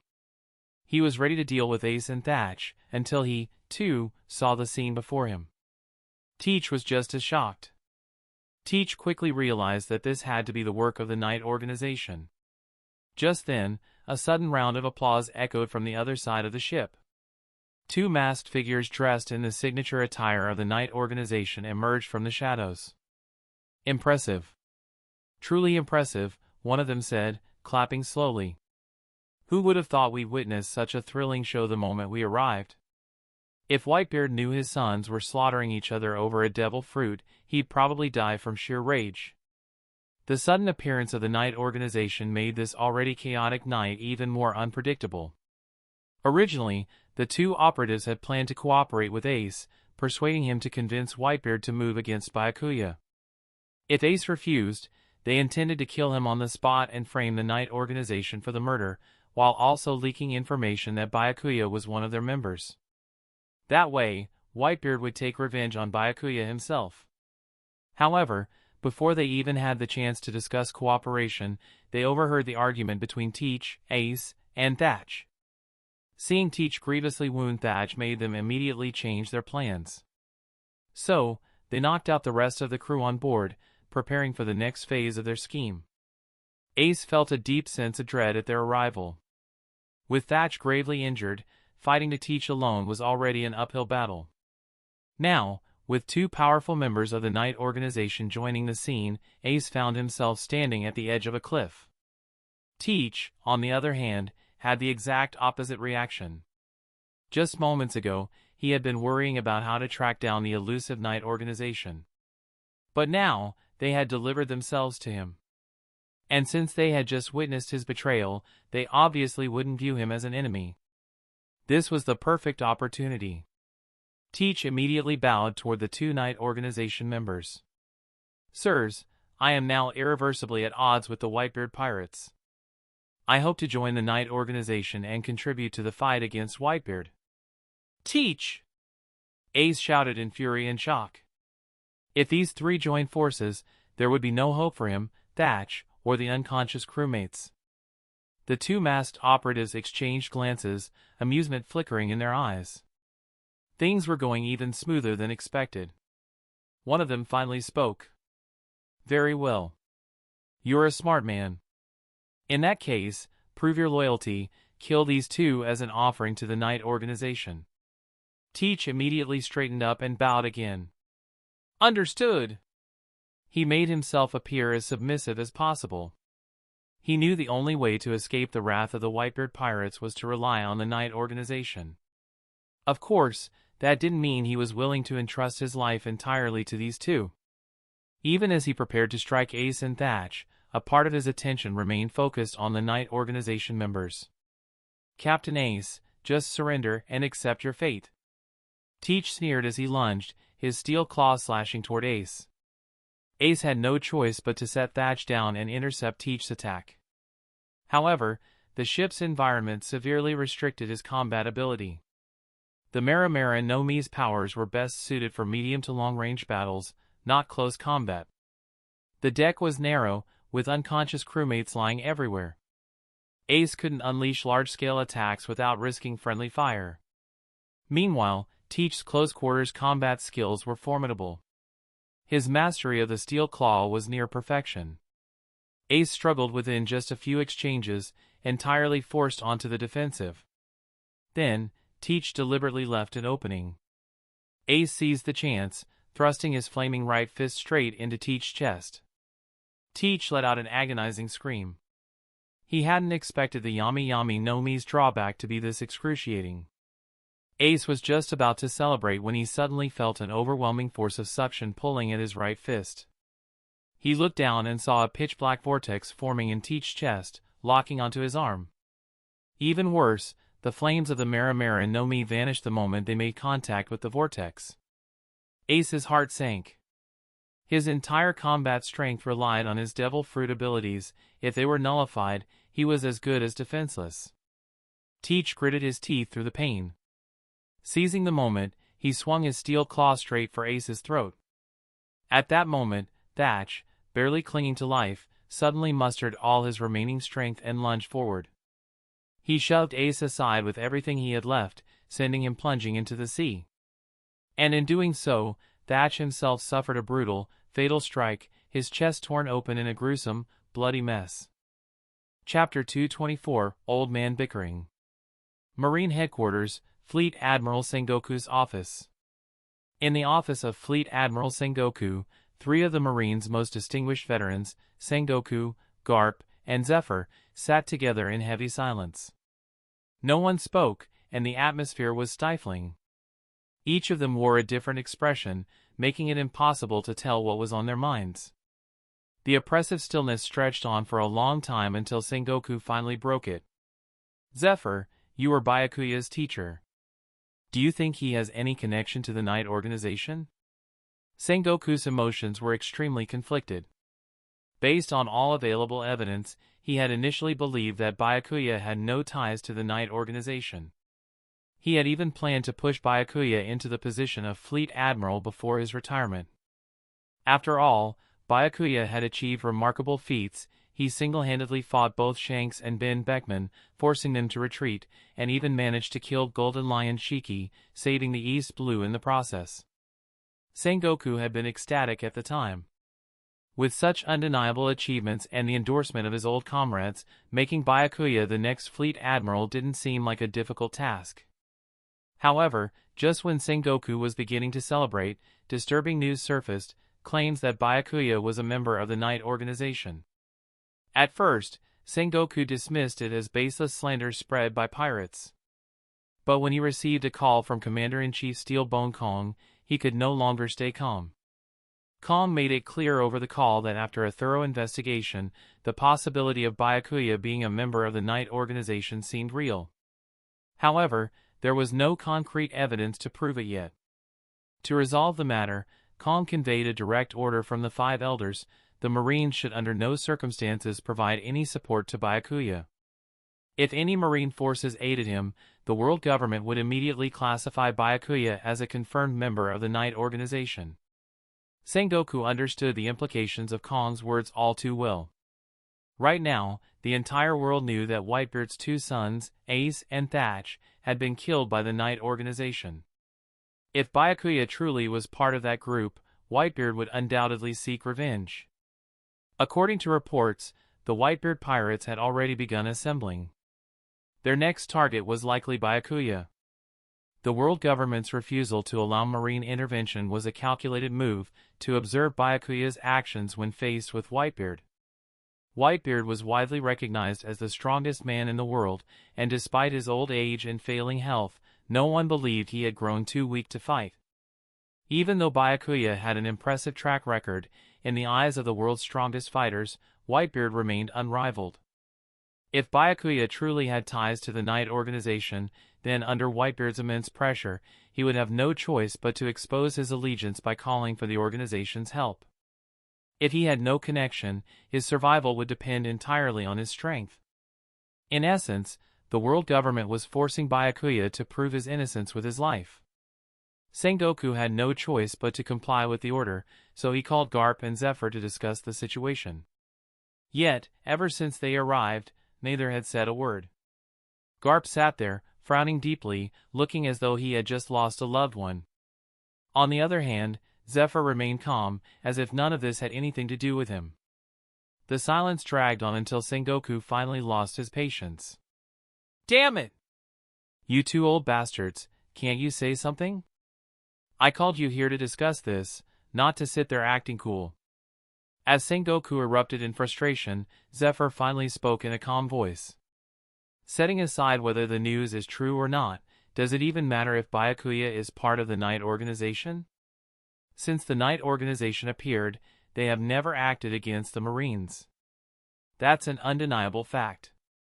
In fact, they heavily injured Big Mom and exposed the corruption within the Seven Warlord system, which allowed us to abolish it. They've helped us quite a bit." Sengoku's brows furrowed. "So what? Are you saying we should be thanking the Night Organization?" "I never said that. I'm just stating the facts," Zephyr replied, turning his head away to avoid Sengoku's gaze. But deep inside, Zephyr was uneasy. He strongly suspected that Byakuya wasn't just a member of the Night Organization, he might actually be its leader, Night himself. This wasn't baseless speculation. From the moment Byakuya had walked into Zephyr's office and proposed abolishing the Seven Warlord system and even killing the Celestial Dragons, Zephyr knew his disciple had far grander ambitions than most. The Night Organization's actions, eliminating Crocodile and exposing the Don Quixote family's crimes, had all perfectly paved the way for Byakuya's goal of dismantling the Seven Warlords. Before today, Zephyr hadn't thought too deeply about it. But Sengoku's words had suddenly made everything click into place. Still, as Byakuya's former teacher, he had no intention of betraying his student. So, he only pointed out the Knight organization's positive actions, carefully avoiding any mention of their darker deeds. Before Sengoku could respond, Garp finally snapped, gritting his teeth in frustration. If Byakuya really is part of the Knight organization, I swear I'll make him pay. Zephyr immediately turned to glare at him. You old bastard. What the hell did my student ever do to you? What did he do? Garp's anger flared as he slammed his fist onto the desk. I had 2 grandsons, one was killed by the Knight organization, and the other was captured by Byakuya in the East Blue. He said he was sending him to impel down. Now both of my grandsons have fallen into Byakuya's hands. You tell me, how the hell did he not do anything to me? Garp was fuming, his fists clenched so tightly that it looked like he was about to take a swing at Zephyr, Byakuya's teacher. Zephyr was at a loss for words in the face of Garp's fury. He had to admit that what Byakuya did was indeed harsh. The man had 2 grandsons, at least leave him one for his old age. But no, one was killed, and the other was being thrown into impel down. How was Garp supposed to handle that? And judging by Garp's stance, he really looked like he was about to start throwing punches. Zephyr silently wished his disciple would hurry up and show up to back him up. Zephyr had no doubts about Garp's strength. Even in his prime, he had never been a match for Garp, let alone now, when age had taken its toll, and his power had declined significantly. Meanwhile, Garp's strength had remained largely unchanged. If they really fought, Zephyr knew he wouldn't last more than a few punches. So, in an attempt to ease the tension, Zephyr tentatively suggested, Look, we've been comrades for so many years, we're practically brothers. Your grandson is like my grandson. How about I ask Byakuya to release him? Consider it my way of helping you cool off. Garp froze for a moment. That actually didn't sound like a bad idea. But Sengoku, who had been listening, immediately darkened. Do you two think I don't exist? You're seriously sitting here, right before me, discussing how to release a pirate? Garp shot back defiantly, That's my grandson. Sengoku jabbed a finger at Garp's face and shouted, You've got some nerve to say that. You, the so-called marine hero, managed to raise not 1 but 2 grandsons, and both turned out to be pirates. And after all these years of taking leave, claiming you were teaching your grandsons, this is the result? What the hell were you teaching them, you useless old man? Sengoku was so furious that he was practically spitting in Garp's face. Meanwhile, Garp hurried to defend himself, shifting the blame onto Shanks, saying that none of this was his fault. His flustered excuses made the atmosphere in the office a little lighter, despite the heated argument. Sabaody Archipelago. While the 3 Marine veterans were in a heated debate over Byakuya, the man himself briefly encountered Smoker as he passed through Sabaody Archipelago. Smoker didn't say much. He simply looked at Byakuya and stated firmly, Whether or not you're a member of the Knight organization, I will continue to follow you. As long as you still remember what we discussed in Lodetown and stay true to what you promised me. Byakuya hadn't expected Smoker to make such a decision, even if it meant abandoning his status as a Marine. Moved by his conviction, Byakuya gave him a solemn promise. In less than a year, the Great Pirate Era will come to an end. After this encounter, Byakuya couldn't help but wonder, if his connection to the Knight organization was publicly exposed, how many Marines would still stand by him? Would his teacher, Zephyr, still support him? What about Admiral Akiji, Fleet Admiral Sengoku, Fujitora, Ein, Tashigi, and the soldiers of G5? How would they react? When Byakuya first arrived in this world, he saw everyone, Luffy, the Straw Hat Pirates, and all the other so-called main characters, as nothing more than NPCs. To him, they were background figures, obstacles, or tools to be used, while he alone was the true protagonist. Their lives, dreams, and ambitions had nothing to do with him. The only thing that mattered was how much power he could gain from them. But his mindset had slowly changed after nearly 3 years in this world. Before making a move, he would consider whether his actions would hurt those who truly cared about him. That was why he had not immediately revealed his true identity or demonstrated the full extent of his power. But now, the time to show his strength might soon arrive. Byakuya knew Whitebeard's personality well. There was no doubt that he was already making his way toward the G5 base, seeking revenge. But Byakuya had no intention of letting Fujitora and the others suffer for something they had no part in, especially when he wasn't even the one responsible for Ace and Thatch's deaths. Looking toward the direction of the new world, Byakuya's gaze turned cold. "Big Mom, Shanks, since this rumor about me came from your mouths, then you must know who really killed Ace and Thatch. When the time comes, I will make you admit the truth, whether you want to or not." Deep in his heart, Byakuya already had a strong suspicion about who was truly behind this. The world government was the most likely culprit. But he had no intention of exposing them just yet. He wouldn't destroy them outright, not yet. Instead, he wanted to see one thing. Now that the world believed he might be part of the Knight organization, would anyone still stand by him? Chapter 225, Incoming. Giving aid in times of need was far more valuable than merely adding to success. That was Byakuya's philosophy. He preferred those who supported him in difficult times rather than those who only came when it was convenient. He had no intention of keeping those who harbored grudges against him. Those people would be dealt with in a single punch. New World, Marine G5 Base. Despite the impending attack from the strongest Emperor crew, the Whitebeard pirates, the atmosphere at the G5 base remained unchanged. Rather than being in chaos, everything proceeded as usual, as if the looming threat had nothing to do with them. Among the soldiers, a common discussion had begun circulating. If Base Commander Byakuya really is a member of the Knight organization, what should we do? That's easy, keep following him. It's not like being a Marine really makes a difference for guys like us. Exactly. Working under Base Commander Byakuya is way more thrilling. Yeah. Once we become part of the Knight organization, we can take whatever we want. We couldn't rob Marines before, but now? We can even take from them. Just thinking about it is exciting. This wasn't just the opinion of a few, it was the general consensus among most of G5's troops. The rumor spread quickly, and soon, even the acting base commander, Isho, heard about it. But rather than being surprised, he found it made perfect sense. The dark, ink-black justice he had once envisioned, wasn't that the perfect embodiment of the Knight organization? Only now did Fujitora truly understand the weight Byakuya carried. If not for witnessing the corruption within the Marines and the world government, why would Byakuya, a young man who had risen to the rank of admiral at just 20, with a future full of promise, choose to create the Knight organization all on his own? Byakuya was truly remarkable. To serve under a young man with such grand ambitions was an honor.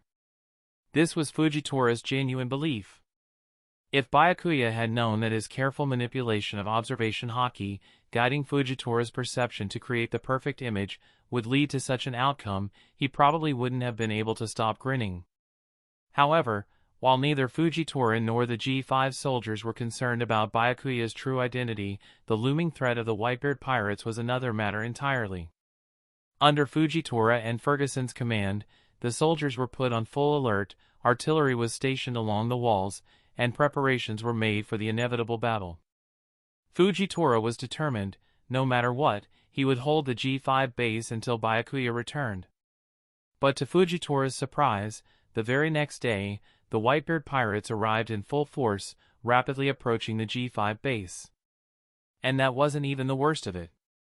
When news came that two other Emperor crews, the Big Mom pirates and the Beasts pirates, were also making moves toward G5, Fujitora nearly broke down on the spot. 3 Emperor crews moving together to attack a single Marine base? It would make sense if the 3 of them were attacking Marine headquarters. After all, the main base was strong enough to put up a fight, even if facing 3 Emperors would be difficult. But for them to be targeting a single Marine branch? That was completely absurd. It was like using a cannon to kill a mosquito, total overkill. For the first time, Fujitora began questioning his own resolve. No one could withstand an assault from 3 Emperor crews. Byakuya, hurry up and get back here, he thought bitterly. This disaster you caused, why am I the one dealing with it? News of the impending battle spread like wildfire. No one could have predicted that a single marine branch, G5, would provoke an attack from 3 of the 4 emperors. Or rather, to be more precise, it wasn't G5 that had provoked them, it was Byakuya alone. Wait, no, it wasn't just 3 emperors. There was a 4th. The remnants of the red-haired pirates, Shank's crew, had also been affected. Strangely, the red-haired pirates had yet to take action against G5. What was even more baffling was that, of all the emperors, Shanks had suffered the most because of Byakuya. His losses far exceeded those of Big Mom and Kaido. Yet while those two were already mobilizing their fleets, Shanks had made no move at all. His silence was the biggest mystery of all. The next morning, Fujitora, Fergus, Ein, and Tashigi stood atop the G5 fortress wall, their faces grim as they stared out at the massive fleet approaching from the horizon. A heavy weight pressed on everyone's hearts. They all knew that if Byakuya didn't return in time, the inevitable outcome would be the complete annihilation of the G5 base. Every single one of them would fall at the hands of the pirates. Even if Byakuya did return, would he truly be able to turn the tide against the combined assault of Whitebeard, Kaido, and Big Mom? The Whitebeard pirates were advancing from the north. The Big Mom pirates were closing in from the west. The Beast's pirates were approaching from the south. As they drew nearer, the sky over each direction darkened with ominous storm clouds, thick and unyielding, pressing down on the G5 base like the weight of impending doom. The suffocating atmosphere made breathing hard as if the entire fortress was being crushed under the heavens. Even Fujitora, whose strength rivaled an admiral's, felt the immense pressure. His observation haki picked up a terrifying sense of impending crisis, a danger so overwhelming that he couldn't shake the thought. He might actually die here. But even so, Fujitora never once considered abandoning the base. Instead, he turned to the soldiers and gave a resolute order. Prepare to fire. We will hold this base until Base Commander Byakuya returns. High above the G5 base, Rob Lucci and his group observed the dire situation below. The sight of Fujitora and the others trapped in a hopeless battle left them in deep conflict. Enel, never one to hesitate before a fight, suggested, "Why don't we go down and help them?" Of course, this wasn't an act of kindness. Enel wanted to test his strength against top-tier powerhouses like Whitebeard. Law furrowed his brow in concern. If we don't intervene, G5 will be completely wiped out within half a day. Lucci, however, hesitated. But Lord Byakuya hasn't given the order to act. If we move without his command, we'll only confirm the suspicion that he's part of the Knight organization. If that ends up ruining his plan, no amount of death will atone for our mistake. As the world reeled from the shocking news of 3 Emperor crews laying siege to the G5 base, another piece of information spread just as quickly. Byakuya was already on his way there. To most, this was nothing short of suicide. Rather than walking straight into his death, wouldn't it make more sense for him to retreat to the Knight organization's stronghold? That way, no matter how much Whitebeard and the others searched, they couldn't find him. Besides, G5 was a marine base. What did it have to do with Byakuya? Yet, to everyone's astonishment, the Marines took no action. It was as if none of this had anything to do with them. With such blatant inaction, the message was clear. The Marines had abandoned G5. Or rather, they had abandoned Byakuya. Chapter 226, Marine G5 vs. Emperor Pirates. When the news reached Marine headquarters, Sengoku found himself in a difficult position. Under normal circumstances, if a marine base were under siege by pirates, headquarters would naturally send reinforcements, especially against the combined assault of 3 Emperor crews. Even if marine headquarters itself were under attack, it would likely be reduced to ruins, let alone the much smaller G5 base. After this battle, even the island itself might cease to exist. However, the world government had issued a direct order. The Marines were not to intervene. This left Sengoku trapped between 2 impossible choices. On one side was the world government's absolute command. On the other was the fate of G5's soldiers, and Byakuya himself. Sengoku understood Byakuya's nature well. The man never forgot a grudge. If the Marines stood by and did nothing, and Byakuya somehow survived the onslaught of 3 Emperor crews, then the bond between him and the Marines would be completely severed. Sengoku recalled what Zephyr had once said. Even if Byakuya is part of the Knight organization, under his leadership, they'd never harmed a single Marine. On the contrary, they'd helped eliminate countless pirates. A complicated expression crossed Sengoku's face as another memory surfaced, Byakuya's own words from the past. The Marines exist to uphold justice on the seas, not to be the world government's lapdogs. Just then, a sharp knock at the door interrupted his thoughts. A soldier rushed in anxiously. Fleet Admiral Sengoku. Instructor Zephyr and Vice Admiral Garp have departed for the New World. Sengoku muttered under his breath, so those 2 old fools have made their decision. On a marine warship cutting through the waves, Zephyr glared at Garp. I'm going to save my student. What the hell are you tagging along for?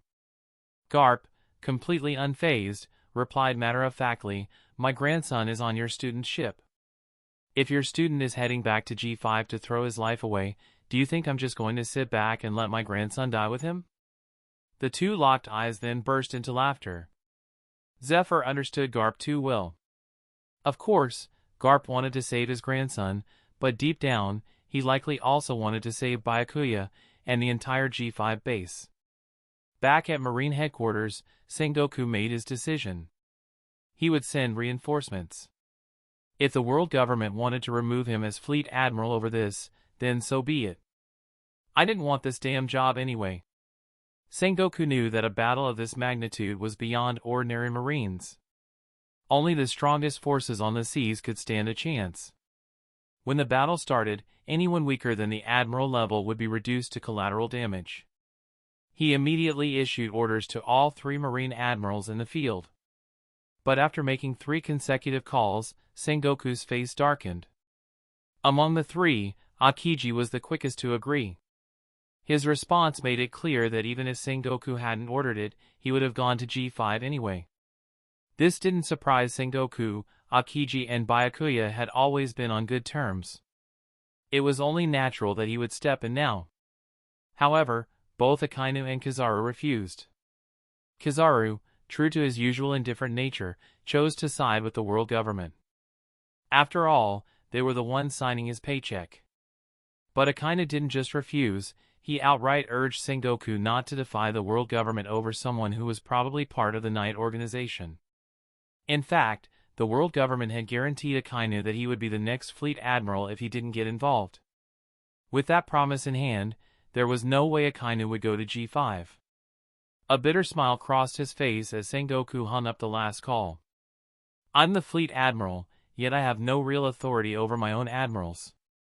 I'm nothing more than a figurehead now. Byakuya's words rang in his mind once more. For a long time, Sengoku remained silent. Then, with a deep sigh, he turned his gaze to the G5 base on the map. Byakuya, this is the most I can do for you. High above G5, a massive bird flapped its wings. Morgans, the World Economy newspaper president.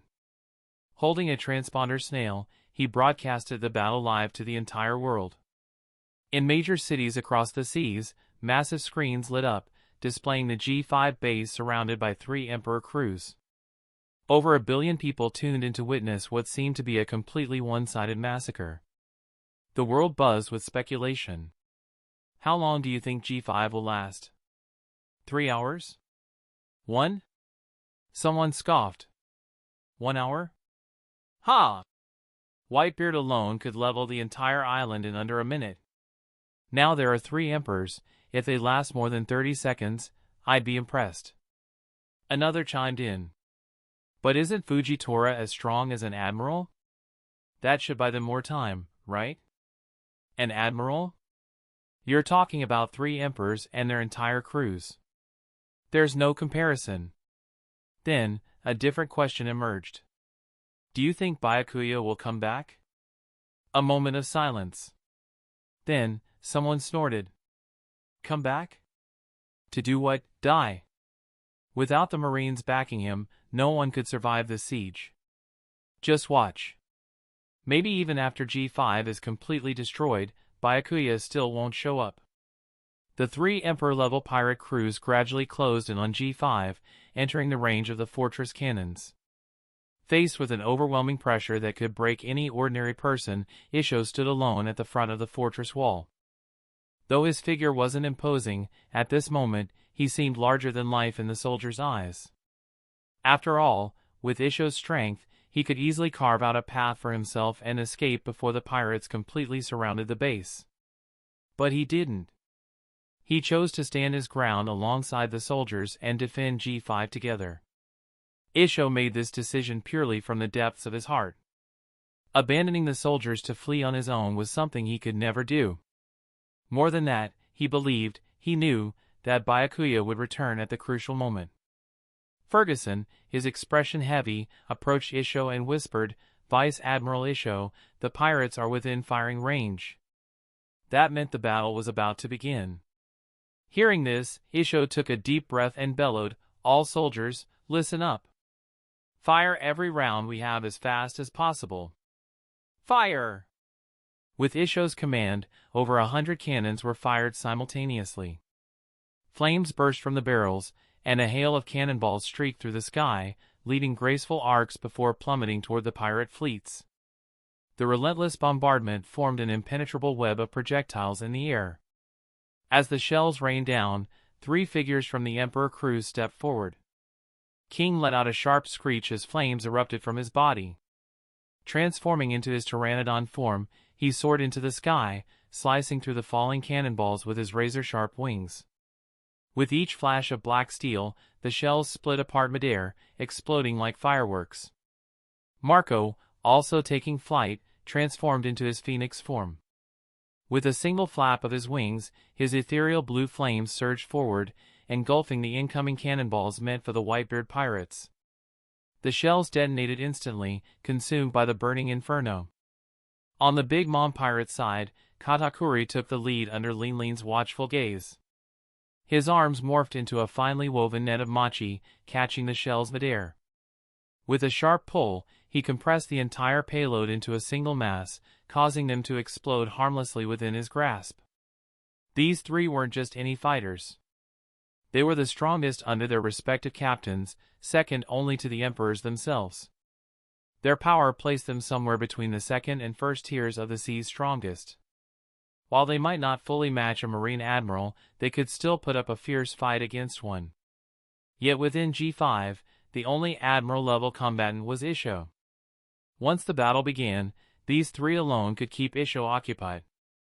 That was without factoring in Kaido and Big Mom, who lurked nearby, ready to strike. Not to mention the strongest man in the world, Whitebeard. For the first time, Isho's unwavering belief wavered. Even if Byakuya did return, would it really change anything? Before he could dwell on it further, a thunderous voice erupted from the Whitebeard pirates' ranks. "Where's Byakuya? Get him out here and make him confess his accomplices. Otherwise, your entire G5 will be buried alongside Ace and Thatch." From the Beast's pirates, another shout rang out. "Byakuya killed 2 of my Tobi Rappo. Today, he dies to avenge them." Katakuri hesitated under Big Mom's fierce glare, then steeled himself and declared, "Byakuya infiltrated Tata land as a member of the Night Organization, causing devastation to our people. The Big Mom pirates are here for vengeance as well." But for some reason, as soon as he spoke, his unease only grew. Katakuri had always known Byakuya was affiliated with the Night Organization. To protect his family, he had buried that knowledge deep within him, never daring to expose it. But now, it turned out that Mama already knew. That realization made him tense up even more. If Byakuya thought he was the one who leaked the secret, wouldn't Byakuya hunt down and destroy his entire family? Faced with Big Mom's thirst for revenge, Katakuri saw only one way out. The best outcome now was for the 3 Emperor crews to kill Byakuya and the Night Organization, eliminating any chance of retaliation. That was why he had stepped forward to block the cannon fire earlier. Hearing the accusations from all sides, Isho let out a bitter chuckle. Byakuya, this guy really knew how to cause trouble. And the worst part? Byakuya stirred up chaos, then left him, an old man, to clean up the mess. Isho sighed internally, then steadied his mind and replied in a firm voice. Byakuya isn't in G5 right now, but the Marines will never bow to threats from pirates. If you want to fight, then fight it is. Fergus and the soldiers roared in unison. Fight! At that moment, the Marines' morale, which had been sinking, surged back up. Each soldier had resolved themselves to fight to the death. Seeing this, King's eyes flashed coldly. He had suffered a loss at Isho's hands once before. Now that the odds were in his favor, it was time for payback. With a sharp flick of his wings, King unleashed several powerful wind blades, their speed rivaling the slashes of a master swordsman. Isho sidestepped nimbly. As he drew his cane sword, a massive purple tiger manifested along the blade. With a deafening roar, the tiger lunged forward, shattering the wind blades in an instant. Chapter 227, Byakuya joined the battle. The ferocious tiger continued its charge, seemingly intent on trapping King completely. However, this time, King was prepared. He quickly flapped his wings, dodging the tiger's pounce. Though he felt his body sink slightly, there was no major impact. The purple tiger leaped skyward and eventually disappeared. King sneered coldly. Fujitora, do you think the same trick will work on me twice? Today, I will take your life and settle the score from before. Instead of being intimidated by King's threat, Fujitora responded with a calm smile. The same trick wouldn't work on you twice, true, but who told you this was the same move? King was momentarily taken aback, not understanding Fujitora's meaning. But before he could react, Fujitora swung his cane sword downward and uttered in a deep voice. Gravity, universal pull. A sudden, deafening roar echoed from above. Instinctively, everyone looked up, only to be struck with sheer terror. 3 massive meteors, each over 1,000 meters in diameter, were plummeting from the sky at an alarming speed. The blackened rocks, set ablaze due to their friction with the atmosphere, glowed ominously as they descended, exuding an overwhelming dread. Viewers watching the battle unfold through live broadcasts collectively gasped. The ability to pull meteors from space with sheer power alone was beyond comprehension. Only now did they truly grasp how terrifying Fujitora's strength was. Fujitora had already calculated his move carefully. It might not have as much impact if he split the meteors to target all 3 pirate factions. Instead, he decided to concentrate all 3 on a single target. If he was lucky, he might even take out a few key figures. And since King had been the first to provoke him, he became Fujitora's primary target. As the meteors fell, King instinctively tried to flee. But an invisible force bound his body, drastically slowing his movements. Realizing escape was impossible, King clenched his teeth, gathering every ounce of strength. Like 2 massive blades over 20 meters long, his wings slashed wildly at the incoming meteors, leaving deep gashes in the burning rock. Crack! With immense effort, King managed to shatter the first meteor. But before he could celebrate, the second one came crashing down. He had no time to dodge. It struck him directly. Even though he shielded himself with his wings, the sheer impact left his entire body with fractures. And then came the third. King panicked. If he took another direct hit, his injuries would take far too long to recover from. Just as the meteor was about to crush him, Kaido, watching from below, let out a grunt of displeasure. He wasn't satisfied with King's performance but wouldn't let him die. Kaido bent his knees slightly before launching himself into the air with an immense force that the front half of the ship plunged into the water, tilting its stern skyward.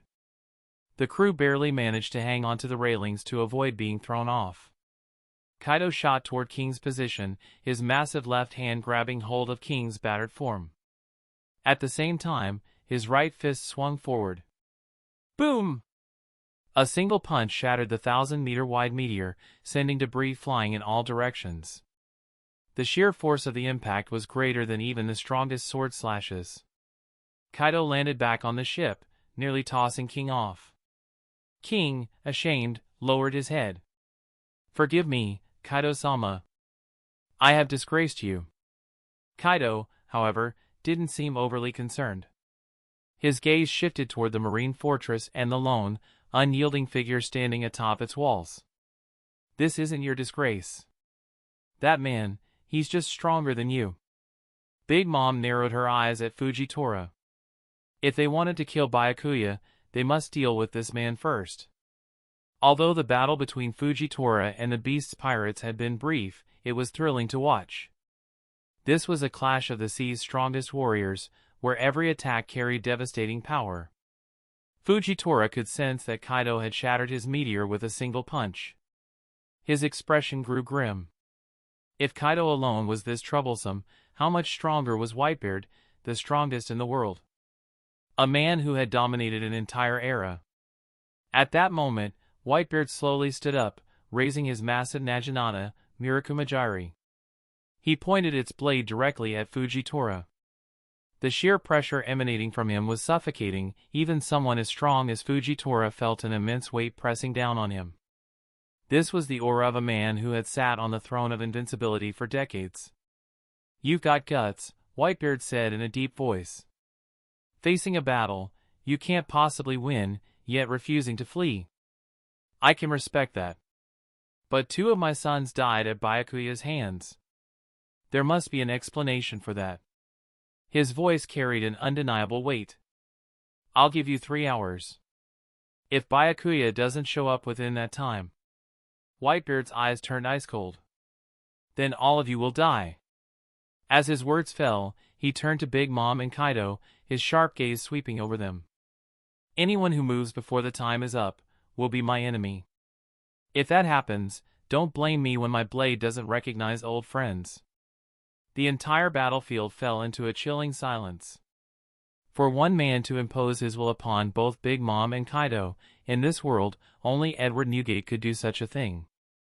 Big Mom and Kaido were displeased with Whitebeard's declaration, but neither spoke against him. Their alliance had no clear leader, but his words carried weight, given that Whitebeard was the strongest among them. That didn't mean Kaido and Big Mom would simply obey him. If Whitebeard suffered serious injuries in this battle, then long before Teach could make a move, they would be the first to end his reign and divide up the remnants of his empire. For now, however, their objective remained the same, to kill Byakuya and eradicate the Knight organization. If Byakuya never showed up, slaughtering the Marines of G5 100 times over wouldn't make any difference. Right now, Byakuya was on his way, and his enemies had surrounded G5 without launching an attack, intending to draw him in. It would completely disrupt their original plan if they destroyed the G5 base and forced Byakuya to flee. Every second felt like an eternity as time passed under this oppressive atmosphere. For the Marines, every moment was sheer torment. 3 hours was both their countdown to survival and their march toward death. As the deadline approached, unease spread among the soldiers like wildfire. Even Ferguson and the others had no idea when Byakuya would return.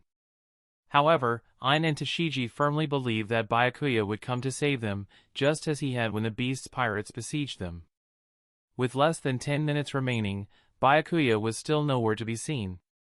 At this point, Isho abandoned all hope and resolved to fight. Countless spectators watching the live broadcast began to comment. "I never thought Marine Admiral Byakuya would turn out to be such a coward, afraid to face death. Honestly, I can understand. He's only 20 years old, why should he throw away his life in a hopeless battle? He may not want to die, but because of him, the entire G5 base will perish." Within moments, the world erupted in criticism against Byakuya. As the 3-hour mark hit, Whitebeard sighed to himself. "I thought Byakuya was a young hero, becoming an admiral at just 20 and achieving so many astonishing feats. But to think he would abandon his comrades just to save his own life. I had once wanted to meet him." The deadline had passed. Whitebeard turned to the unwavering figure of Isho standing atop the fortress walls.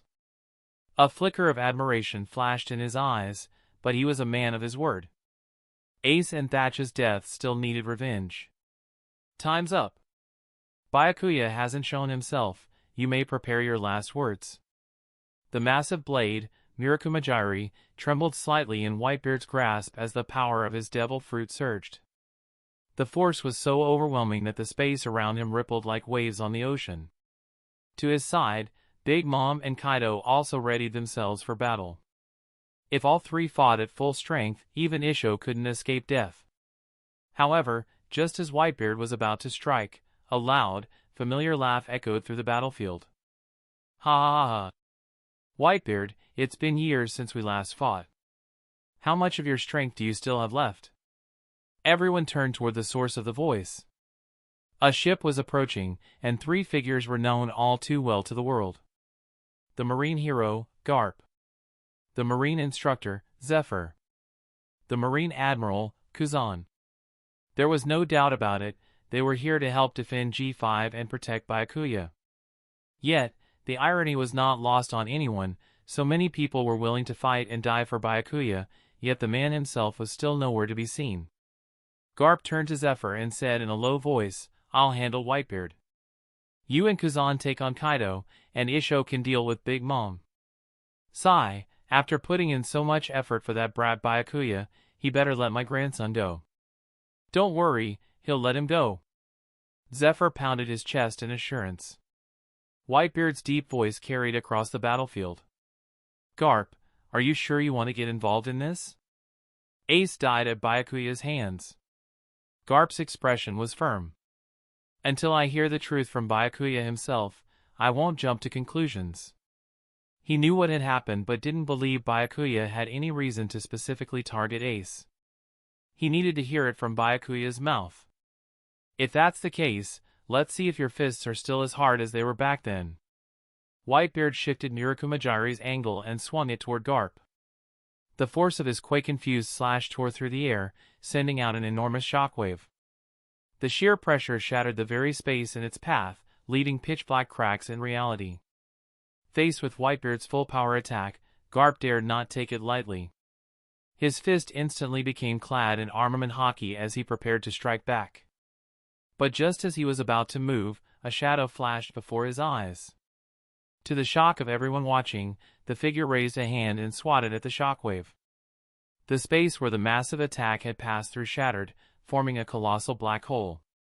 Seawater rushed in violently, but no matter how much poured into it, the void seemed infinite, never filling up. Only after a long moment did the black hole gradually shrink and disappear. Everyone finally realized that the figure standing there was the one they had been waiting for all this time. Byakuya. He glanced at the three Emperor-led pirate crews and spoke calmly. You were looking for me, weren't you? Well, I'm here now. Chapter 228, The Knight Leader Reveals Himself. The spectators watching the live broadcast gasped in shock. Byakuya showed up. Isho let out a breath of relief. Although the crisis was far from over, just seeing Byakuya reassured him for some reason. Ain and Tashigi looked at him excitedly, their eyes brimming with tears. I knew he would come back. The one who had sparked this battle, Byakuya, had finally appeared. He displayed overwhelming strength when he arrived, casually blocking Whitebeard's attack with a single move. At this moment, the rumors that Byakuya could one day surpass Whitebeard and become the world's strongest man no longer seemed impossible. Byakuya scanned his surroundings, taking in the faces of everyone present. Good grief, the people involved in this battle could almost rival the legendary clash that shaped the world 30 years ago, God Valley. Especially considering that Whitebeard, Big Mom, and Kaido once served as crew members aboard the Rock's pirates. The situation was nearly identical, and Garp and Zephyr also joined the battle on the marine side. Though Rocks, Roger, and Sengoku were missing, their places had been filled by Kazan, Isho, and Byakuya himself. Looking at it this way, this battle was essentially a reenactment of the God Valley incident. Back then, the fearsome Rocks had required Roger and Garp to join forces to bring him down. But with Byakuya's current strength, even if every powerhouse present turned against him at once, they wouldn't last more than a few punches. Not to mention, nearly half the strongest fighters on the battlefield were here to help him. Byakuya, where is my grandson, Luffy? Though stunned by the sheer power of Byakuya's previous attack, Garp was far more concerned about his grandson's safety. Zephyr said, Byakuya, considering this old fool Garp broke Marine orders just to help you, how about you let his grandson go? That way, even if Garp dies here, at least there'll be someone left to give him a proper burial. It'd only be fair. Garp shot Zephyr a fierce glare. Can't you phrase things a little better? Zephyr shrugged innocently as if to say, hey, I'm just trying to help you out. Byakuya turned to Garp. Vice Admiral Garp, don't worry. Luffy should be arriving soon. Then, shifting his gaze to Zephyr, a trace of guilt flickered in Byakuya's eyes. Teacher Zephyr, Kuzan, you two should go back. I'll handle this matter myself. Before Zephyr and Kuzan could respond, Byakuya soared into the air, his eyes locking onto Whitebeard and the others. His voice was steady and unwavering. You were right to look for me, night is my creation. At this point, there was no reason to hide it anymore. As his words fell, Byakuya effortlessly discarded his marine coat, revealing a flowing black crescent moon robe beneath. And when he placed a pitch-black mask over his face, a storm of shock swept the world. Marine Admiral Byakuya was Knight's leader, the infamous Underworld Emperor. Before, there had been suspicions but no definitive proof. However, Byakuya's declaration sent shivers down the spines of all who watched. His identity as a Marine Admiral alone was enough to terrify the world. His identity as the fifth Emperor of the New World was enough to shake the seas. But for him to be both, the strongest force in the Marines and the Underworld. Just how powerful was this man? At Marine headquarters, Sengoku sat in stunned silence, watching the live broadcast. He had been the first to suspect Byakuya's identity. But after ruling out various possibilities, he ultimately dismissed the thought and was convinced that Byakuya couldn't be a member of Knight. Who could have guessed, Byakuya didn't just belong to Knight. He was Knight, the leader of the organization. The infamous Underworld Emperor with a staggering bounty of 3.7 billion berries. A bitter smile crept onto Sengoku's lips. They've called me a wise strategist for decades, but it looks like the wise in my title was just short for idiot. At this moment, Sengoku wished for nothing more than to ask Byakuya a single question. Why? Unfortunately, he still had to remain stationed at Marine headquarters. But Sengoku wasn't the only one who wanted an answer to this question. Zephyr and Kuzan felt the same. Byakuya, you. Zephyr had long suspected that Byakuya was involved with Knight. But even knowing this, seeing his beloved disciple turn out to be the leader of Knight still left a heavy feeling in his heart. Byakuya looked at Zephyr with a hint of apology. I'm sorry, teacher. The more I learned, the more I realized there were things I had to do. Even though Byakuya's strength far surpassed Zephyr's, he still saw his former teacher as family. Just like Zephyr, despite knowing that Byakuya might be connected to Knight, he still came to G5 after hearing he was in danger. That was why, facing the man training him, Byakuya couldn't help but feel guilty. It had nothing to do with strength. This was just a normal human emotion. Zephyr slowly shook his head. You have nothing to apologize for. You've grown up. It's only natural for you to have your ideals. I just have one question, did you establish at Knight before or after joining the Marines? After. Zephyr smiled with relief. That was the answer he had hoped for. If Byakuya had created Knight before joining the Marines, it would mean he had entered with ulterior motives. But if it was after, it could only mean he had witnessed things within the Marines that he couldn't accept, leading him to create Knight in secret. It was just like Garp's son, Dragon, who had once been a Marine Vice Admiral before choosing to leave and establish the Revolutionary Army, a force feared by the world government. Zephyr understood this. Garp, Kuzan, and Sengoku understood it as well. The reasons for a 20-year-old Marine Admiral to take such drastic action were obvious.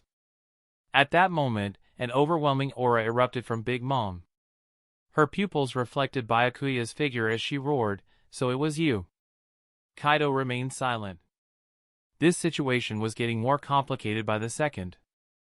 Whitebeard, too, was surprised at how openly Byakuya had admitted his identity. Could Ace's death truly be connected to Night? Since you're so eager to throw your lives away, let's settle this once and for all. Night! As Byakuya's voice echoed through the battlefield, 6 masked figures in black cloaks suddenly appeared in midair, each radiating an immense presence. Lucci, Enel, Sonic, Tatsumaki, Law, and the newest member, Hancock. Only now did everyone realize that Night had been hiding above G5 all along. No wonder no one could find any trace of them on the seas. Byakuya turned to Whitebeard and the others. "This is between you and Night. It has nothing to do with the Marines. Let's put an end to it today.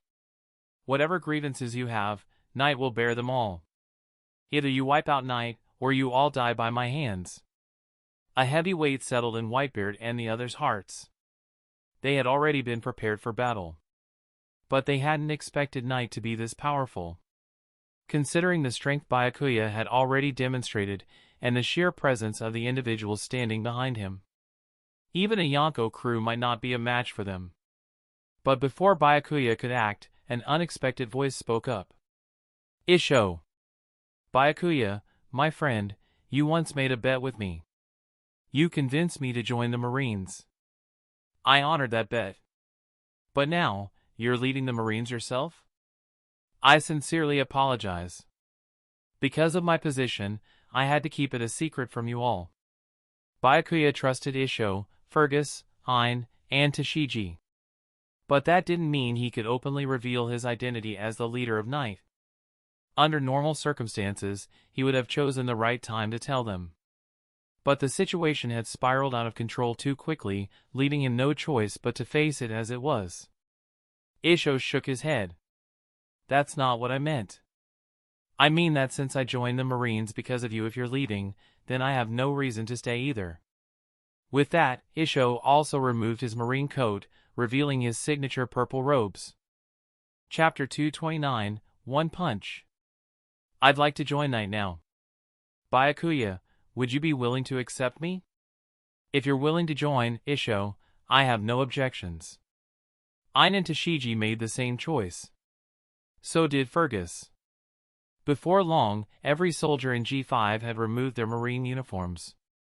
Seeing this unfold, Byakuya couldn't help but smile.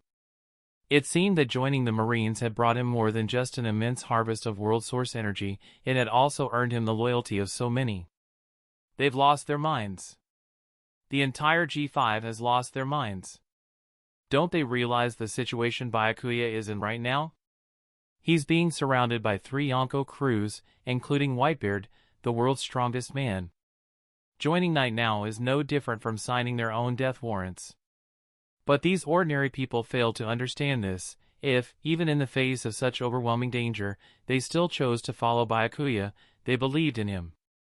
That he was right. That he was more worthy of their loyalty than the Marines. This kind of conviction was starting to resemble that of the Revolutionary Army. Byakuya scanned the powerful figures before him until his gaze landed on Katakuri, who looked noticeably uneasy. "Katakuri, I once told you, if my identity were ever exposed, I would wipe out your entire family. Looks like it's time for me to fulfill that promise." Hearing Byakuya's emotionless words, Katakuri's entire body stiffened. Panic surged as he blurted out, "It wasn't me. I didn't leak the information. Someone else told Mom." Byakuya had instilled too much fear in Katakuri. Someone else? So it was either the red-haired pirates or the world government pulling strings from behind the scenes. As Byakuya was deep in thought, a furious roar suddenly broke the silence. "Byakuya! You killed Ace and Thatch. Today, every single one of you in Night will pay with your lives." The Whitebeard Pirates' 3rd Division commander, Diamond Jozu, glared at Byakuya, his eyes burning red with rage. Killing intent radiated from him like a raging inferno. Byakuya's brows lifted slightly as he responded coldly. Who do you think you are? You dare claim you'll wipe out Night? With a simple motion of his finger, Byakuya slashed at Jozu. An invisible force erupted from his fingertip, forming a wind blade that tore through the air at an unimaginable speed. A piercing screech echoed as it streaked toward Jozu, giving him no time to react. In that instant, Jozu felt like he was drowning, an unbearable pressure crushed down on him, slowing even his thoughts. Just as death was about to claim him. Clang! Whitebeard moved. With terrifying speed, Murakumajiri thrust forward, intercepting the attack before Jozu. The invisible force struck the blade, sending a numbing shock up Whitebeard's arm. A monstrous power surged through Murakumajiri, flooding into Whitebeard's body. Crack! The deck beneath his feet shattered. The impact forced Whitebeard to stagger backwards several steps. Despite deflecting part of the attack, the weakened force still shot toward Jozu, albeit at a slightly altered trajectory due to Whitebeard's intervention. With that split-second delay, Jozu was finally able to react. He immediately activated his Devil Fruit ability, transforming his body into the hardest diamond. But even that wasn't enough. As the attack struck, an agonized scream tore from Jozu's throat. The wind blade pierced straight through his diamond-like flesh, leaving a small, circular wound on the left side of his chest. Then, the wound began to spread. Cracks formed at a terrifying speed, causing his diamond body to fracture. Chunks of his crystalline form broke off and fell to the ground. Each dropped piece was lost forever. Jozu would never regain those parts of his body. Marco's eyes widened. Without hesitation, he ignited his signature blue flames. Their temperature was low, but they had unparalleled healing properties in Marco's hands. The flames quickly engulfed Jozu, drastically slowing the rate of his body's collapse. But even Marco had his limits. With this level of healing, he wouldn't even have the stamina left to fight afterwards. At this moment, everyone was staring at Byakuya. And in their eyes, it was pure terror. With a single casual gesture of his finger, he had forced Whitebeard back and nearly killed Diamond Jozu, a powerhouse considered part of the sea's second tier of strength. Just how terrifying was Byakuya's true power? If they knew that Byakuya had only used 1% of his strength just now, they probably wouldn't even be able to stand. Whitebeard's fury boiled over. Byakuya! You killed Ace and Thatch, and now you've crippled Jozu right in front of me. Today, you die. Byakuya's strength had completely shattered their expectations. Even Big Mom and Kaido, watching from the sidelines, felt a flicker of hesitation.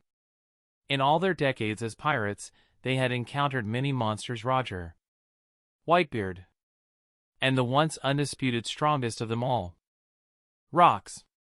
But now, they felt as if Byakuya's strength surpassed even that of Captain Rocks, and it wasn't just by a small margin. It felt like he was on an entirely different level. Facing Whitebeard's furious outburst, Byakuya simply smiled. You can't fight at full strength while on the sea, can you? How about this, let Kazan freeze the ocean solid. That way, all of you can go all out. I'd love to see just how powerful you so-called emperors of the sea really are. If Byakuya had said something like this before, everyone would have mocked him for being arrogant.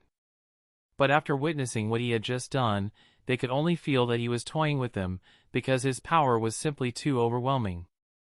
Meeting Byakuya's gaze, Kazan nodded.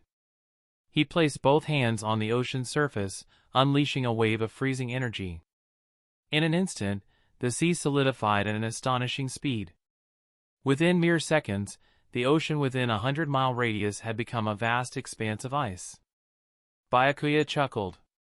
Now that the sea is completely frozen, you no longer have to think about running. Your only option is to fight to the death. Big Mom and Kaido had already sensed something was wrong the moment the ice spread across the battlefield. After hearing Byakuya's words, they finally understood what he meant.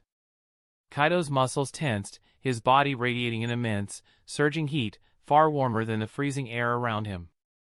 Byakuya, do you really think you've got the three of us cornered today? What else? Byakuya shrugged. I was planning to play with you all a little longer, but since you came knocking on death's door yourselves, I might as well end this little role-playing game here. Big Mom's face twisted into a menacing grin. No matter how strong you are, against the three of us together, there's only one outcome, death. Byakuya turned to Big Mom and smirked. Looks like you've already forgotten what that slap felt like. I guess I'll have to remind you today. Byakuya! The moment he mentioned that slap, Big Mom snapped. A monstrous killing intent erupted from her, sending shivers through the air. Byakuya spread his arms slightly. Come then. Let me show you my favorite way of fighting. He unfastened his sword from his waist and handed it to Zephyr. Then, he pulled a pair of pristine white gloves from his coat and slipped them on. The gloves extended up to 1/3 of his forearm. Byakuya sighed nostalgically. It's been long since I've used my fists. Raising a hand toward Whitebeard, Kaido, and Big Mom, Byakuya signaled. I'm starting now. No one expected him to announce his attack beforehand. But before anyone could react, Byakuya vanished. In the blink of an eye, he reappeared directly in front of Big Mom, and her pupils shrank in panic. Before she could even think about defending herself. Normal punch. Byakuya's right fist, small compared to her massive frame, swung upward and slammed straight into her enormous face. Splurch! A sickening, wet crunch rang through the air. Byakuya's fist tore through Big Mom's skull, leaving a gaping, bloody hole. Her colossal body collapsed with a thunderous boom, shaking the frozen battlefield. Blood poured from the wound, spreading across the ice like crimson veins. Her body convulsed violently, still clinging to life, but barely. Even without Byakuya dealing a finishing blow, everyone knew she wouldn't survive much longer. The world fell into absolute silence. Those watching the battle live and those witnessing it firsthand. They were utterly shattered by what they had just seen. Oh, one punch. He killed Big Mom, one of the 4 emperors, with just one punch. This is impossible. Is he even human? No one in the history of the sea has ever possessed such strength. Among those most shocked were Whitebeard and Garp because they had personally fought Big Mom before. They knew just how indestructible she was. Her iron balloon body was one of the toughest defenses on the sea. And yet, she couldn't even withstand a single blow. The raw, visceral impact of the scene sent chills down their spines. Silently, Garp clenched his fists behind his back and made a quiet decision. When I go back, I'll never call myself Fist of Love again. Byakuya casually flicked the blood off his right glove. Then, he turned his gaze toward Whitebeard and Kaido. A seemingly warm, friendly smile appeared on his face. But to them, it was the most terrifying sight they had ever seen. All right then. Who's next? Chapter 230, Why Are You Running? No one could have imagined it. One of the 4 emperors, feared across the seas, had been effortlessly slain by Byakuya with a single punch, as if they were nothing more than a helpless child. As Byakuya lifted his gaze toward the crowd, his overwhelming presence pressed down upon everyone in attendance. All 3 Emperor-level pirate crews understood. Surviving today was nearly impossible. Byakuya's sheer power alone was enough to annihilate them. And with the ever-present threat of the Night Organization, alongside Garp, Kuzan, and the others, their chances of escape were practically non-existent. A fierce battle spirit ignited in Whitebeard's eyes. Even though Byakuya's strength had already far exceeded his understanding of what was possible, retreat was not an option. If he backed down now, his sons would all be doomed. At that moment, he made his decision. He would hold Byakuya back with his life, no matter the cost. Even if it meant his death, he would buy time for Marco and the others to escape. Meanwhile, Teach, hidden among the crowd, was on the verge of losing his mind with fear. If I had known Byakuya was this terrifying, even if it meant being relentlessly hunted by the Whitebeard pirates, he never would have returned to the main ship. Now, he was trapped in a life-or-death situation with no way out. Deep down, Teach had already cursed the CP0 agents 10,000 times over. Any desire he had for Whitebeard's tremor fruit was completely gone. But he knew Whitebeard well. The old man would definitely use his final moments to give them a chance to escape. That was Teach's only shot at survival, and he had to seize it. Kaido's expression darkened as he stared at the bloody corpse of his old ally. A deep unease settled in his heart, and the urge to retreat grew stronger by the second. He recalled the bold declaration he and Big Mom had made when they first formed their alliance. That they would destroy the Night Organization and eliminate Byakuya, and when they heard Whitebeard was also involved. They had been certain nothing could possibly go wrong. But now, everything had fallen apart. His grand vision had been utterly shattered. Byakuya, watching Kaido and Whitebeard's silent expressions, let out a chuckle. "What's wrong? Not talking anymore? Didn't you all have a lot to say before I arrived?" Kaido's muscles bulged, his body radiating an aura of sheer dominance, like an ancient, primal beast. He bellowed. "Byakuya, do you really think you have us cornered?" Byakuya curled his finger at Kaido in a mocking gesture. "Want me to send you down to reunite with your old friend right now?" "Arrogant fool!" Kaido roared, gripping his massive kanabo, which crackled with Conqueror's haki. Swinging it in a wide arc, he tensed his entire body and hurled it toward Byakuya with every ounce of strength he had. The kanabo tore through the air with a deafening roar. Dark purple lightning crackled violently from its surface, splitting across the battlefield. The sheer force behind the throw ripped open deep cracks in the ice, stretching far into the distance. Everyone was stunned. Even after witnessing Byakuya's power firsthand, Kaido still dared to launch an attack. The beast's pirates were shaken and inspired by their captain's fearless charge. "Boss is still the strong. We should be like him. If we don't fight, we cannot survive."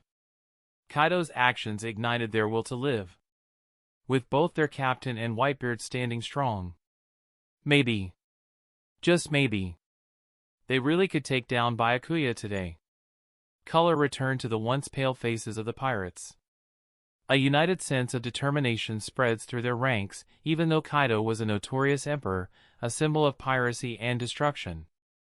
At this moment, in the eyes of those around him, he seemed to embody justice itself. A warrior standing fearlessly against an overwhelming foe. Byakuya, mildly surprised, smirked. So losing his wife really did mess with Kaido, huh? Otherwise, he wouldn't be so eager to be the first one to die. The power behind Kaido's full-force throw was nothing short of terrifying. If it had landed at G5's marine base, it would have completely obliterated the entire outpost. But Byakuya didn't move. He didn't dodge. He simply raised one hand and caught the kanabo by its handle. Crack! The steel-forged kanabo buckled in his grip, and the overwhelming force spread through the weapon, shattering its structure instantly. Countless shards of metal rained from Byakuya's fingers. The impact had zero effect on him. Whitebeard, Garp, and the others saw it clearly. Byakuya hadn't even used Conqueror's haki or armament haki to withstand the attack. He had crushed the weapon entirely with raw physical strength alone. They couldn't comprehend it. How could someone with such a lean frame possess power that rivaled the gods themselves? Before anyone could even process their shock, Kaido, the so-called brave warrior who dared to challenge the Knight Byakuya, activated his devil fruit ability. His massive body transformed into a towering azure dragon, coiling through the dark storm clouds above. His colossal, muscular frame and razor-sharp claws radiated an unshakable resolve, the determination to fight to the death.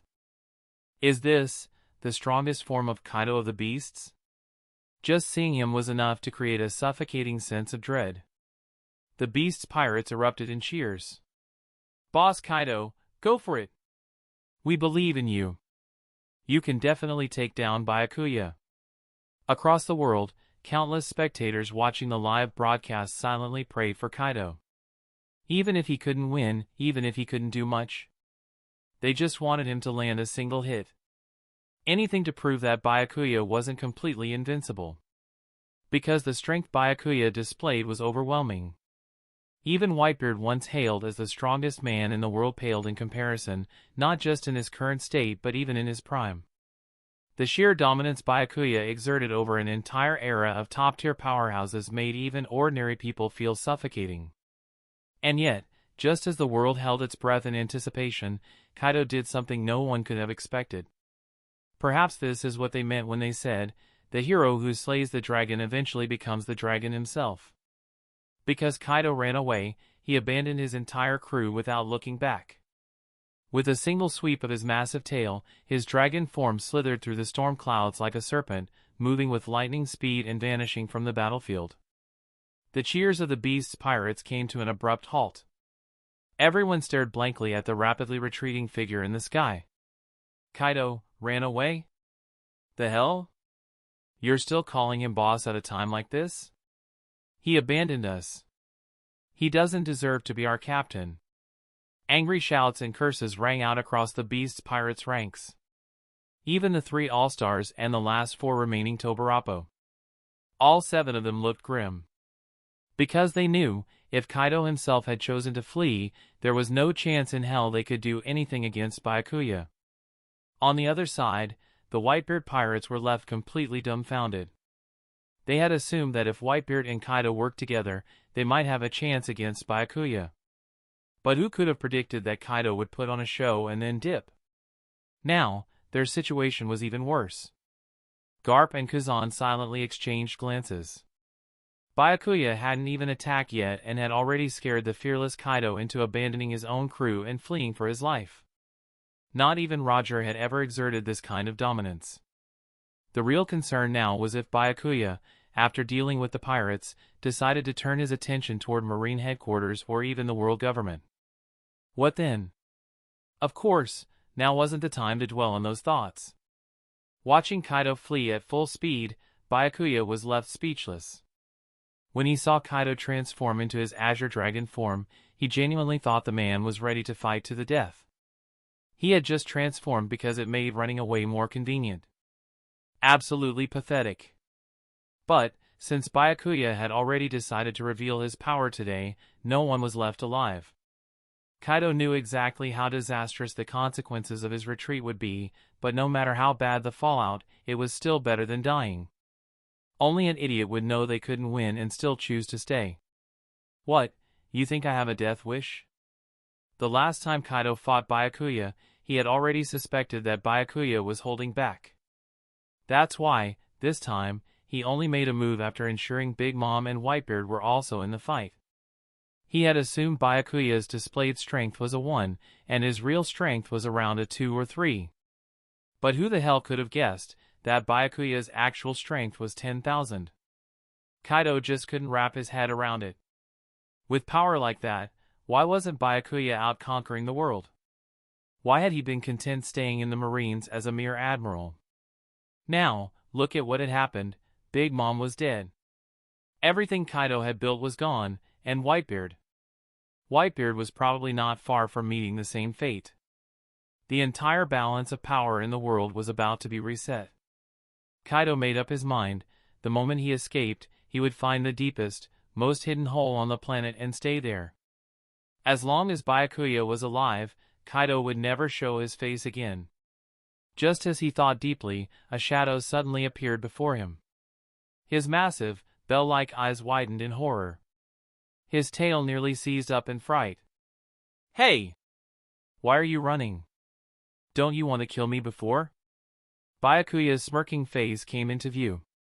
Kaido's soul nearly left his body. How the hell? I ran so fast. I didn't even give any warning. How are you still right behind me? Chapter 231, Tear Kaido Apart. Looking at Byakuya in front of him made Kaido fall into despair, but now, there was no time for questions. Because at this point, Kaido had no other choice. Kaido, in his massive Azure Dragon form, lowered his sharp, 20-meter-long horns and charged straight at Byakuya, accelerating in an attempt to skewer him to death. Seeing this, Byakuya couldn't help but laugh. Oh? You're handing me your horns on a silver platter? With a flicker of his figure, Byakuya appeared right next to the incoming horns. Kaido's eyes filled with terror as he watched those dreaded, malevolent hands land directly on his dragon horns. "No!" Before the stunned spectators could fully process what was happening, an ear-piercing scream echoed through the sky. Kaido's enormous form plummeted from the storm clouds above. As he crashed down, his dragon head bore a visible, compact fist imprint, his upper body was covered in blood, and his two massive dragon horns, along with all four of his claws, were gone. The onlookers were horrified. They never imagined that even after fleeing, Kaido would still be hunted down by Byakuya. And worse, Byakuya had collected Kaido's dragon horns and claws, stripping him of his most fearsome features. The once mighty Azure Dragon had now been reduced to nothing more than an oversized snake. Jack stared at Kaido's miserable state, recalling his own past encounter with Byakuya. Instinctively, he reached up and touched the two ivory tusks that had only just regrown and fell into deep contemplation. Maybe I should just snap them off myself. Better than getting Byakuya's attention again. Shut up. Your screaming is annoying. As Kaido howled in agony, Byakuya slapped his dragon head with a casual backhand. The cry was cut off instantly. 100 dragon teeth shattered under Byakuya's terrifying strength, scattering through the air and falling from Kaido's mouth like hailstones. Kaido's vision blurred. For a moment, he couldn't even feel his own head. Then, through his hazy consciousness, he suddenly noticed Byakuya was standing right beside him, and once again, those dreaded hands were reaching for him. A horrifying thought flashed through Kaido's mind. He tried to speak, but all that came out was a muffled whimper. Byakuya's lips curled into a cruel smile. Just like with Momonosuke, he had been waiting to do this for a long time. With a sudden, explosive force, Byakuya tore Kaido's 1,000-meter-long dragon body apart. Blood gushed out from the wounds like a torrential downpour, staining the sky crimson. It was as if a rain of blood had begun to fall. Everyone who witnessed this scene would remember it as the most terrifying moment of their lives. Suspended in midair, Byakuya gripped half of Kaido's massive, severed dragon body in each hand. Warm blood streamed down the remains, dripping onto the frozen battlefield below with deafening thuds. Kaido's once fierce, bell-like dragon eyes gradually dimmed. His toothless mouth hung wide open as if trying to scream out the agony he had just endured. Byakuya casually tossed the two halves of Kaido's corpse onto Big Mom's lifeless body. Boom! The ice trembled violently from the impact. Then, with an air of indifference, Byakuya brushed the blood off his gloves and sighed. Man, I really am such a kind person. At least I let these two lovers die together. What a great guy I am. But to everyone witnessing this, there was no room for admiration. There was only pure, unfiltered terror. First, a single punch had killed Big Mom. Then, he had ripped Kaido apart with his bare hands. These weren't things a human could do, yet they had just happened before their very eyes. Many of the onlookers instinctively turned toward Whitebeard. The former strongest man in the world, what fate awaited him now? Or rather, how many seconds could he even last? Byakuya slowly ascended through the air as if stepping on invisible stairs, approaching the Whitebeard pirates. With each step he took, the weight in their hearts grew heavier. They knew. They were next. When Byakuya reached the same level as Whitebeard, he locked eyes with him and spoke in a calm voice. To be honest, you're different from the other three pirate emperors. Your goal has always been simple and pure, and for that, I don't have any deep resentment toward you. Upon hearing these words, many of those present, especially the members of the Whitebeard pirates, felt a flicker of hope. Could it be that Byakuya was willing to spare them? But then, Byakuya's tone shifted, cold and unwavering. But you made the wrong move, and when you make a mistake, there's always a price to pay. I'll make sure you leave this world with dignity. Byakuya had always held a certain degree of respect for Whitebeard, but nothing more than that. Above all, Byakuya had always lived by a simple rule. If no one messes with me, I won't mess with them.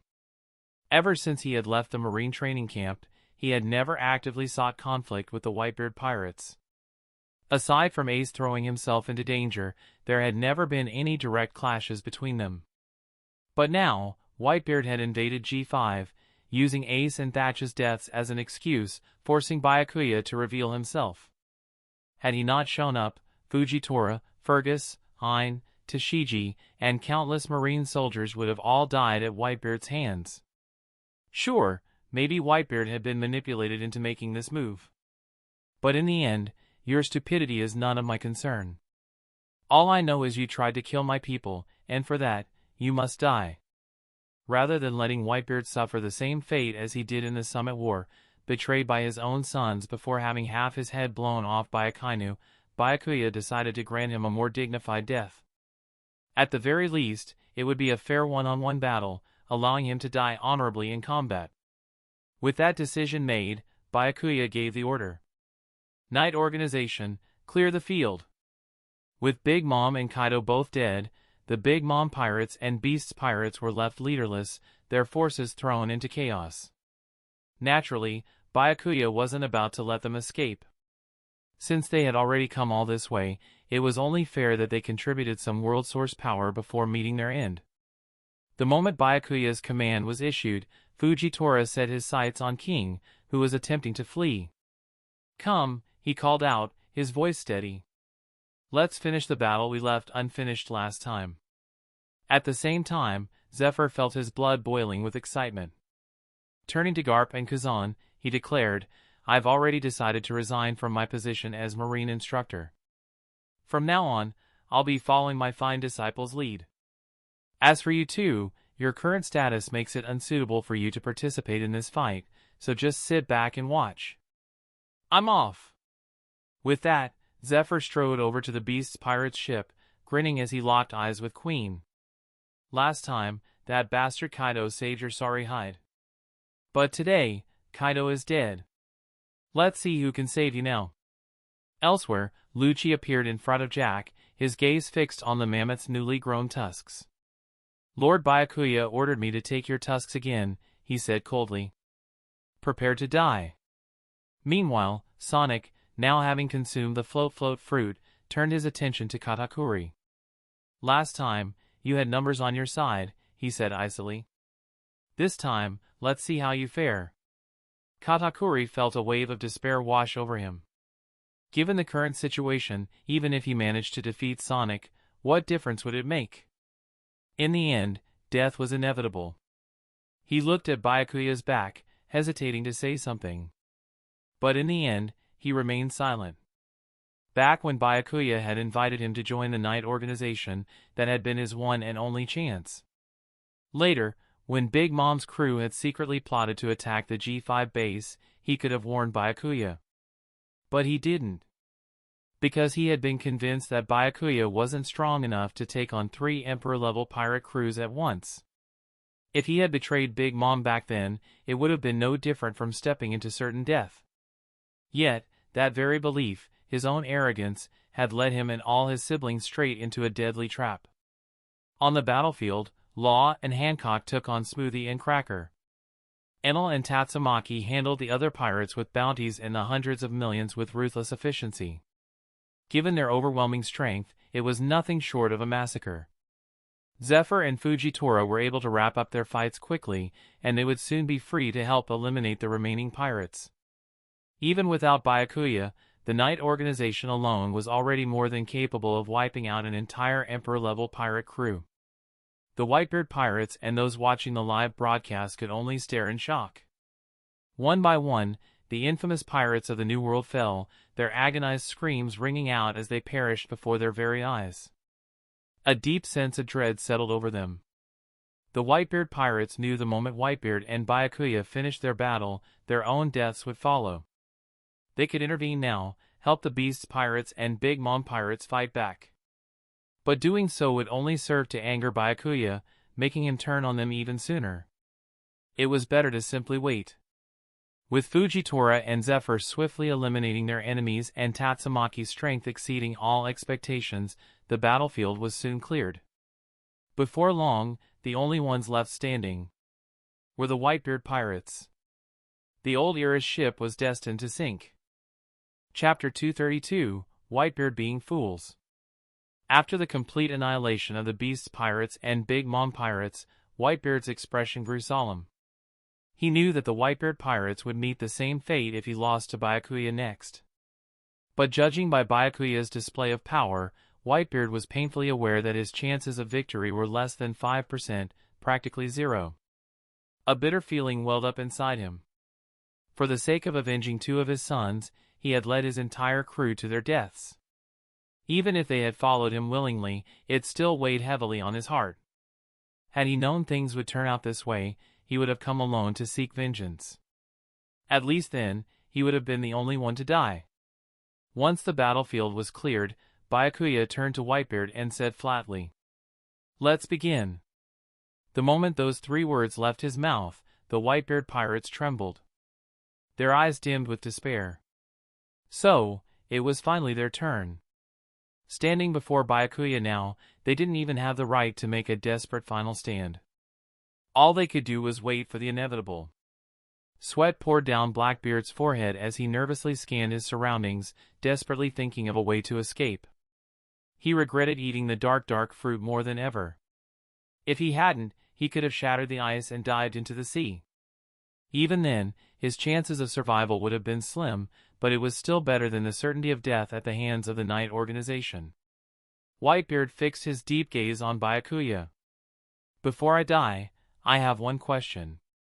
Were Ace and Thatch truly killed by the Knight Organization?" Without hesitation, Byakuya replied, "No."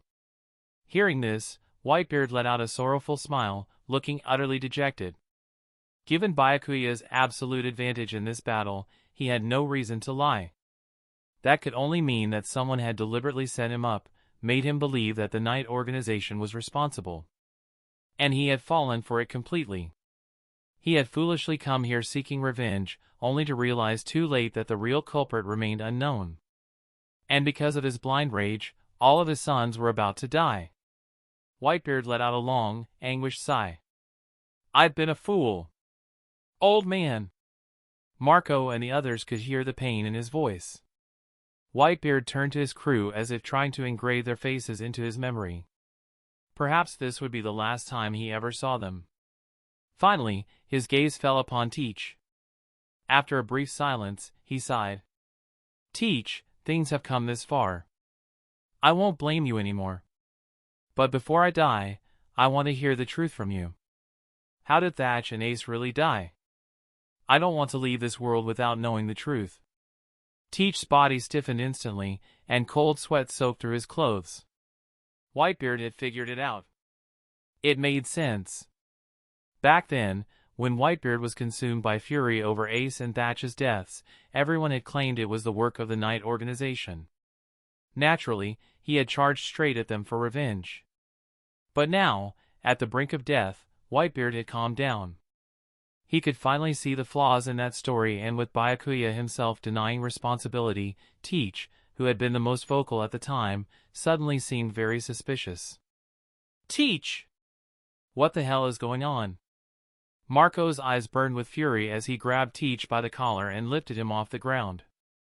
I don't know anything." Teach feigned confusion, wildly thrashing his limbs in a desperate struggle. Byakuya merely stood there, silently watching as chaos erupted within the Whitebeard pirates. He didn't need to think twice. Teach was obviously behind it all. What surprised him was that Whitebeard had managed to realize the truth at the very last moment. But it had nothing to do with Byakuya. He only knew one thing. After sending Big Mom and Kaido to their graves, it was time to do the same to Whitebeard. Taking a deep breath, Whitebeard ignored the commotion behind him. He focused all his attention on the enemy standing before him, Byakuya. "I've sailed the seas for over 50 years and fought countless powerful foes, but your strength has truly surpassed my understanding. To die at the hands of someone like you, I can accept that without regret. From this day forward, the title of the world's strongest man belongs to you." Byakuya responded calmly, "You make the first move. If I strike first, you won't even have the chance to attack." Hearing Byakuya's words, which sounded arrogant but were undeniably the truth, Whitebeard couldn't help but smile bitterly. Then I won't hold back. A surge of Conqueror's haki erupted from Whitebeard's body, wrapping around his blade, Mirakumajiri. Combined with the power of the Tremor fruit, the fusion of these two forces caused dark purple and white energy to intertwine violently along the blade. Even before he swung, the ice beneath him cracked inch by inch, and the sea beneath roared, violently shaking the frozen battlefield. Not far away, Garp watched Whitebeard, his expression carrying a hint of astonishment. With a sigh, he muttered, "I never expected that old man to still have this much strength left in him." "Yeah, even at his age, he's still this powerful," Zephyr agreed. Meanwhile, Akiji, with a grave expression, extended his hands, releasing waves of freezing air to reinforce the ice once again. Whitebeard let out a powerful shout, "Take this!" With an earth-shattering roar, Mirakumajiri, infused with two overwhelming forces, slashed down like a bolt of lightning toward Byakuya. The sheer force of the attack caused the very space around the blade to shatter like fragile glass. This one strike alone was far stronger than any full-power swing from Kaido. Whitebeard had more than earned his title as the world's strongest man. But to Byakuya, the gap in strength between them was simply too vast. As Mirakumajiri descended, Byakuya casually clenched his fist and aimed a seemingly ordinary punch directly at the incoming blade. The spectators were at a loss for words. Using nothing but his bare fists to block a supreme-grade blade infused with peak-level Conqueror's haki and the most destructive devil fruit power? Such a thing was unimaginable. Even Kaido, hailed as the world's strongest creature, would have been half dead if he had tried to take that attack head-on. But somehow, when it was Byakuya doing it, it felt disturbingly natural. Before his fist even made contact, the spherical shockwave of Whitebeard's tremor fruit and the aura of his Conqueror's haki were completely extinguished by the mere force of Byakuya's punch. Even the blade itself began to warp under the sheer pressure, emitting an unbearable screech as if it was moments away from breaking. Then, at the exact moment, fist met blade. Crack! Mirakumajiri shattered with a single punch. Only a few meters of the handle remained, riddled with countless cracks, as if the slightest touch would cause it to disintegrate completely. Even though Whitebeard was a master of vibration-based power, the force that rebounded through the remaining weapon far exceeded his expectations. His face flushed red, his arms trembled violently, and the webbing between his fingers split open, blood gushing out. He could no longer hold onto Mirakumajiri. The broken weapon fell to the ice, shattering into countless fragments upon impact, almost as if foreshadowing Whitebeard's impending fate. Perhaps, this would be the first supreme-grade blade in history to be shattered by a single punch. Forcing himself to suppress the internal injuries and old wounds that were violently aggravated by the impact, Whitebeard suddenly laughed. "Goo-la-la-la. Now that was a hell of a punch. That old bastard Garp can't even compare." Not far away, Garp cursed inwardly. "Damn it! You're about to die, and you still find time to insult me? Do we have that much bad blood?" His frustration only strengthened his resolve. When he got back, he had to change his title from Fist of Love. But what Garp didn't know was that Whitebeard had always held a grudge about Ace being Garp's grandson. After all, Ace called him Pops while calling Garp Grandpa. So if he and Roger ever met Garp, were they supposed to call him Dad too? Chapter 233, End of Old Era. Although people might have interpretations, rumors like this wouldn't sound good if they spread. Seeing Garp's expression, like he had just swallowed something foul, Whitebeard suddenly felt lighter, as if his injuries weren't as painful anymore. With renewed vigor, he roared, "Come at me again." However, Byakuya frowned at the sight of Whitebeard, who was clearly on the brink of death. A man like Whitebeard shouldn't go down so easily. Reaching into his coat, Byakuya pulled out a vial and tossed it toward Whitebeard. "This healing serum won't completely cure your injuries," Byakuya said calmly, "but it will allow you to fight at full strength for a while. I want to see you at your peak. You wouldn't want to die in such a pathetic state, would you? Goo-la-la-la. I never expected to have a chance to return to my prime before I die." Without a second thought, Whitebeard injected the serum into his body. He knew that if Byakuya wanted to kill him, he he wouldn't need to go through this trouble. The moment the serum took effect, Whitebeard could feel the changes within him. As Byakuya said, his wounds and long-standing internal injuries were significantly alleviated. The power locked away due to age and accumulated damage returned to his body. It had been over a decade since he last felt such overwhelming strength coursing through his veins. With heartfelt gratitude, Whitebeard laughed, "Goo la la la. It feels damn good to be back in my prime." "Thanks, Byakuya, boy." Byakuya's move completely dumbfounded everyone watching, those present and the hundreds of millions who tuned into the live broadcast. Handing over a precious healing serum to an enemy in the middle of battle? Just how confident did he have to be to make such a move? And it wasn't just any enemy, Whitebeard, the man who dominated an entire era. Even with the countless drawbacks of age, injuries, and declining strength, he still held the title of the world's strongest. Zephyr and the others couldn't help but feel a twinge of unease. They knew firsthand how terrifying Whitebeard's peak strength was and feared Byakuya was being reckless. Some onlookers even secretly hoped to witness a scene where a fully restored Whitebeard would defeat Byakuya. Now that would be something. Whitebeard clenched his massive, barrel-like fists, and with just a slight collision, the air cracked like a shattered mirror. It was a testament to just how monstrous his peak strength truly was. "Byakuya, take my full-powered strike." Whitebeard roared as his fists, momentarily clashing against each other, suddenly parted. It was as if an invisible wall behind him had exploded, sending his fists flying forward at lightning speed. Crack! The shockwave ruptured the air, shaking the entire ocean. The once solid ice crumbled, revealing the raging waters beneath. The waters surged violently, sending towering waves crashing in all directions. Even the G5 marine base was affected, its fortress walls cracked, and the entire island trembled as if being lifted by the force of the waves. Fujitora's expression darkened. He immediately activated his devil fruit ability, increasing the island's gravity to stabilize it. He let out a breath of relief only when the island stopped shifting. But in that moment, Fujitora truly grasped the sheer magnitude of Whitebeard's power. Just the aftershocks of a single full-powered strike had required his full strength to suppress. Could Byakuya defeat Whitebeard in his prime?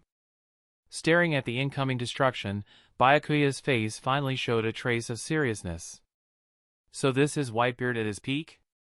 Not bad. Endless torrents of seawater, mixed with razor-sharp ice shards, came crashing toward Byakuya like a natural disaster. At the same time, Whitebeard concentrated all his power into his right fist, forming a violently vibrating white sphere. This was his strongest attack, his ultimate blow. This punch would determine whether the Whitebeard pirates could carve a path to survival. Charging forward with the waves, Whitebeard struck with all his might, his entire spirit anvil behind the punch. A strange gleam flickered in Byakuya's eyes as he murmured, "Now this is getting interesting. I guess I'll get serious, too." With a low shout, he threw a punch of his own to meet both the tsunami and Whitebeard head-on. The moment his fist connected, the colossal waves split cleanly in two. The seawater turned into deadly projectiles, shot backward like bullets, embedding themselves into the ground and leaving several meters deep craters. After deflecting dozens of these water bullets with his iron fist, Garp felt his hand numb. One could only imagine the sheer force behind that punch. The massive waves split apart, revealing Whitebeard behind them. Quake Fist. Normal Punch. The two said their attack names, but compared to Whitebeard's move, Byakuya's naming seemed almost casual. However, no one dared to think that Byakuya's punch was weaker. When their fists clashed, the resulting shockwave tore open the sky, leaving a deep rift overhead. Unfathomable pressure crushed the ocean beneath them, violently splitting the water to either side. The sea levels on both sides rose hundreds of meters higher than the battlefield. Only when the exposed ocean floor was fully revealed did the towering waves stop rising. This apocalyptic sight left everyone in stunned silence. Only after a long pause did their attention return to the two warriors. Byakuya and Whitebeard remained locked in their stance, fists pressed against each other. At first glance, it seemed like an even match. However, a closer look would reveal the truth. Beneath Whitebeard's skin, his body was dyed a deep crimson. With Byakuya's strength, a single serious punch could have reduced Whitebeard to dust. Yet, out of respect for the man, Byakuya had chosen a normal punch. Instead of obliterating Whitebeard outright, he controlled the force of his attack, sending a devastating impact through Whitebeard's body. On the surface, Whitebeard appeared unharmed. But inside, his organs, bones, and meridians had been completely shattered. He was already dead. Compared to Big Mom, whose skull had been blown apart, or Kaido, who had been ripped in half, Whitebeard's death was, in a way, far more dignified. As the world watched silently, trying to comprehend the outcome, Byakuya suddenly turned and struck the ocean floor with a single punch, carving out a deep crater. Without hesitation, he placed Whitebeard's lifeless body inside. Then, with a mere thought, Byakuya gathered the shattered fragments of Mirakumajiri and pieced them back together, laying the great Naginata beside its owner. After a brief contemplation, Byakuya also removed his gloves and placed them in the grave. This was his way of showing respect to Whitebeard's strength. Byakuya carved a name on a massive stone slab, Edward Newgate's grave. With that, countless stones and sand poured over the body, covering Whitebeard completely. Finally, the sea rushed back in, filling the void as if nature was sealing the burial site of the man once known as the world's strongest. Someday, someone might stumble upon this gravestone and learn that the greatest warrior of an era rested beneath the waves. Marco and the remaining Whitebeard pirates had witnessed it all. Though their hearts ached with grief, they still bowed deeply to Byakuya. "Thank you." Byakuya killed Whitebeard but gave him an intact body and a proper burial. This was the greatest mercy he could offer. Byakuya simply waved them off. He had no interest in their gratitude. Once the rest of the Whitebeard pirates were dealt with, he would finally know just how much world source energy he had gained from this battle. Turning to Fujitora and the others, Byakuya issued a cold command. "Finish it." And so, under the might of the Night Organization, the Whitebeard pirates stood no chance. Even Teach, who had revealed admiral-level strength, was utterly powerless. Surrounded by Fujitora, Sonic, and Tatsumaki, he was beaten down without any hope of escape. Bloodied and broken, Teach collapsed to his knees before Byakuya, frantically kowtowing. "Lord Byakuya! Please, I'll do anything. Let me join the Night Organization. Spare me." Byakuya's gaze was indifferent. "Sorry," he said flatly. "The Night Organization only takes men, not a trash like you." Chapter 234, The Broken Balanced. On this day, too many earth-shattering events unfolded. The newly appointed Marine Admiral, Byakuya, publicly revealed his true identity to the world. He was none other than Night, the leader of the mysterious Night Organization. The entire Marine G5 branch, along with former Marine Admiral and current Marine Instructor Zephyr, announced their resignation from the Marines and their allegiance to the Night Organization. The once feared three Emperor-level pirate crews, the Beast Pirates, Big Mom Pirates, and the universally recognized strongest of them all, the Whitebeard Pirates, were annihilated by Byakuya's hands. With the fall of these three pirate crews, only the red-haired pirates remained missing, marking the undeniable end of the Four Emperors era. Byakuya's overwhelming power truly sent shivers down the spines of all who witnessed it. It was now clear to everyone. From this moment forward, this era belonged to the Night Organization. It belonged to Byakuya. Days later, another shocking announcement was made as the world was still reeling from the battle between the Night Organization and the Four Emperors. The Night Organization would completely control the New World. From now on, any force attempting to enter the New World without the Night Organization's permission would be treated as an act of invasion and met with overwhelming force. The announcement sent shockwaves across the seas. All eyes turned toward the world government and Marine headquarters. After all, among the remaining factions, only these two held the power to challenge the Night Organization. Despite revealing his true identity, Byakuya did not relocate everyone to Skypiea. Instead, he established the G5 Marine Base as the new headquarters of the Knight organization. Given G5's proximity to the New World's entrance, Byakuya stationed himself there personally. As for the conquered territories of the four emperors were divided among his top commanders, Fujitora, Sonic, Tatsumaki, Lucci, and Enel, each taking control of different regions. Zephyr, unwilling to remain idle, volunteered to persuade the remaining marine forces stationed in the New World to surrender. Those willing to join the Knight organization were welcomed. Those who refused were given a set period to leave the New World, no coercion, no exceptions. Everything was falling into place and moving forward with meticulous order. Meanwhile, Byakuya sat comfortably in his office, grinning from ear to ear as he counted his world source energy gains. Congratulations! Host has achieved the prestige milestone, world famous. Reward, 50,000 world source energy. Congratulations! Host has successfully altered major storylines, Wano arc, Marineford War arc, etc. Reward, 150,000 world source energy. Adding the 20,000 plus points gained from completely wiping out the 3 Emperor-level pirate crews. His total haul came to approximately 230,000 points of world source energy. As expected, great rewards come from great efforts. World source energy, 295,000 points. At this point, Byakuya nearly burst out laughing. This amount was enough to push his fusion rate to 100%. A dream he had chased for years was finally within reach. Though it had only been about 3 years, it felt like a lifetime. Without hesitation, Byakuya chose to upgrade his fusion rate. When it reached 90%, he still had 210,000 points remaining. Ignoring system prompts, he continued pouring everything into the upgrade just as he had predicted. With excitement gleaming in his eyes, Byakuya watched as his fusion rate climbed, until it suddenly stopped at 96%. What? Did the system just crash? Confused, he opened the system panel, only for his face to instantly turn pale. World source energy, 0 points. Gone? All 210,000 points, completely gone?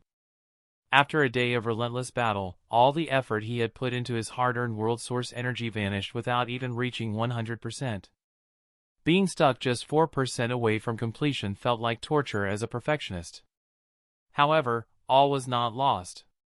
With the entire New World under his control, Byakuya could freely plunder its resources, especially devil fruits. And, just as planned, his deal with Dragon had officially begun. Following Byakuya's advice, Dragon seized the opportunity amid the world's chaos and gathered the full force of the Revolutionary Army in the East Blue. The East Blue was transformed into the Revolutionary Army's base of operations, with Lodetown as its stronghold, guarding the only known entrance into the region. This development caused immense frustration for the world government. It seemed as though the seas had entered an era of territorial division. The East Blue belonged to the Revolutionary Army. The other 3 seas and the first half of the Grand Line remained under the control of the world government.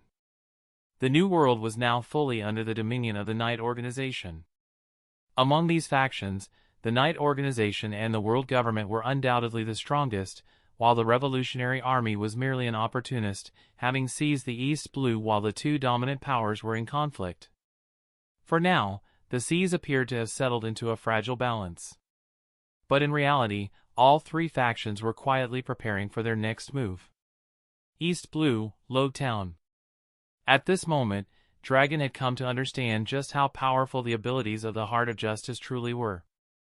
An ordinary, one-armed man had consumed the one Byakuya had gifted him long ago. Not only did it completely regenerate his lost arm, but when he activated the Heart of Justice, the power he unleashed was no weaker than that of a seasoned Marine Rear Admiral. Aside from the limitation Byakuya had mentioned, where the user's strength could not improve further, there appeared to be no drawbacks. Seeing the results firsthand, Dragon was overjoyed. If even an ordinary, disabled soldier could reach this power level, what would happen if a battle-hardened Revolutionary Army warrior consumed one? Wouldn't that mean he could quickly build an army of warriors, each at least Rear Admiral level or higher?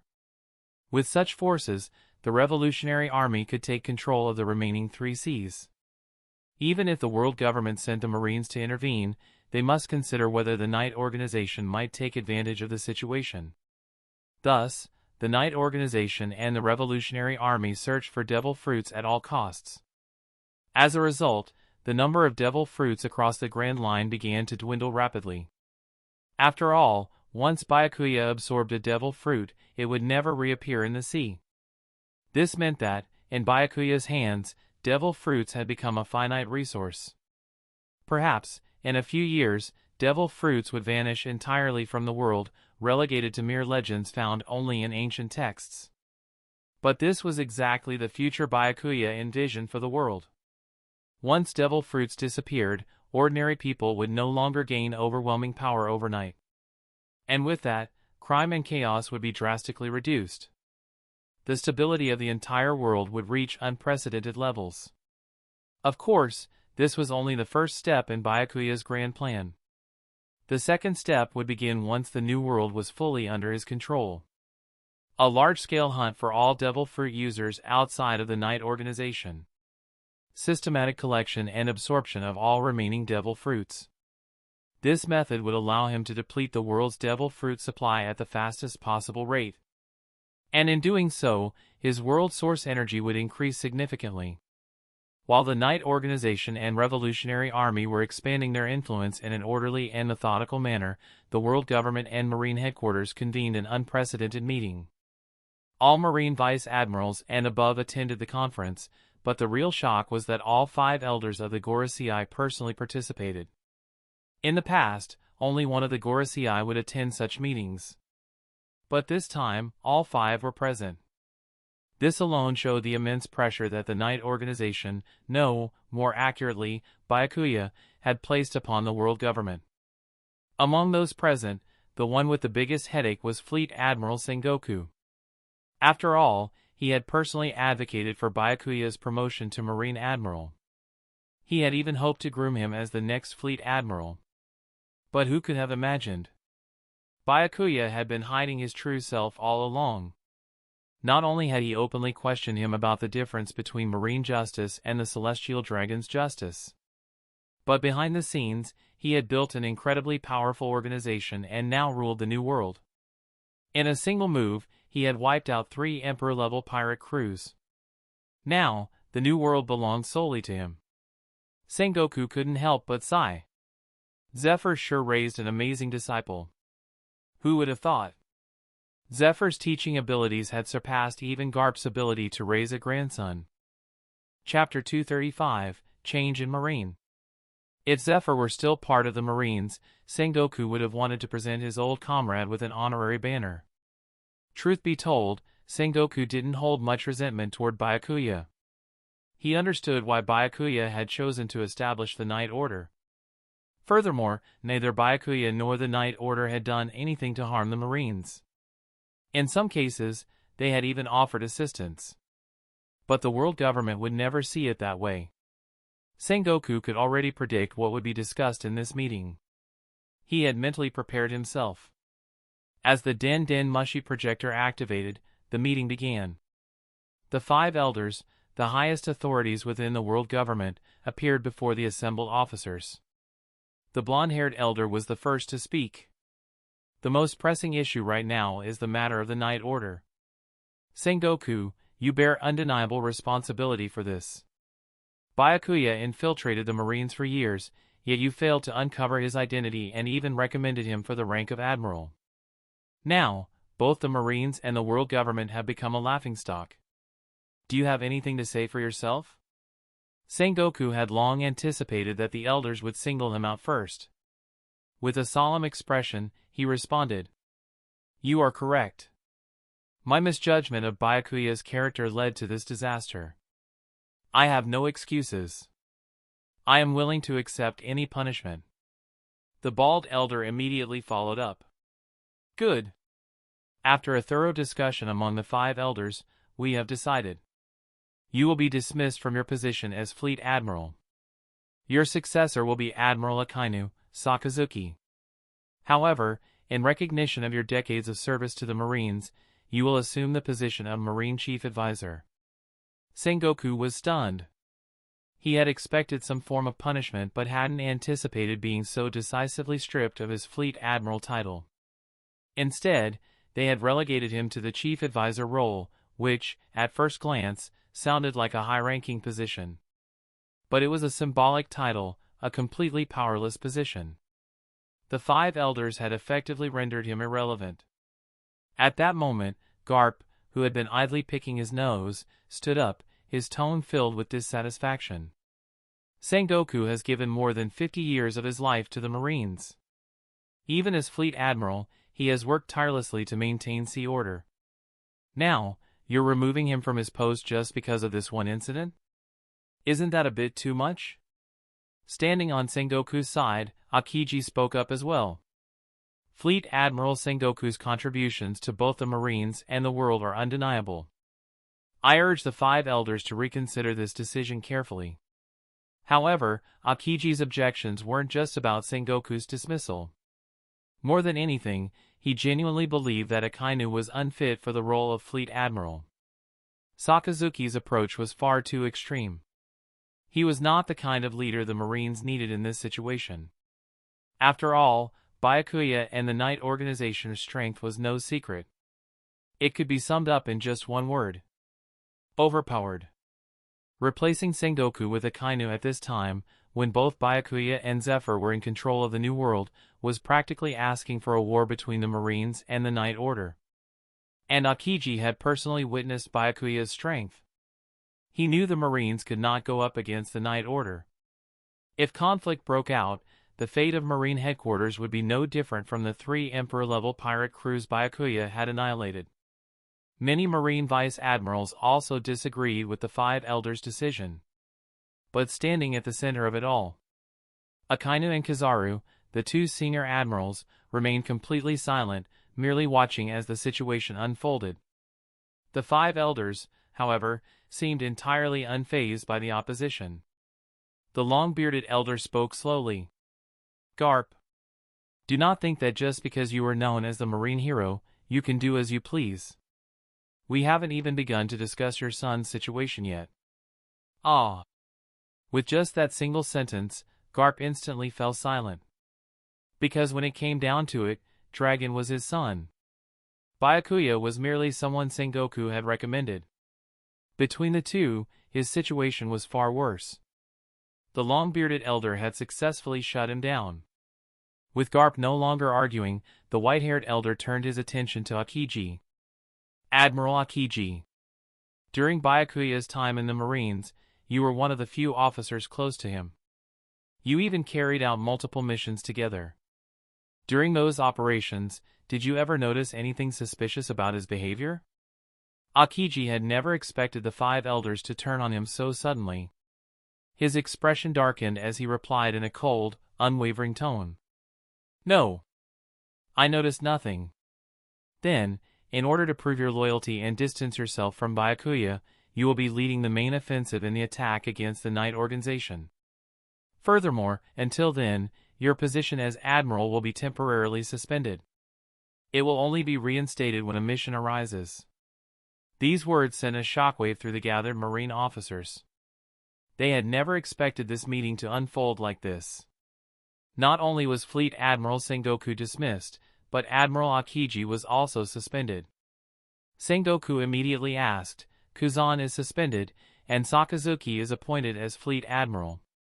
Then who will take the 2 vacant Admiral positions? The blonde-haired elder remained composed as he replied, We have already made arrangements. 2 exceptionally powerful individuals will assume the roles. Hearing this, Sengoku's expression darkened. He could reluctantly accept his dismissal. He could even tolerate Akiji's suspension. But he hadn't expected that the world government planned to appoint admirals from outside the Marines rather than promoting from within. This was an undeniable display of their lack of trust in the Marines, which was far more dangerous than anything else. But before Sengoku could argue further, the bald elder decisively cut him off. This discussion ends here. Now, we must turn our attention to the Knight Order, which dominates the New World, and the Revolutionary Army, which seeks to claim control over the four seas. His gaze shifted to Akainu. Sakazuki, as the soon-to-be fleet admiral, what strategy do you propose? Akainu rose to his feet, his voice deep and unwavering. The Knight organization is too powerful to be eliminated quickly. It will require careful planning before we make a move. However, the Revolutionary Army was much weaker. They recently took advantage of the chaos to seize control of the East Blue, abandoning their secrecy. By doing so, they have given up their most crucial survival advantage. Eliminating them should be significantly easier. His response was in line with the expectations of the five elders. After all, the power Byakuya and the Knight organization commanded was simply terrifying. The five elders witnessed Byakuya's overwhelming strength when he killed Whitebeard with a single punch during a live broadcast. They knew that facing the Knight Order head-on was not wise. It would be far more strategic to deal with the Revolutionary Army first. Meanwhile, the Knight Order was still preoccupied with solidifying its control over the New World. Good. We will proceed as you suggest. Tomorrow, the two new admirals will be officially appointed. Sakazuki, be prepared. Understood. Meeting adjourned. And with that, the meeting finally came to an end. It did not last long, but its impact was enough to shake the entire world. Major announcements from the meeting. Fleet Admiral Sengoku has resigned, taking responsibility for his failures. Admiral Sakazuki has been appointed as the new Fleet Admiral. Admiral Kazan has been suspended for reflection. Two new admirals will be appointed. The vacant admiral positions will be filled by Green Bull, a powerful global recruit, and Rainey, a former CP0 agent. As these announcements spread, they triggered waves across the world. Countless people speculated on how these changes would reshape the seas. Even Byakuya was shocked when he heard the news. The world government actually dared to replace Sengoku and Kazan at such a critical time. They must have some serious confidence in their own power. I wonder if that confidence comes from Imu and the Celestial Dragon's secret weapon? After pondering for a moment, Byakuya smirked. Sengoku and Kazan were undoubtedly frustrated by these developments. Should I take this opportunity to poach some Marines? Convincing Sengoku to join me is unlikely, but Kazan? That's another story.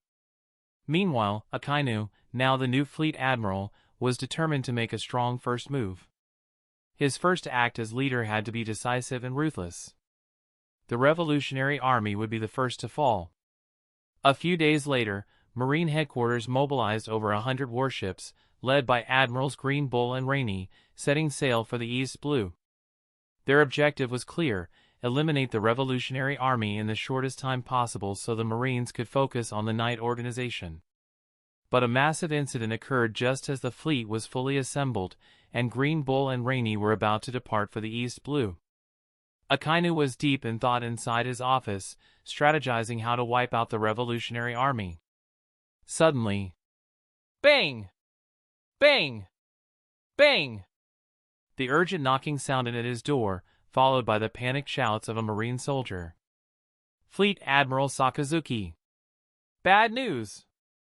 Byakuya, the leader of the Knight Order, has appeared in the Sabaody archipelago. He's blocking both Green Bull and Rainey from leaving. Akainu's eyes widened in shock.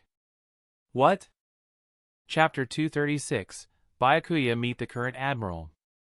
At this moment, the Sabaody archipelago was in unprecedented chaos, and the reason was simple: the return of a legendary man. The island's residents once believed that Byakuya and Smoker's departure from the Marines would finally free them from oppression. That Sabaody archipelago would return to its former carefree days. Some even started calling it the lawless zone again. But who could have imagined? Even after leading the Marines and becoming a 5 billion berry bounty pirate, Byakuya would still dare to walk openly through the Sabaody archipelago. Right in front of the Marines. Byakuya, dressed casually, strolled the streets without a care, heading straight toward Marine headquarters. The moment people recognized his face, sheer terror struck them, many nearly fainted. Without hesitation, they fled in a panic. If a battle broke out, staying here was no different from waiting for death, and yet, despite their fear, they couldn't help but admire him. This was the strongest man in the world. Even with a 5 billion berry bounty, he dared to appear in front of the Marines without a single ounce of fear, as if they were nothing to him. Byakuya originally came to Sabaody Archipelago with two goals: to visit Rayleigh for a chat and to talk seriously with Kazan. After all, Rayleigh helped Smoker quite a bit, and Byakuya once promised Rayleigh that he could live peacefully in Sabaody. But now that his identity as a pirate was exposed, that promise was all but impossible to keep. There would be no solution unless he eliminated Marine headquarters and the world government. As he pondered these thoughts, he kept walking and unexpectedly ran into Green Bull and Rainy, who were leading a fleet to the East Blue. So, the unbelievable happened. One man blocked an entire Marine fleet led by two admirals, and the shocking news spread like wildfire. Many feared a battle between Byakuya and the Marines would drag them into the crossfire. But at the same time, some stayed behind to watch. The proud, ambitious supernovas, young pirates dreaming of becoming the next pirate king. Due to Byakuya's interference, the timeline drastically changed. The infamous Worst Generation, which originally consisted of 11 supernovas and Marshal D. Teach, never truly formed. Garp had taken Luffy away. Zoro was training under Mihawk. Law had joined the Knight Organization. Teach had been killed by the Knight Organization, leaving behind only 8 of the original supernovas. Their influence was not even a fraction of what the Knight Organization commanded. No one even paid attention to them anymore.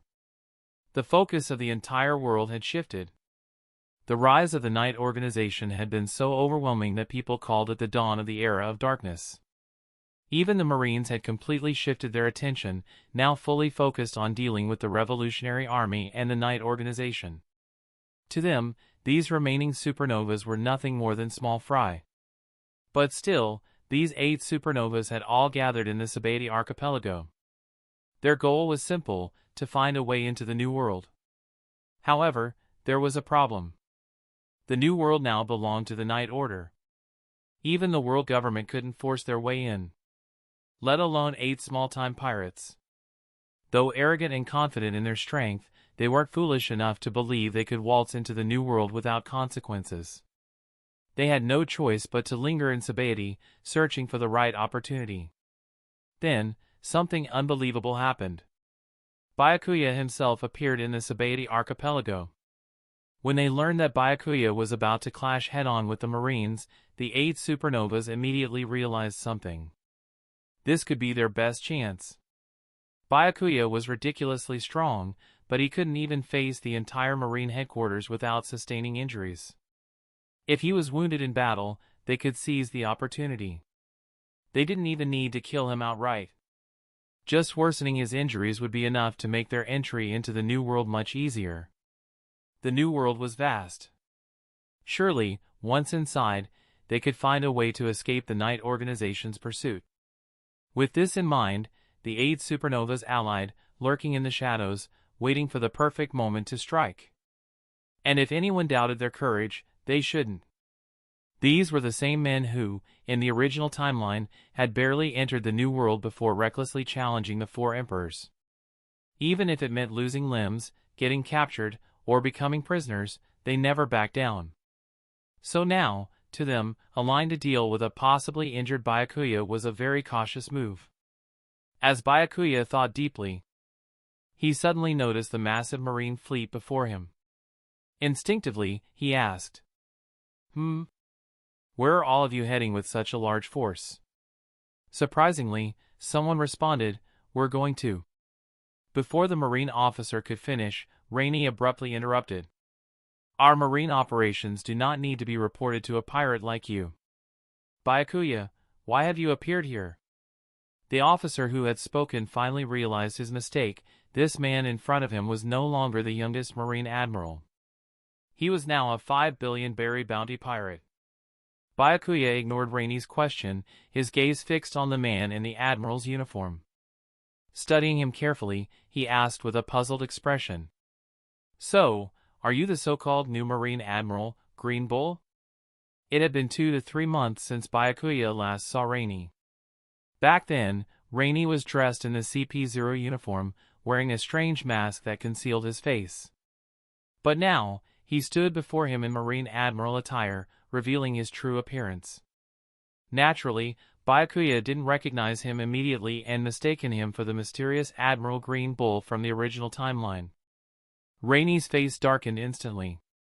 The real Green Bull, standing beside him, spoke up. "That would be me."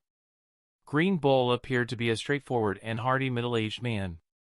Internally, Byakuya thought, I can finally rule out the theory that Green Bull is Jin.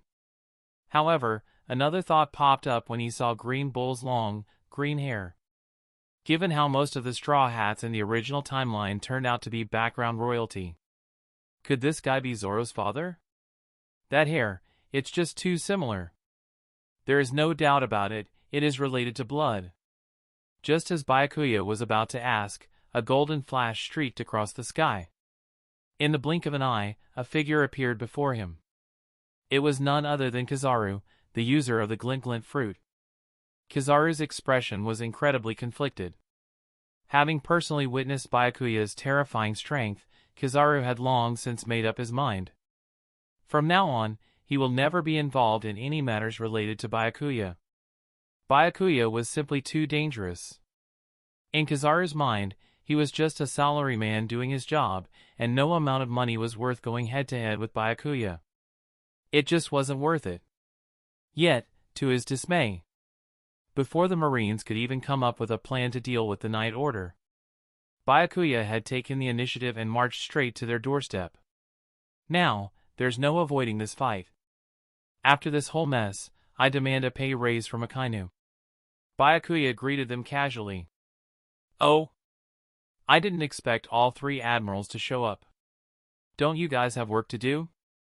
After a brief pause, he suddenly realized something. Oh, right. I forgot, the new world belongs to me now. I guess you guys don't have a workplace anymore. The faces of all 3 admirals darkened instantly. There was no mistaking it, Byakuya was outright humiliating them. Not far away, the 8 remaining supernovas were watching this exchange unfold. As they listened to Byakuya's words, they exchanged uneasy glances. This guy. He doesn't hold back. He's talking like this right in front of 3 Marine admirals. But then again, Byakuya had once faced 3 fully assembled Emperor-level pirate crews simultaneously. Compared to that, these 3 admirals weren't that much of a threat. From behind the Marine fleet, a deep and commanding voice rang out, Byakuya, you didn't come all this way just to run your mouth, did you? Byakuya's eyes lit up as he turned toward the voice.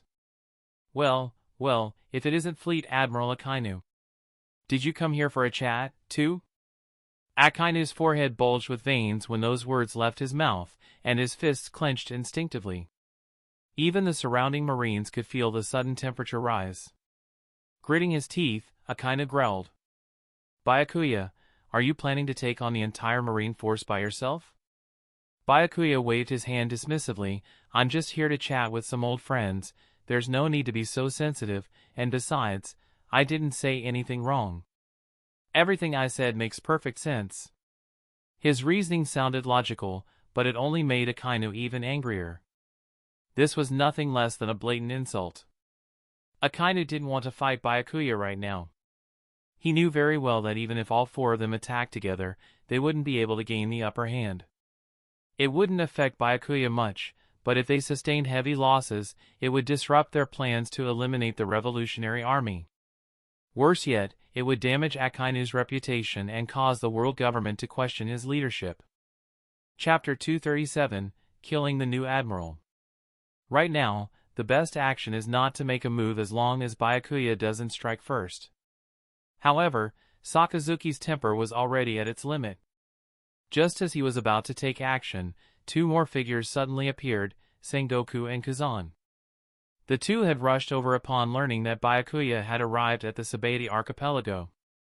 They knew that, given Sakazuki's temperament, it was only a matter of time before an all-out battle broke out. Such a conflict would be highly detrimental to the Marines, and neither of them wanted to see too many innocent Marines perish at Byakuya's hands. With the arrival of Sengoku and Kazan, the situation seemed to be tilting further against Byakuya. After all, this was now 6 Admiral-level combatants standing before him, more than enough to match, if not surpass, the strength of the 3 Emperor-level pirate crews that Byakuya had previously annihilated. Yet, despite this, Byakuya showed no concern at all. He simply waved and greeted them casually. "Uncle Sengoku and Kazan, you're here too?" He grinned. "I came today just to see you guys." Sengoku and Kazan exchanged helpless smiles. The two were already under suspicion by the world government due to their close ties with Byakuya in the past. Now, he was openly walking into Marine territory looking for them. What would the world government think of this? To make matters worse, Rainy is also here, the very watchdog that the world government had placed within the Marines to monitor their actions. Byakuya's sudden appearance made Sengoku and Kazan's situation even more awkward. As Sengoku stroked his graying beard in frustration, he muttered, "I swear, this brat is doing this on purpose." Kazan let out a long sigh, tilting his head back. "Looks like my suspension is about to get even longer." Byakuya, seemingly oblivious to the trouble he was stirring, continued nonchalantly, "I heard you two aren't having a great time in the Marines. Why not join my night organization instead? Oh, by the way, where's Vice Admiral Garp? I wanted to ask if he'd like to come along too." There was no doubt about it now, this brat had come here purely to cause trouble. Sengoku and Kazan stared at Byakuya's smug grin, feeling an overwhelming urge to punch him. Unfortunately, they knew they weren't strong enough to take him on. Sakazuki's face darkened upon hearing those words. If it was just Byakuya alone, the 6 of them might still be able to put up a fight.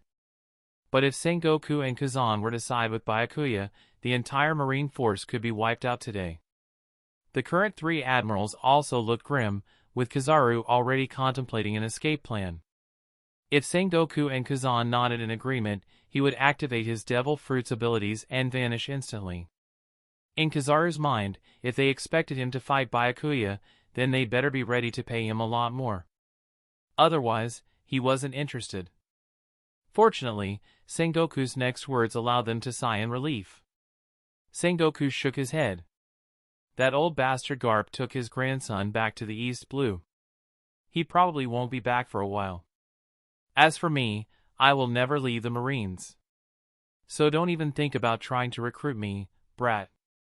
Byakuya raised an eyebrow. Garp went back to the East Blue? The East Blue was now entirely under Revolutionary Army control. Could Garp have gone back to help his son? Byakuya wasn't surprised by Sengoku's rejection. After all, the man had been a Marine for over 50 years and had deep-rooted loyalty to the organization. Unlike Zephyr, Sengoku would never leave unless he had no other choice. Since Sengoku wasn't an option, Byakuya shifted his focus to Kazan. "Kazan, you've already been suspended by the world government. And now they've replaced you with this piece of garbage. Do you think there's any point in staying with the Marines?" Rainy's expression instantly twisted with rage. When the world government held a meeting to abolish the warlord system, Byakuya humiliated him in front of the Marine High Command by attacking him outright. That disgrace had burned in Rainy's heart ever since. So when the government was selecting a CP0 agent to take on the role of Admiral, Rainy volunteered without hesitation. He had planned to use the Marines' power to finally take revenge on Byakuya and erase his past humiliation. But before he could settle the old score, Byakuya had already hit him with a fresh humiliation. Rainy pointed at Byakuya and shouted angrily, "Byakuya, you're nothing but a pirate now. How dare you spew such arrogance? Do you really think we 6 Marine officers are just here for the show?" Rainy knew well that he wasn't strong enough to take on Byakuya alone. That's why he deliberately lumped himself together with the other 5 admirals, creating a united front in his words. Then, turning to Kazan, he added, "Admiral Akiji, even if you've been suspended, you're still a Marine. Or have you forgotten what the 5 elders said during that meeting?" Kazan's expression darkened. Of course, he hadn't forgotten. The world government had made it clear that if Byakuya or the Knight organization ever appeared, he had to take the lead in proving that he had no connections to them. But the truth was, Kazan didn't want to fight Byakuya or the Knight organization. After all, within that group were his friends and even his former mentor. Not to mention, he didn't believe that everything they did was wrong. If anything, they had accomplished what the Marines hadn't dared to in over 20 years. They had wiped out 2 corrupt warlords and 3 Emperor-level pirate crews. That was an achievement the Marines could only dream of. Still, leaving the Marines wasn't a decision Kazan could make lightly. He needed more time to think. Seeing Kazan fall silent, Rainey smirked with satisfaction. Byakuya, let me make this clear, you may rule the New World, but this is Marine territory. You have no place to be arrogant here. Byakuya raised an eyebrow at that remark. The next instant, he clenched his fist and threw a powerful punch straight at Rainey, roaring, I'm talking to my old friends. Who the hell gave you permission to butt in? A fierce, overwhelming force exploded toward Rainey. The others barely had time to react. In an instant, Rainey was reduced to nothing but a mist of blood. Droplets of crimson splattered onto the faces of Sakazuki and Aramaki, perhaps the only remaining proof that Rainey had ever existed. Everyone present was utterly dumbfounded. A Marine admiral of such high status had been crushed like an insect before Byakuya. A single, casual strike had obliterated him. The speed was so overwhelming that even the other admirals had failed to react. It was clear now, if Byakuya had chosen to strike at them instead, they would have met the same fate. Besides Kazan, the remaining 5 had only seen Byakuya fight through live broadcasts. They knew he was strong, but that was just an abstract concept in their minds. Never had they imagined his power would reach such an unfathomable level. Byakuya spoke with undisguised contempt. This kind of trash dares to call himself a Marine Admiral? Anyone who takes that title without my approval has only one fate, death. For a pirate to claim the right to decide Marine Admiral appointments and to say this directly in front of the Fleet Admiral and other admirals, Byakuya's arrogance was beyond comprehension. While everyone understood he was referring to Rainey and Aramaki, who had been promoted alongside him, he couldn't help but mutter in his mind. Damn it, is being a Marine Admiral really this dangerous? No one warned me about this when I took the job.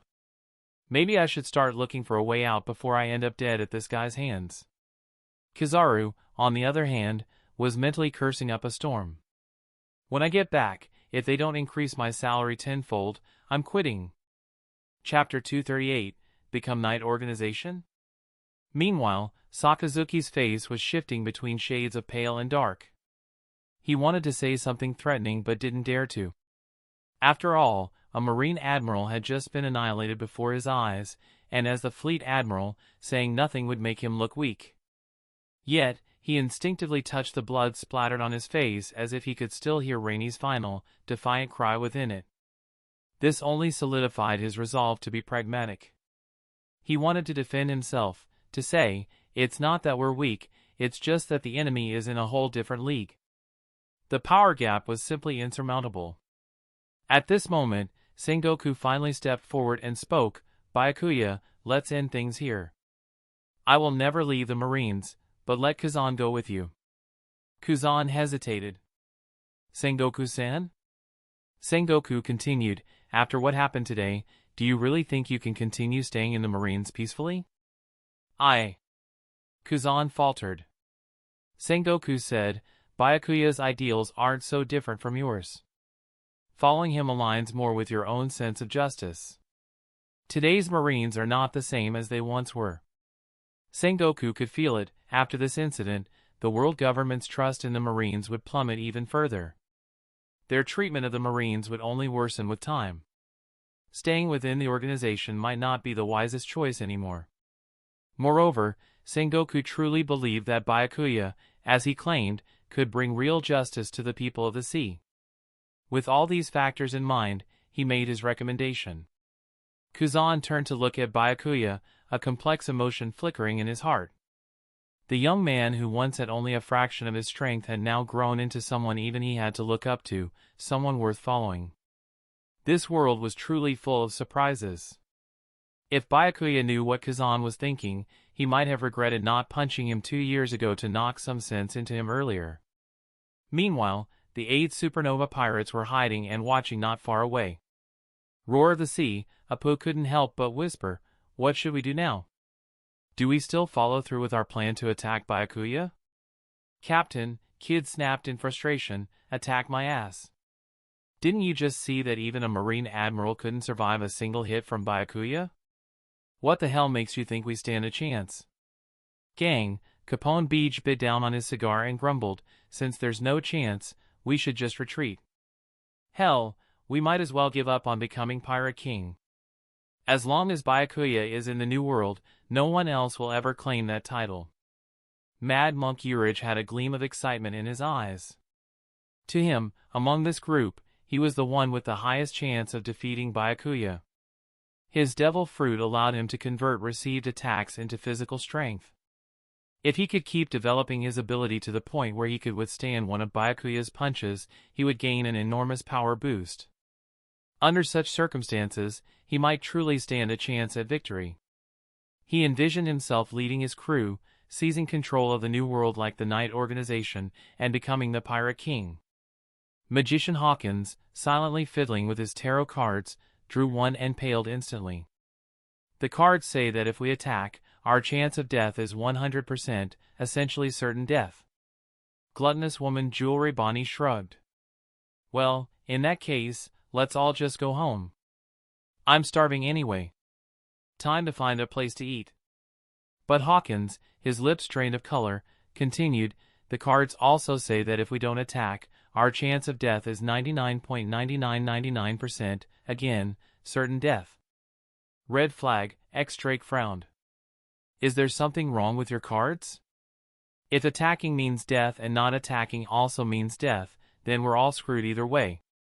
When those words left his mouth, all 8 felt a chill run down their spines.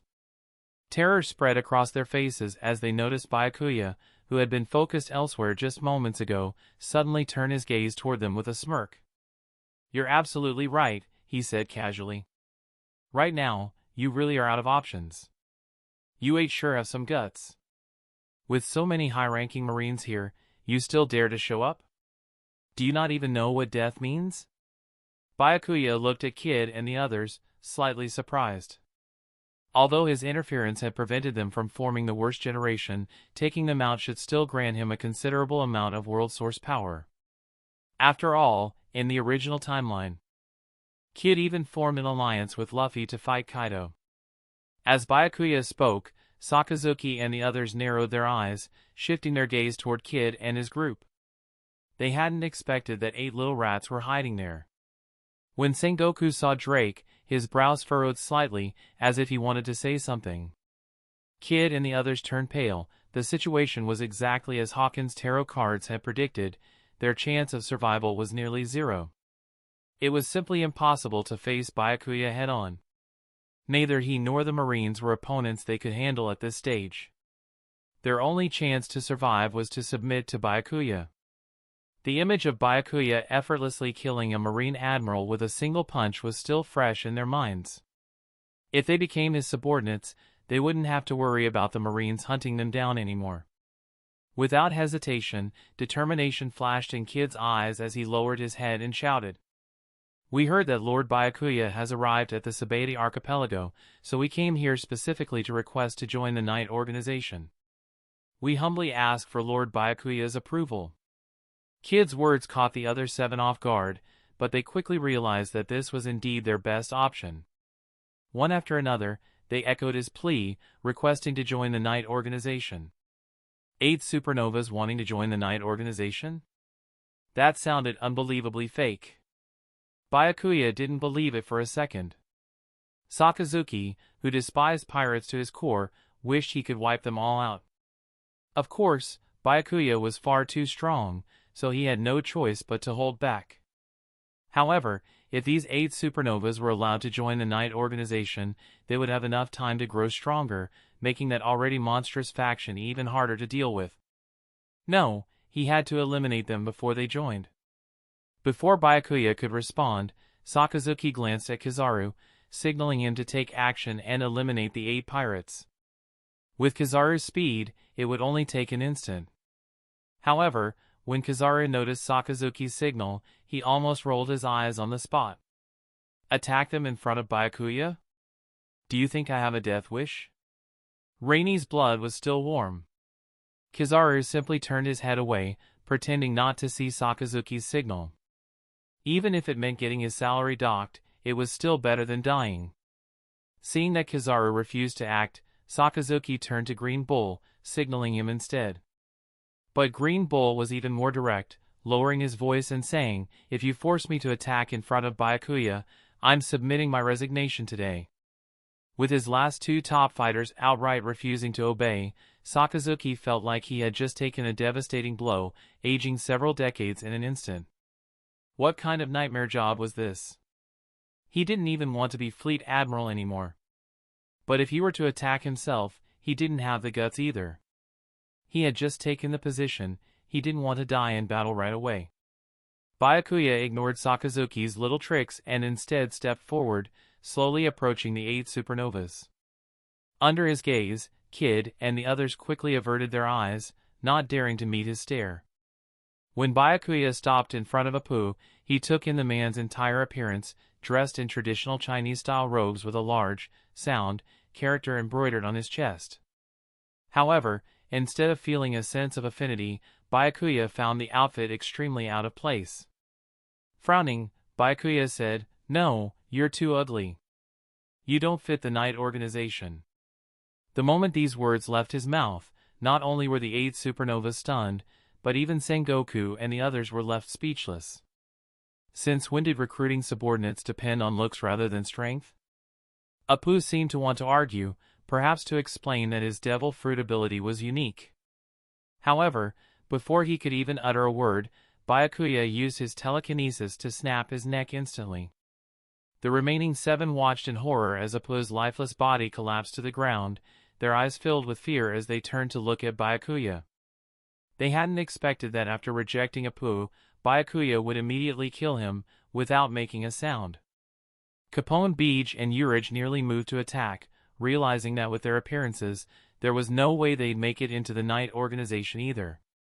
But for Byakuya, eliminating Apu was nothing more than a trivial matter. Byakuya then stepped in front of Bonnie and nodded in satisfaction. She had an attractive face, a curvy figure, and long legs, definitely promising potential. Not bad. You're good-looking. Welcome to the cough. I mean, welcome to the organization. Everyone present was struck speechless, black lines forming on their faces. Damn it, are you picking subordinates or a harem? We're too embarrassed to even call you out on this. On the other hand, Bonnie was trembling as she spoke. Thank you, Lord Byakuya.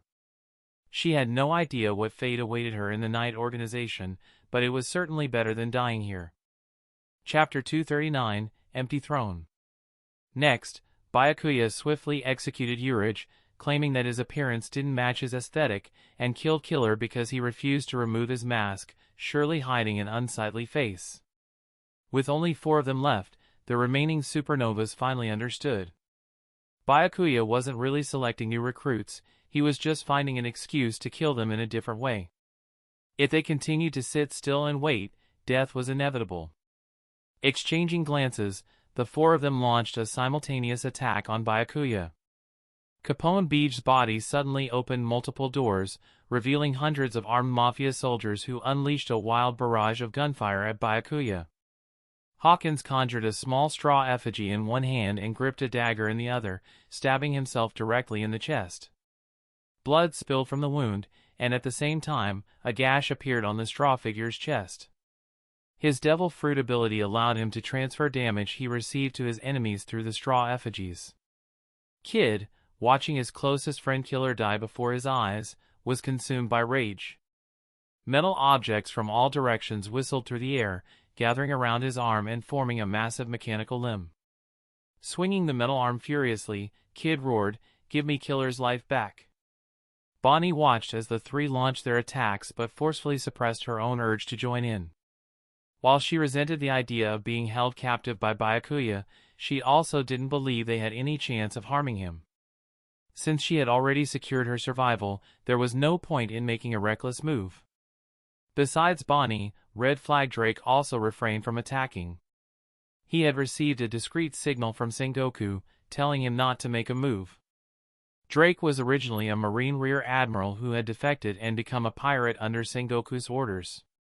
Sengoku had intended for Drake, as a user of the ancient Zoan-type dragon fruit, Allosaurus model, to infiltrate the beast's pirates and act as a spy for the Marines.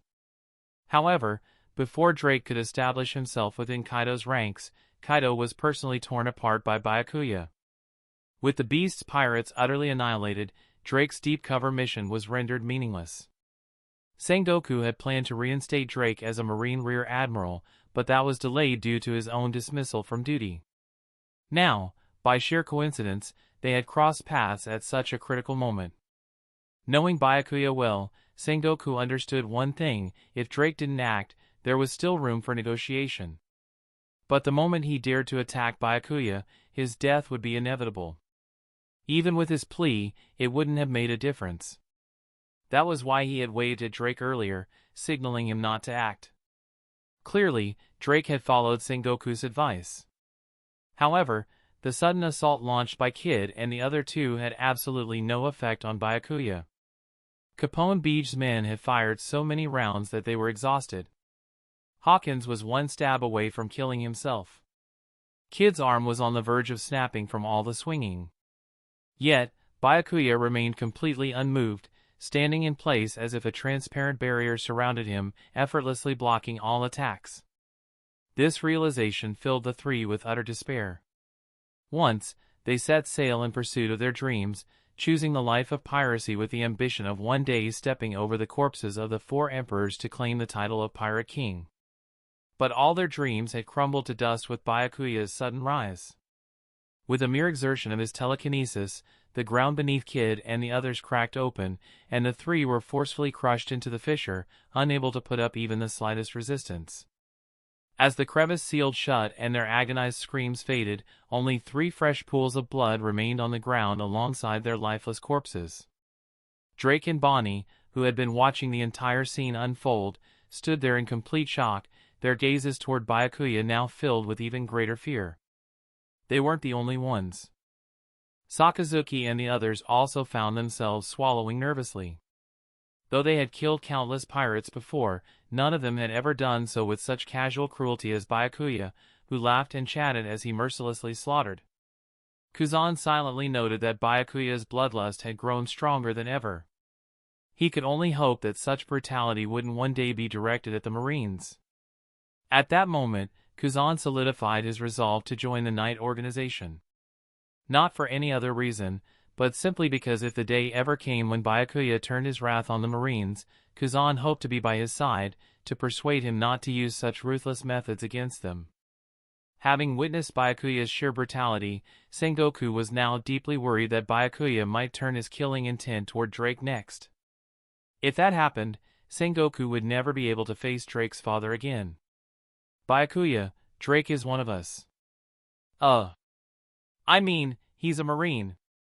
Sengoku hesitated as he spoke, suddenly realizing that Byakuya was no longer part of the Marines. Calling Drake one of us didn't quite fit, but referring to him as a Marine also wasn't ideal. After all, given Byakuya's identity as a pirate, killing a Marine would be entirely justified. Byakuya glanced at Drake and chuckled. If I didn't know his true identity, even if he hadn't attacked just now, he would still be dead. Drake couldn't help but feel relieved. However, he also came to a realization: Byakuya wasn't recruiting people for the Knight organization. He was clearly building a harem. If Byakuya had known what Drake was thinking, he probably would have retorted. I've worked hard for years, built up my strength to this level, am I not allowed to enjoy life now? Turning to Sakazuki, Byakuya spoke, Akainu, go back and tell the 5 elders that if they don't hand over Shanks, I will personally leave the Knight organization to marry Geos in 1 week. Then, I want to see what's more important to them, those bloated, pig-like celestial dragons, or the pirate spy they've been sheltering, Shanks. Oh wait! He also might be celestial dragon. No wonder. For all the time the Knight organization had been occupying the New World, they had found no trace of the red-haired pirates. It was as if Shanks and his entire crew had vanished into thin air, leaving not the slightest clue behind. If they were hiding somewhere in a remote corner of the New World. Given the vast seas of the New World, even if Enel used his mantra non-stop to search, it would still take several years to locate them, assuming the red-haired pirates didn't move. But Byakuya had no interest in playing hide-and-seek with them for that long. Instead of wasting time searching, he might as well force the world government to make a choice. Were the celestial dragons more important, or was Shanks? Either way, both sides were bound to die eventually. The only question was which one would go first. Though Byakuya's words were brief, the implications behind them sent chills down everyone's spine. Whether it was the shocking revelation that one of the former 4 emperors, red-haired Shanks, was actually a spy planted by the 5 elders, or the fact that Byakuya intended to launch an attack on Mary Geos in a week, both pieces of information carried terrifying significance.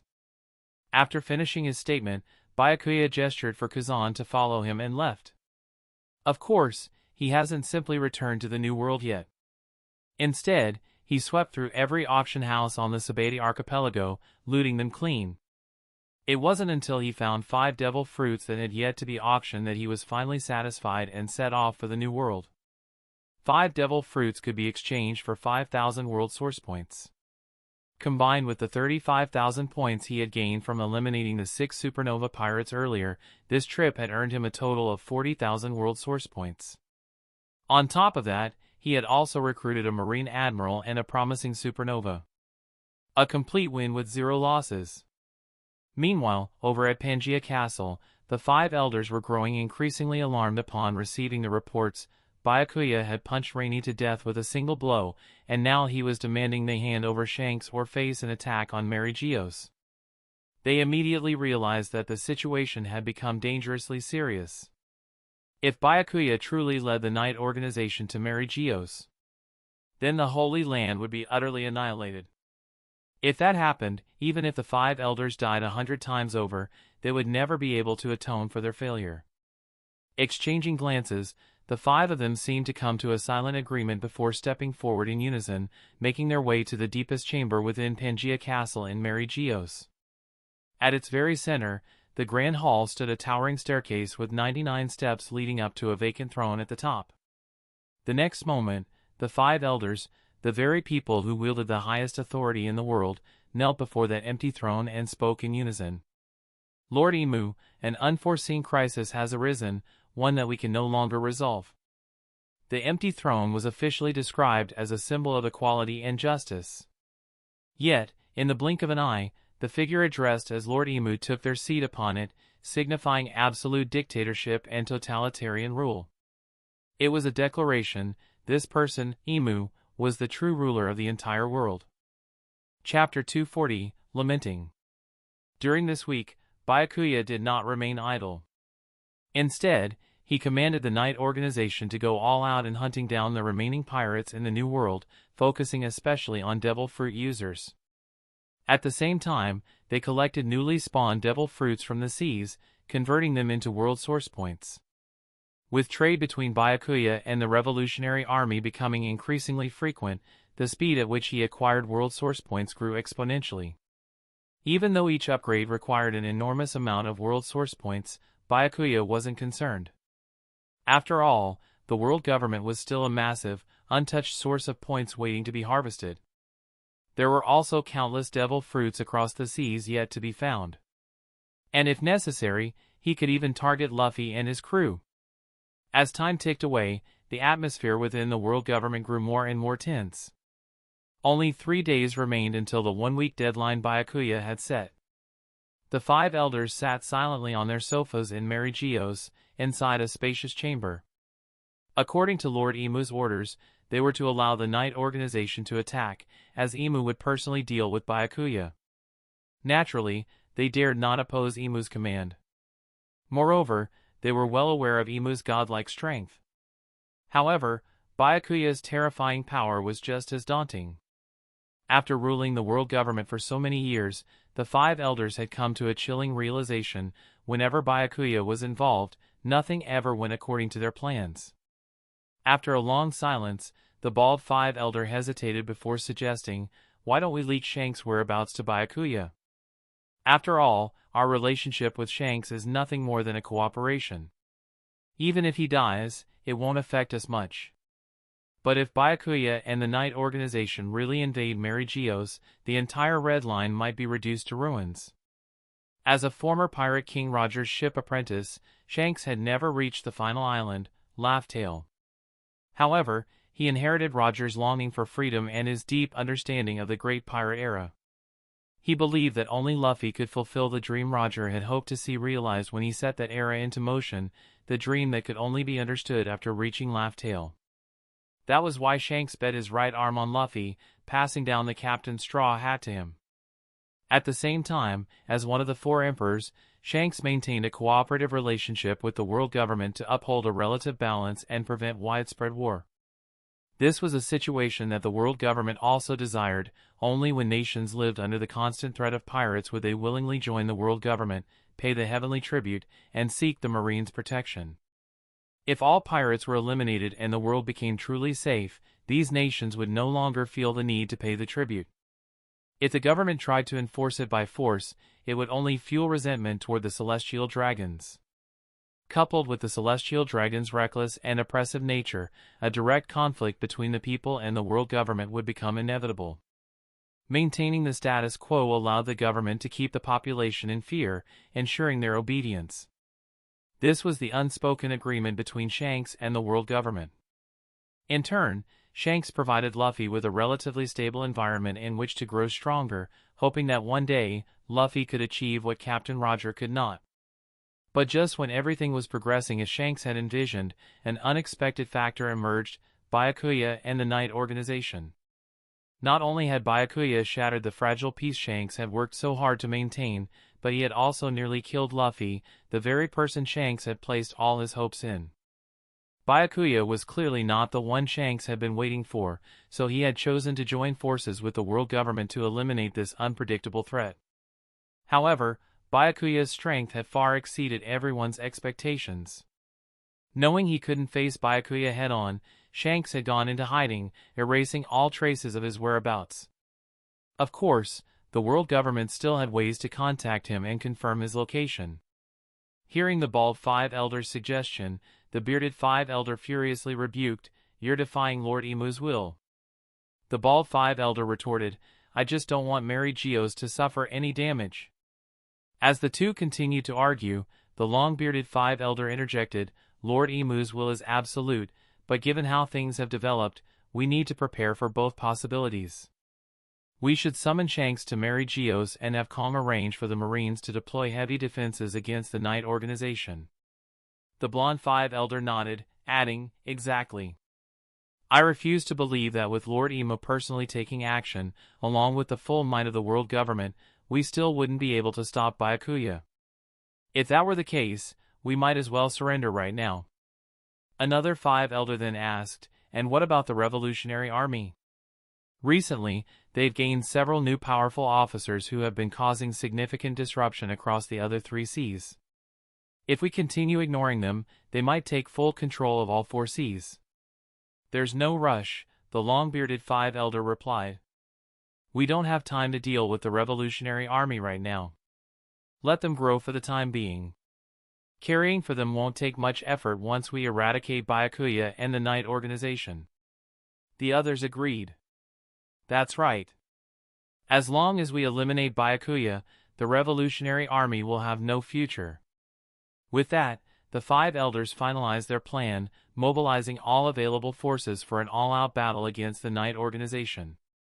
Meanwhile, the red-haired pirates remained hidden somewhere on an unknown island in the New World. Enel had nearly discovered them once while passing by, but due to Ben Beckman's powerful observation haki, the range of Enel's mantra, observation haki, had been suppressed, allowing them to remain undetected. However, it seemed they could no longer stay in hiding. After Shanks hung up the call from the five elders, his expression became solemn. Beckman approached and asked, "What did they say?" Shanks let out a deep sigh. They want us to go to Mary Geo's and prepare for the final battle against Byakuya. He fell into deep thought, his face troubled. Beckman exhaled heavily and said, "We don't have any better options. Even if we refuse to participate in this battle, neither side will let us go unscathed. Especially Byakuya, he's conducted large-scale searches across the New World just to find us. Only one of us can survive this. We have no choice but to rely on the world government." Shanks glanced at Ben Beckman's empty right arm, and hesitation appeared on his face for the first time in a long while. Ever since becoming Emperor of the Sea, he had never felt this conflicted. "Beckman, do you think we can defeat Byakuya?" Beckman took a deep breath and replied, "No matter the outcome, we only have one chance to try. At the very least, we can say we fought for our beliefs, even if it costs us our lives." Shanks sighed, his expression filled with regret. If only Luffy had grown stronger a little faster. Chapter 241, Calm Before Storm. Even if Luffy grew faster, do you really think he could surpass Byakuya? Shanks remained silent. Byakuya was only about 2 years older than Luffy, yet the gap in their strength was like night and day. "You're right. For the sake of our ideals, we'll take one last gamble." Shanks gathered his crew and announced their next move. While Lucky Roo and the others were shocked by Shanks' connection to the 5 elders, they had been with him for years and understood his true intentions. Without hesitation, they pledged to follow him to the Red Line. Shanks pulled Yasopp into a secluded corner as the crew prepared to set sail. "Has Ace regained his memories since waking up?"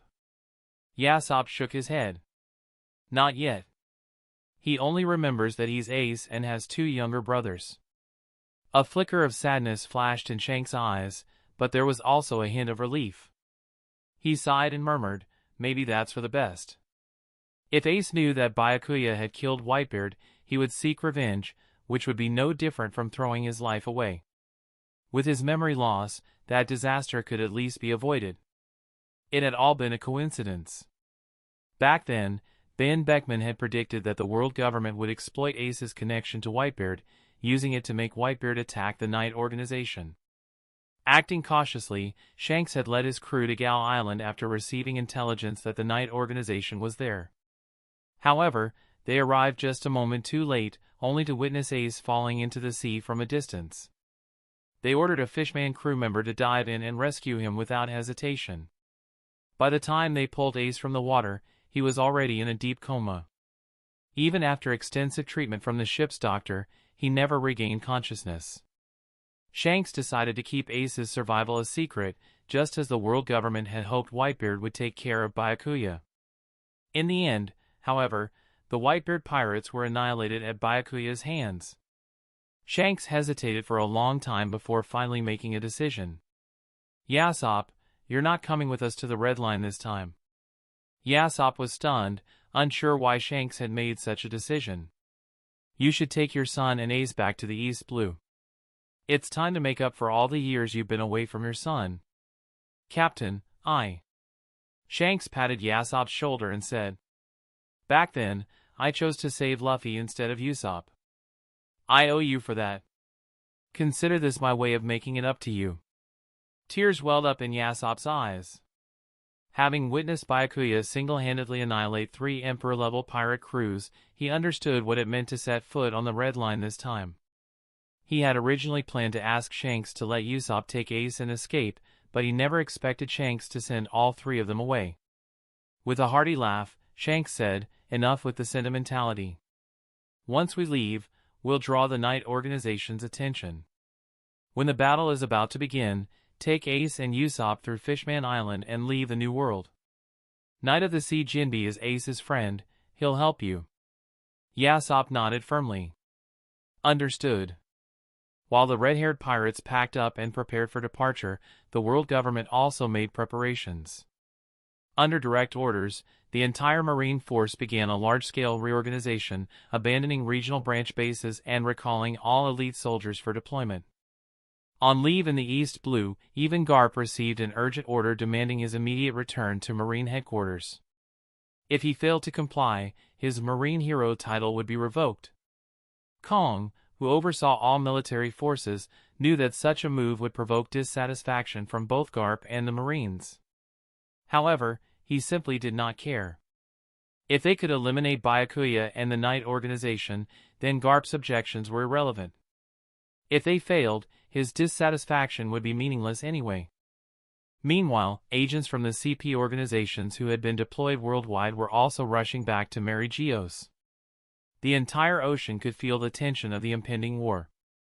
With Byakuya's words at the Sabaody archipelagos spreading far and wide, the world quickly realized that the final battle to determine the fate of the seas was about to begin. No one was surprised.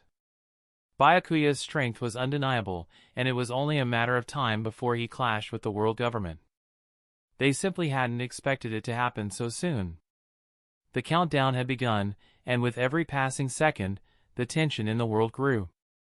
To demonstrate their absolute confidence in victory, the five elders broadcast the entire battle live to the world, showcasing the overwhelming power of the world government. On the eve of the decisive battle, the world finally saw the extent of the world government's preparations. The Red Line was surrounded by 100,000 elite Marine soldiers stationed on the outer perimeter, commanded by Marine Rear Admirals. The second defensive line was formed by 19 Marine Vice Admirals and the elite members of CP-1 through CP-9. Although Byakuya had previously annihilated CP-8 and CP-9, the world government had since recruited new members to replace them. Moving further inward, Fleet Admiral Sakazuki stood at the core of the defenses, flanked by Admirals Green Bull and Kizaru, along with Marine hero Garp and former Fleet Admiral Sengoku. Opposite the Marines stood the enigmatic CP-0. With 02 already dead, 9 members remained, and their leader's aura was on par with the Marine Admirals. At the heart of it all, overseeing everything, was Commander-in-Chief Kong. Although the world government referred to its forces as the Three Armies, only the Marines were truly formidable. At the same time, the Army and Air Force were considerably weaker, lacking the power to make a difference. If all three branches of the world government's military had been equally powerful, the Great Pirate Era would never have shaken the world as it did. To everyone's shock, the remnants of the red-haired pirates, one of the original 4 emperors, also appeared on the Red Line. Although they did not stand directly alongside the Marines or CP agents, their presence made it clear that they had allied with the world government. A Yonko crew siding with the world government spoke volumes about the immense threat by Byakuya and the Knight organization. In the New World, at the former G5 base, Lucci turned to Byakuya and asked, "Lord Byakuya, Dragon plans to use our battle as an opportunity to seize control of the remaining 3 seas and even advance into the first half of the Grand Line. He hopes we can provide a large number of hearts of justice as support and promises to repay the devil fruits he owes us later." Enel scoffed, clearly displeased. The Revolutionary Army sure knows how to take advantage of a situation. While we fight the world government head-on, they sit back and snatch up territories. And now they want credit? Are they expecting everything to go their way? Ignoring Enel, Lucci continued, "Lord Byakuya, should we lend it to him or not?" Byakuya chuckled. "Of course, we'll lend it." If Dragon had worked so hard to seize new territories, Byakuya would have been naturally happy to assist. After all, everything Dragon captured would ultimately belong to him. Chapter 242, The End of 4 Emperor Era. As promised, Byakuya led the members of the Knight organization, soaring through the sky toward Mary Geos. The world government had long since prepared, stationing its forces in place. The 5 elders appeared before the world for the first time, seated at the highest position within the inner ranks. This was a battle that would decide the fate of the seas. Below them, Garp and Sengoku stood side by side. Garp turned to Sengoku and asked, "Sengoku, are you planning to fight Byakuya to the death?" Sengoku glanced at Garp and replied, "What choice do we have? We are Marines, after all. Don't say I didn't warn you, but Byakuya's true strength may far exceed ours. If we old men face him, we'll probably end up like Whitebeard, killed in a single punch. If the world government doesn't have some hidden trump card, this battle is already lost." Sengoku sighed. "Do you think I don't know how powerful Byakuya is? But in this situation, if we don't take action, the world government will eliminate us first. Garp nodded repeatedly. The world government's stance this time was indeed unyielding. As they spoke, Byakuya led the Night Organization from the New World, flying toward Mary Geos.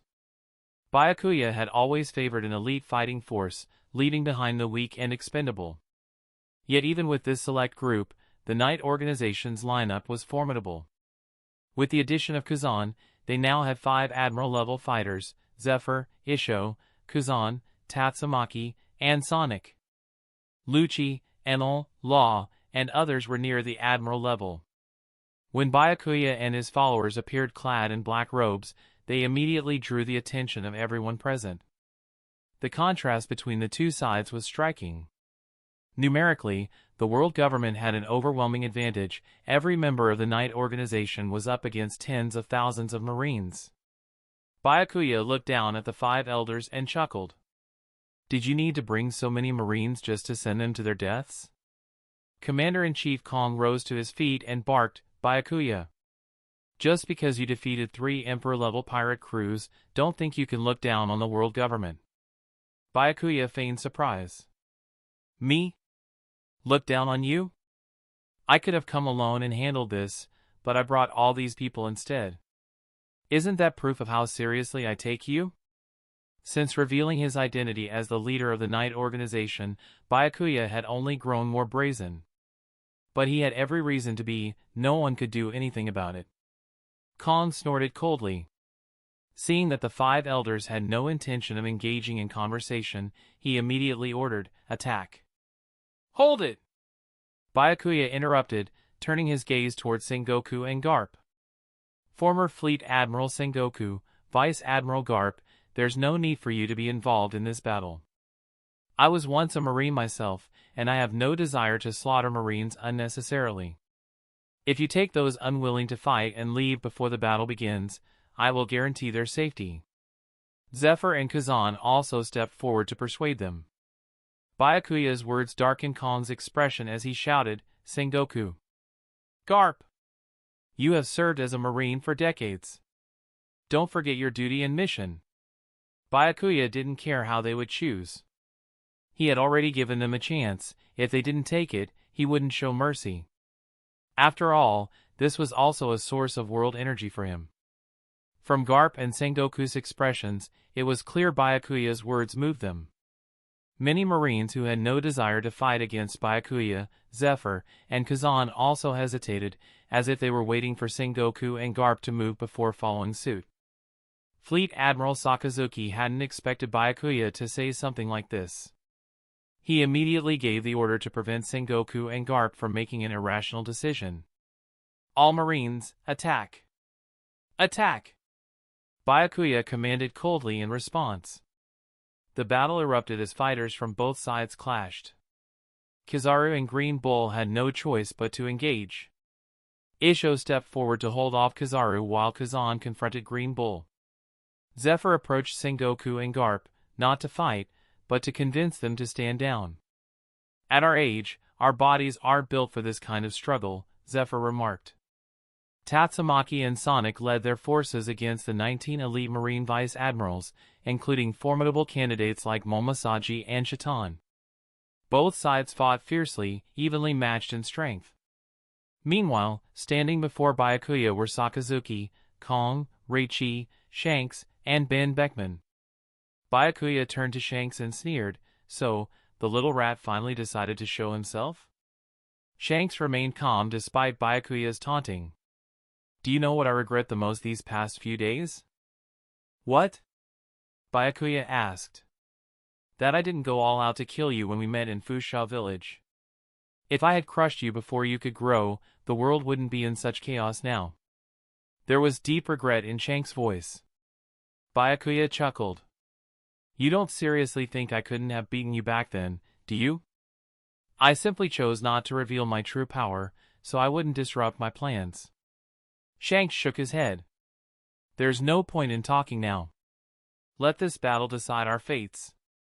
Correction, Byakuya said, smirking. Only yours. Byakuya. Today, you die. Sakazuki's right fist transformed into searing magma, droplets of molten rock dripping onto the battlefield below. Sakazuki's magma fist crashed into the ground, melting a deep crater. Hellhound! His magma-infused arm rapidly extended, taking the form of a massive hound's head, charging forward with terrifying speed and power. This very technique had once blown off half of Whitebeard's head, a testament to how desperately Sakazuki was fighting. Yet, as the Hellhound neared Byakuya, it was abruptly halted by an invisible force. Byakuya calmly retrieved a pair of gloves from his coat and slipped them on, murmuring, "I was hoping to have a little chat, but if you're in such a rush to die, I won't stop you." Kong, known as Steel Bone, possessed the powers of the steel fruit, which allowed his entire body to transform into indestructible steel and granted him immense strength. His right fist gleamed with a metallic sheen, further reinforced by a dark purple layer of armament haki, as he launched a ferocious punch at Byakuya. This was the former Marine Commander-in-Chief's first full-power attack in over a decade. "Byakuya seems to have some kind of invisible barrier," Sakazuki warned. "We need to break through it first." Ben Beckman raised his rifle with his left arm and fired a golden bullet straight at Byakuya's head, clearly using one of his trump cards. Shanks, wrapping Griffin in a dense layer of Conqueror's haki, struck with an attack as swift as lightning. Meanwhile, the silent Reichi suddenly crouched down, pressing both hands to the ground as he whispered, "Rock wall." Instantly, the earth beneath Byakuya's feet trembled violently, and 4 massive rock walls, each over 100 meters wide, surged upward, sealing him in on all sides, except for one, left open to focus the combined assault of the 5 warriors. Compared to the other Admiral-level battles raging around them, this clash against Byakuya was by far the most intense. Observing the rising rock walls, Byakuya chuckled and said, "The world government has ruled the seas for so long. I suppose you do have some tricks up your sleeve. But after today, none of that will matter anymore." He casually lifted his right index finger and pointed toward Ben Beckman. A thin energy beam shot out, instantly vaporizing the golden bullet midair before continuing its deadly path toward Beckman's forehead. Feeling an overwhelming sense of danger from the incoming attack, Beckman's eyes widened, but the beam moved at a speed beyond his comprehension. Shanks' expression changed drastically as he tried to intercept it but was too late. The energy beam pierced through Ben Beckman's skull in an instant. The beam didn't stop there, it continued into the distant holy land of Marigios, striking deep within the sprawling palace complex. Boom! A massive explosion erupted, sending a towering mushroom cloud into the sky. Countless palaces crumbled, and even the red line itself trembled. Watching the scene unfold, Byakuya raised an eyebrow in mild surprise.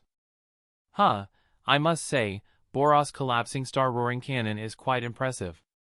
I even toned down the power to 10% only, yet it still left quite a mark." This was expected. Boros' full-powered attack could level the surface of a planet if not outright destroy it. Even with minimized power, it annihilated an Emperor-level warrior effortlessly and triggered a massive explosion. The sheer gap in strength between Byakuya and his opponents was staggering. Shanks, staring at Ben Beckman's lifeless, headless body, let out a furious roar.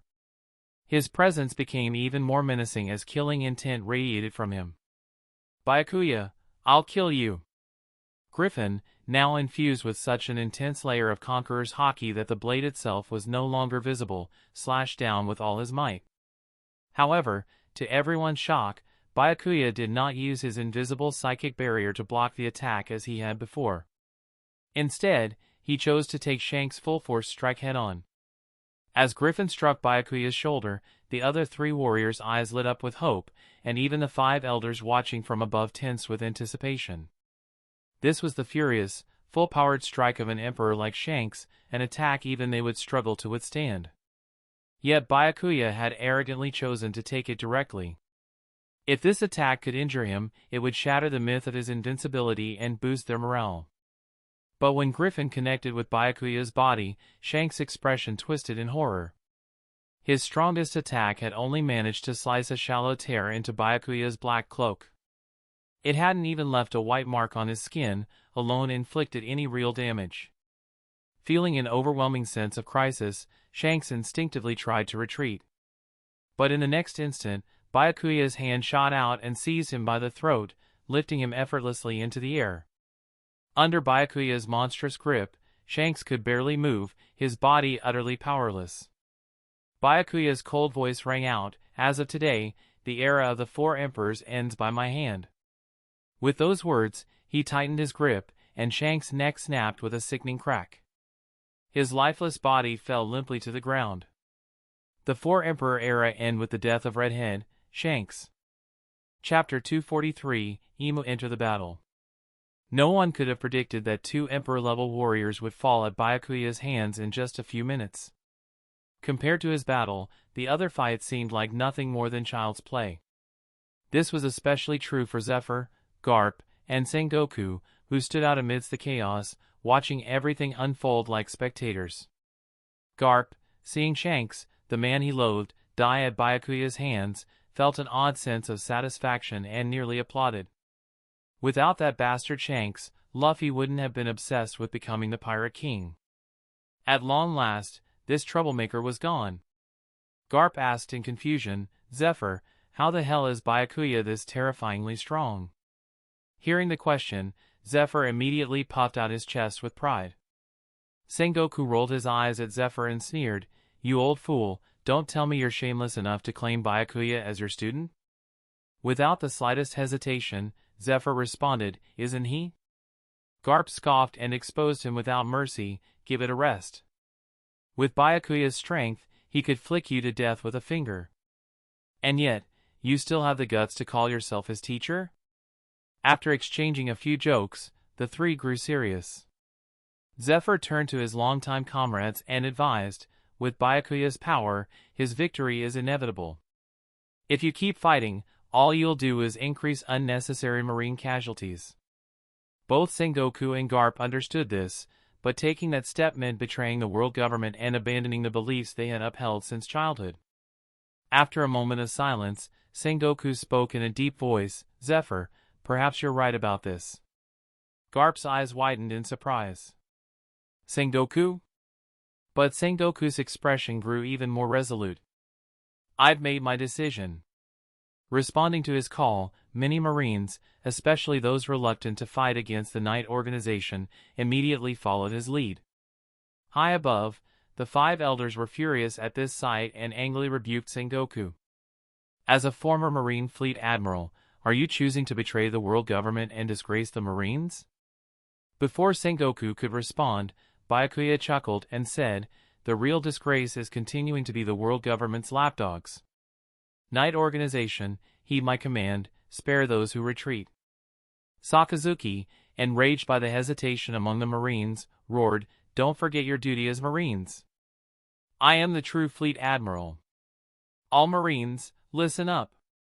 Any traitors will be executed on the spot." However, before he could act, Byakuya effortlessly kicked Reichi to death and stepped forward, coldly saying, "Did you forget your position? You're still acting tough in front of me?" Sakazuki ignored him and launched a furious attack, shouting, "Crimson Lotus Hellhound." His magma-coated arm once again morphed into the shape of a vicious hound, its molten fangs snapping toward Byakuya's head. But with a casual backhand slap, Byakuya shattered the incoming attack and, completely unfazed by the magma's heat, grabbed hold of Sakazuki's lava-infused limb. A terrifying force surged through Sakazuki's body, spreading rapidly from his right arm. The excruciating pain twisted his expression in agony. Gritting his teeth, he made a ruthless decision. He abandoned his arm to escape Byakuya's grasp. But before he could even catch his breath, a fist suddenly loomed before his eyes, growing impossibly large instantly. Time seemed to freeze. In that fleeting moment, Sakazuki could even make out the intricate patterns on Byakuya's gloves. Then, with a crisp crack, the darkness consumed his vision. A sharp pain struck, and in the next second, he lost all consciousness. Kong, breathing heavily, stared in horror at the scene before him. The Marine Fleet Admiral, Sakazuki, had just been killed in a single punch. But before Kong could react, that same monstrous man appeared right before his eyes. And just like Sakazuki, he met the same fate. At this moment, the 5 top-tier warriors who had besieged Byakuya were annihilated. Everyone present understood that as long as Byakuya stood, the Knight organization could not be defeated. Today would mark their downfall at Byakuya's hands unless the world government had a hidden trump card. The 5 elders looked at the battlefield before them and let out a deep sigh. Despite all their preparations, they had still reached this point. The 5 of them suddenly stood from their seats and knelt toward the back, loudly declaring, "We humbly welcome Lord Imu's intervention." Their actions shocked everyone. No one had ever imagined that the 5 elders, the world's highest authorities, would kneel before another. The significance of the person they were kneeling to was beyond question. Sengoku's expression darkened instantly, his eyes filled with disbelief. Noticing Sengoku's reaction, Zephyr immediately asked, "Sengoku, do you know who this Imu they're talking about is?" Sengoku hesitated before replying, "If my guess is correct, Imu should be the leader of the world nobles who formed the world government 800 years ago." Zephyr was stunned. 800 years ago? Are you saying he's lived for 8 centuries? That's impossible. Sengoku slowly nodded. It's not entirely impossible. Some of the most powerful devil fruits grant abilities that surpass human limitations. He then shifted his gaze toward Law, who stood not far away.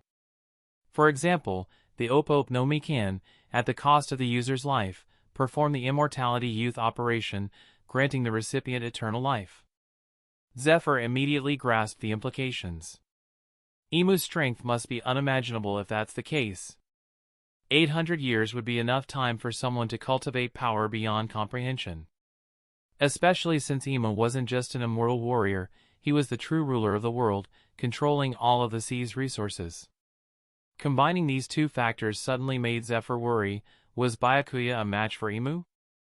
As the 5 elders finished speaking, a shadow suddenly flashed from the depths of Mary Gio's flower room, appearing above them instantly. The figure was not particularly tall but exuded an aura of supreme nobility. In their hand was a long, ancient sword, its design dating back centuries. Gold trimmings ran along the blade like a coiling dragon, and a flawless gemstone was embedded in the hilt. Byakuya curiously examined Imu.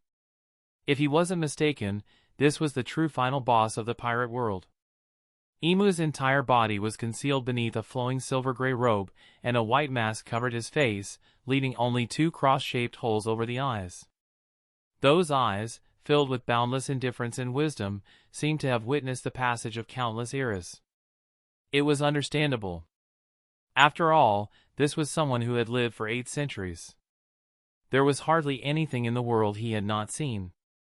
Both those on the battlefield and the countless viewers watching the broadcast had their gazes locked on the one whom the 5 elders had addressed as Imu, the true sovereign of the sea. With Imu's arrival, the battlefield took on an entirely different atmosphere.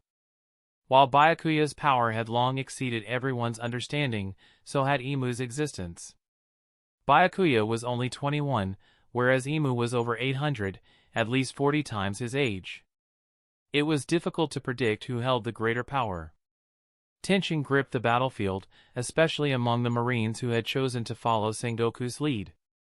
If Byakuya and the Knight organization were to fall here, they would be branded as traitors to the world government, facing an unimaginably grim fate. Breaking the heavy silence, Byakuya spoke first, his tone filled with curiosity. "Hey, are you a man or a woman? Why don't you take off that mask or at least show some kind of feature so we can tell?"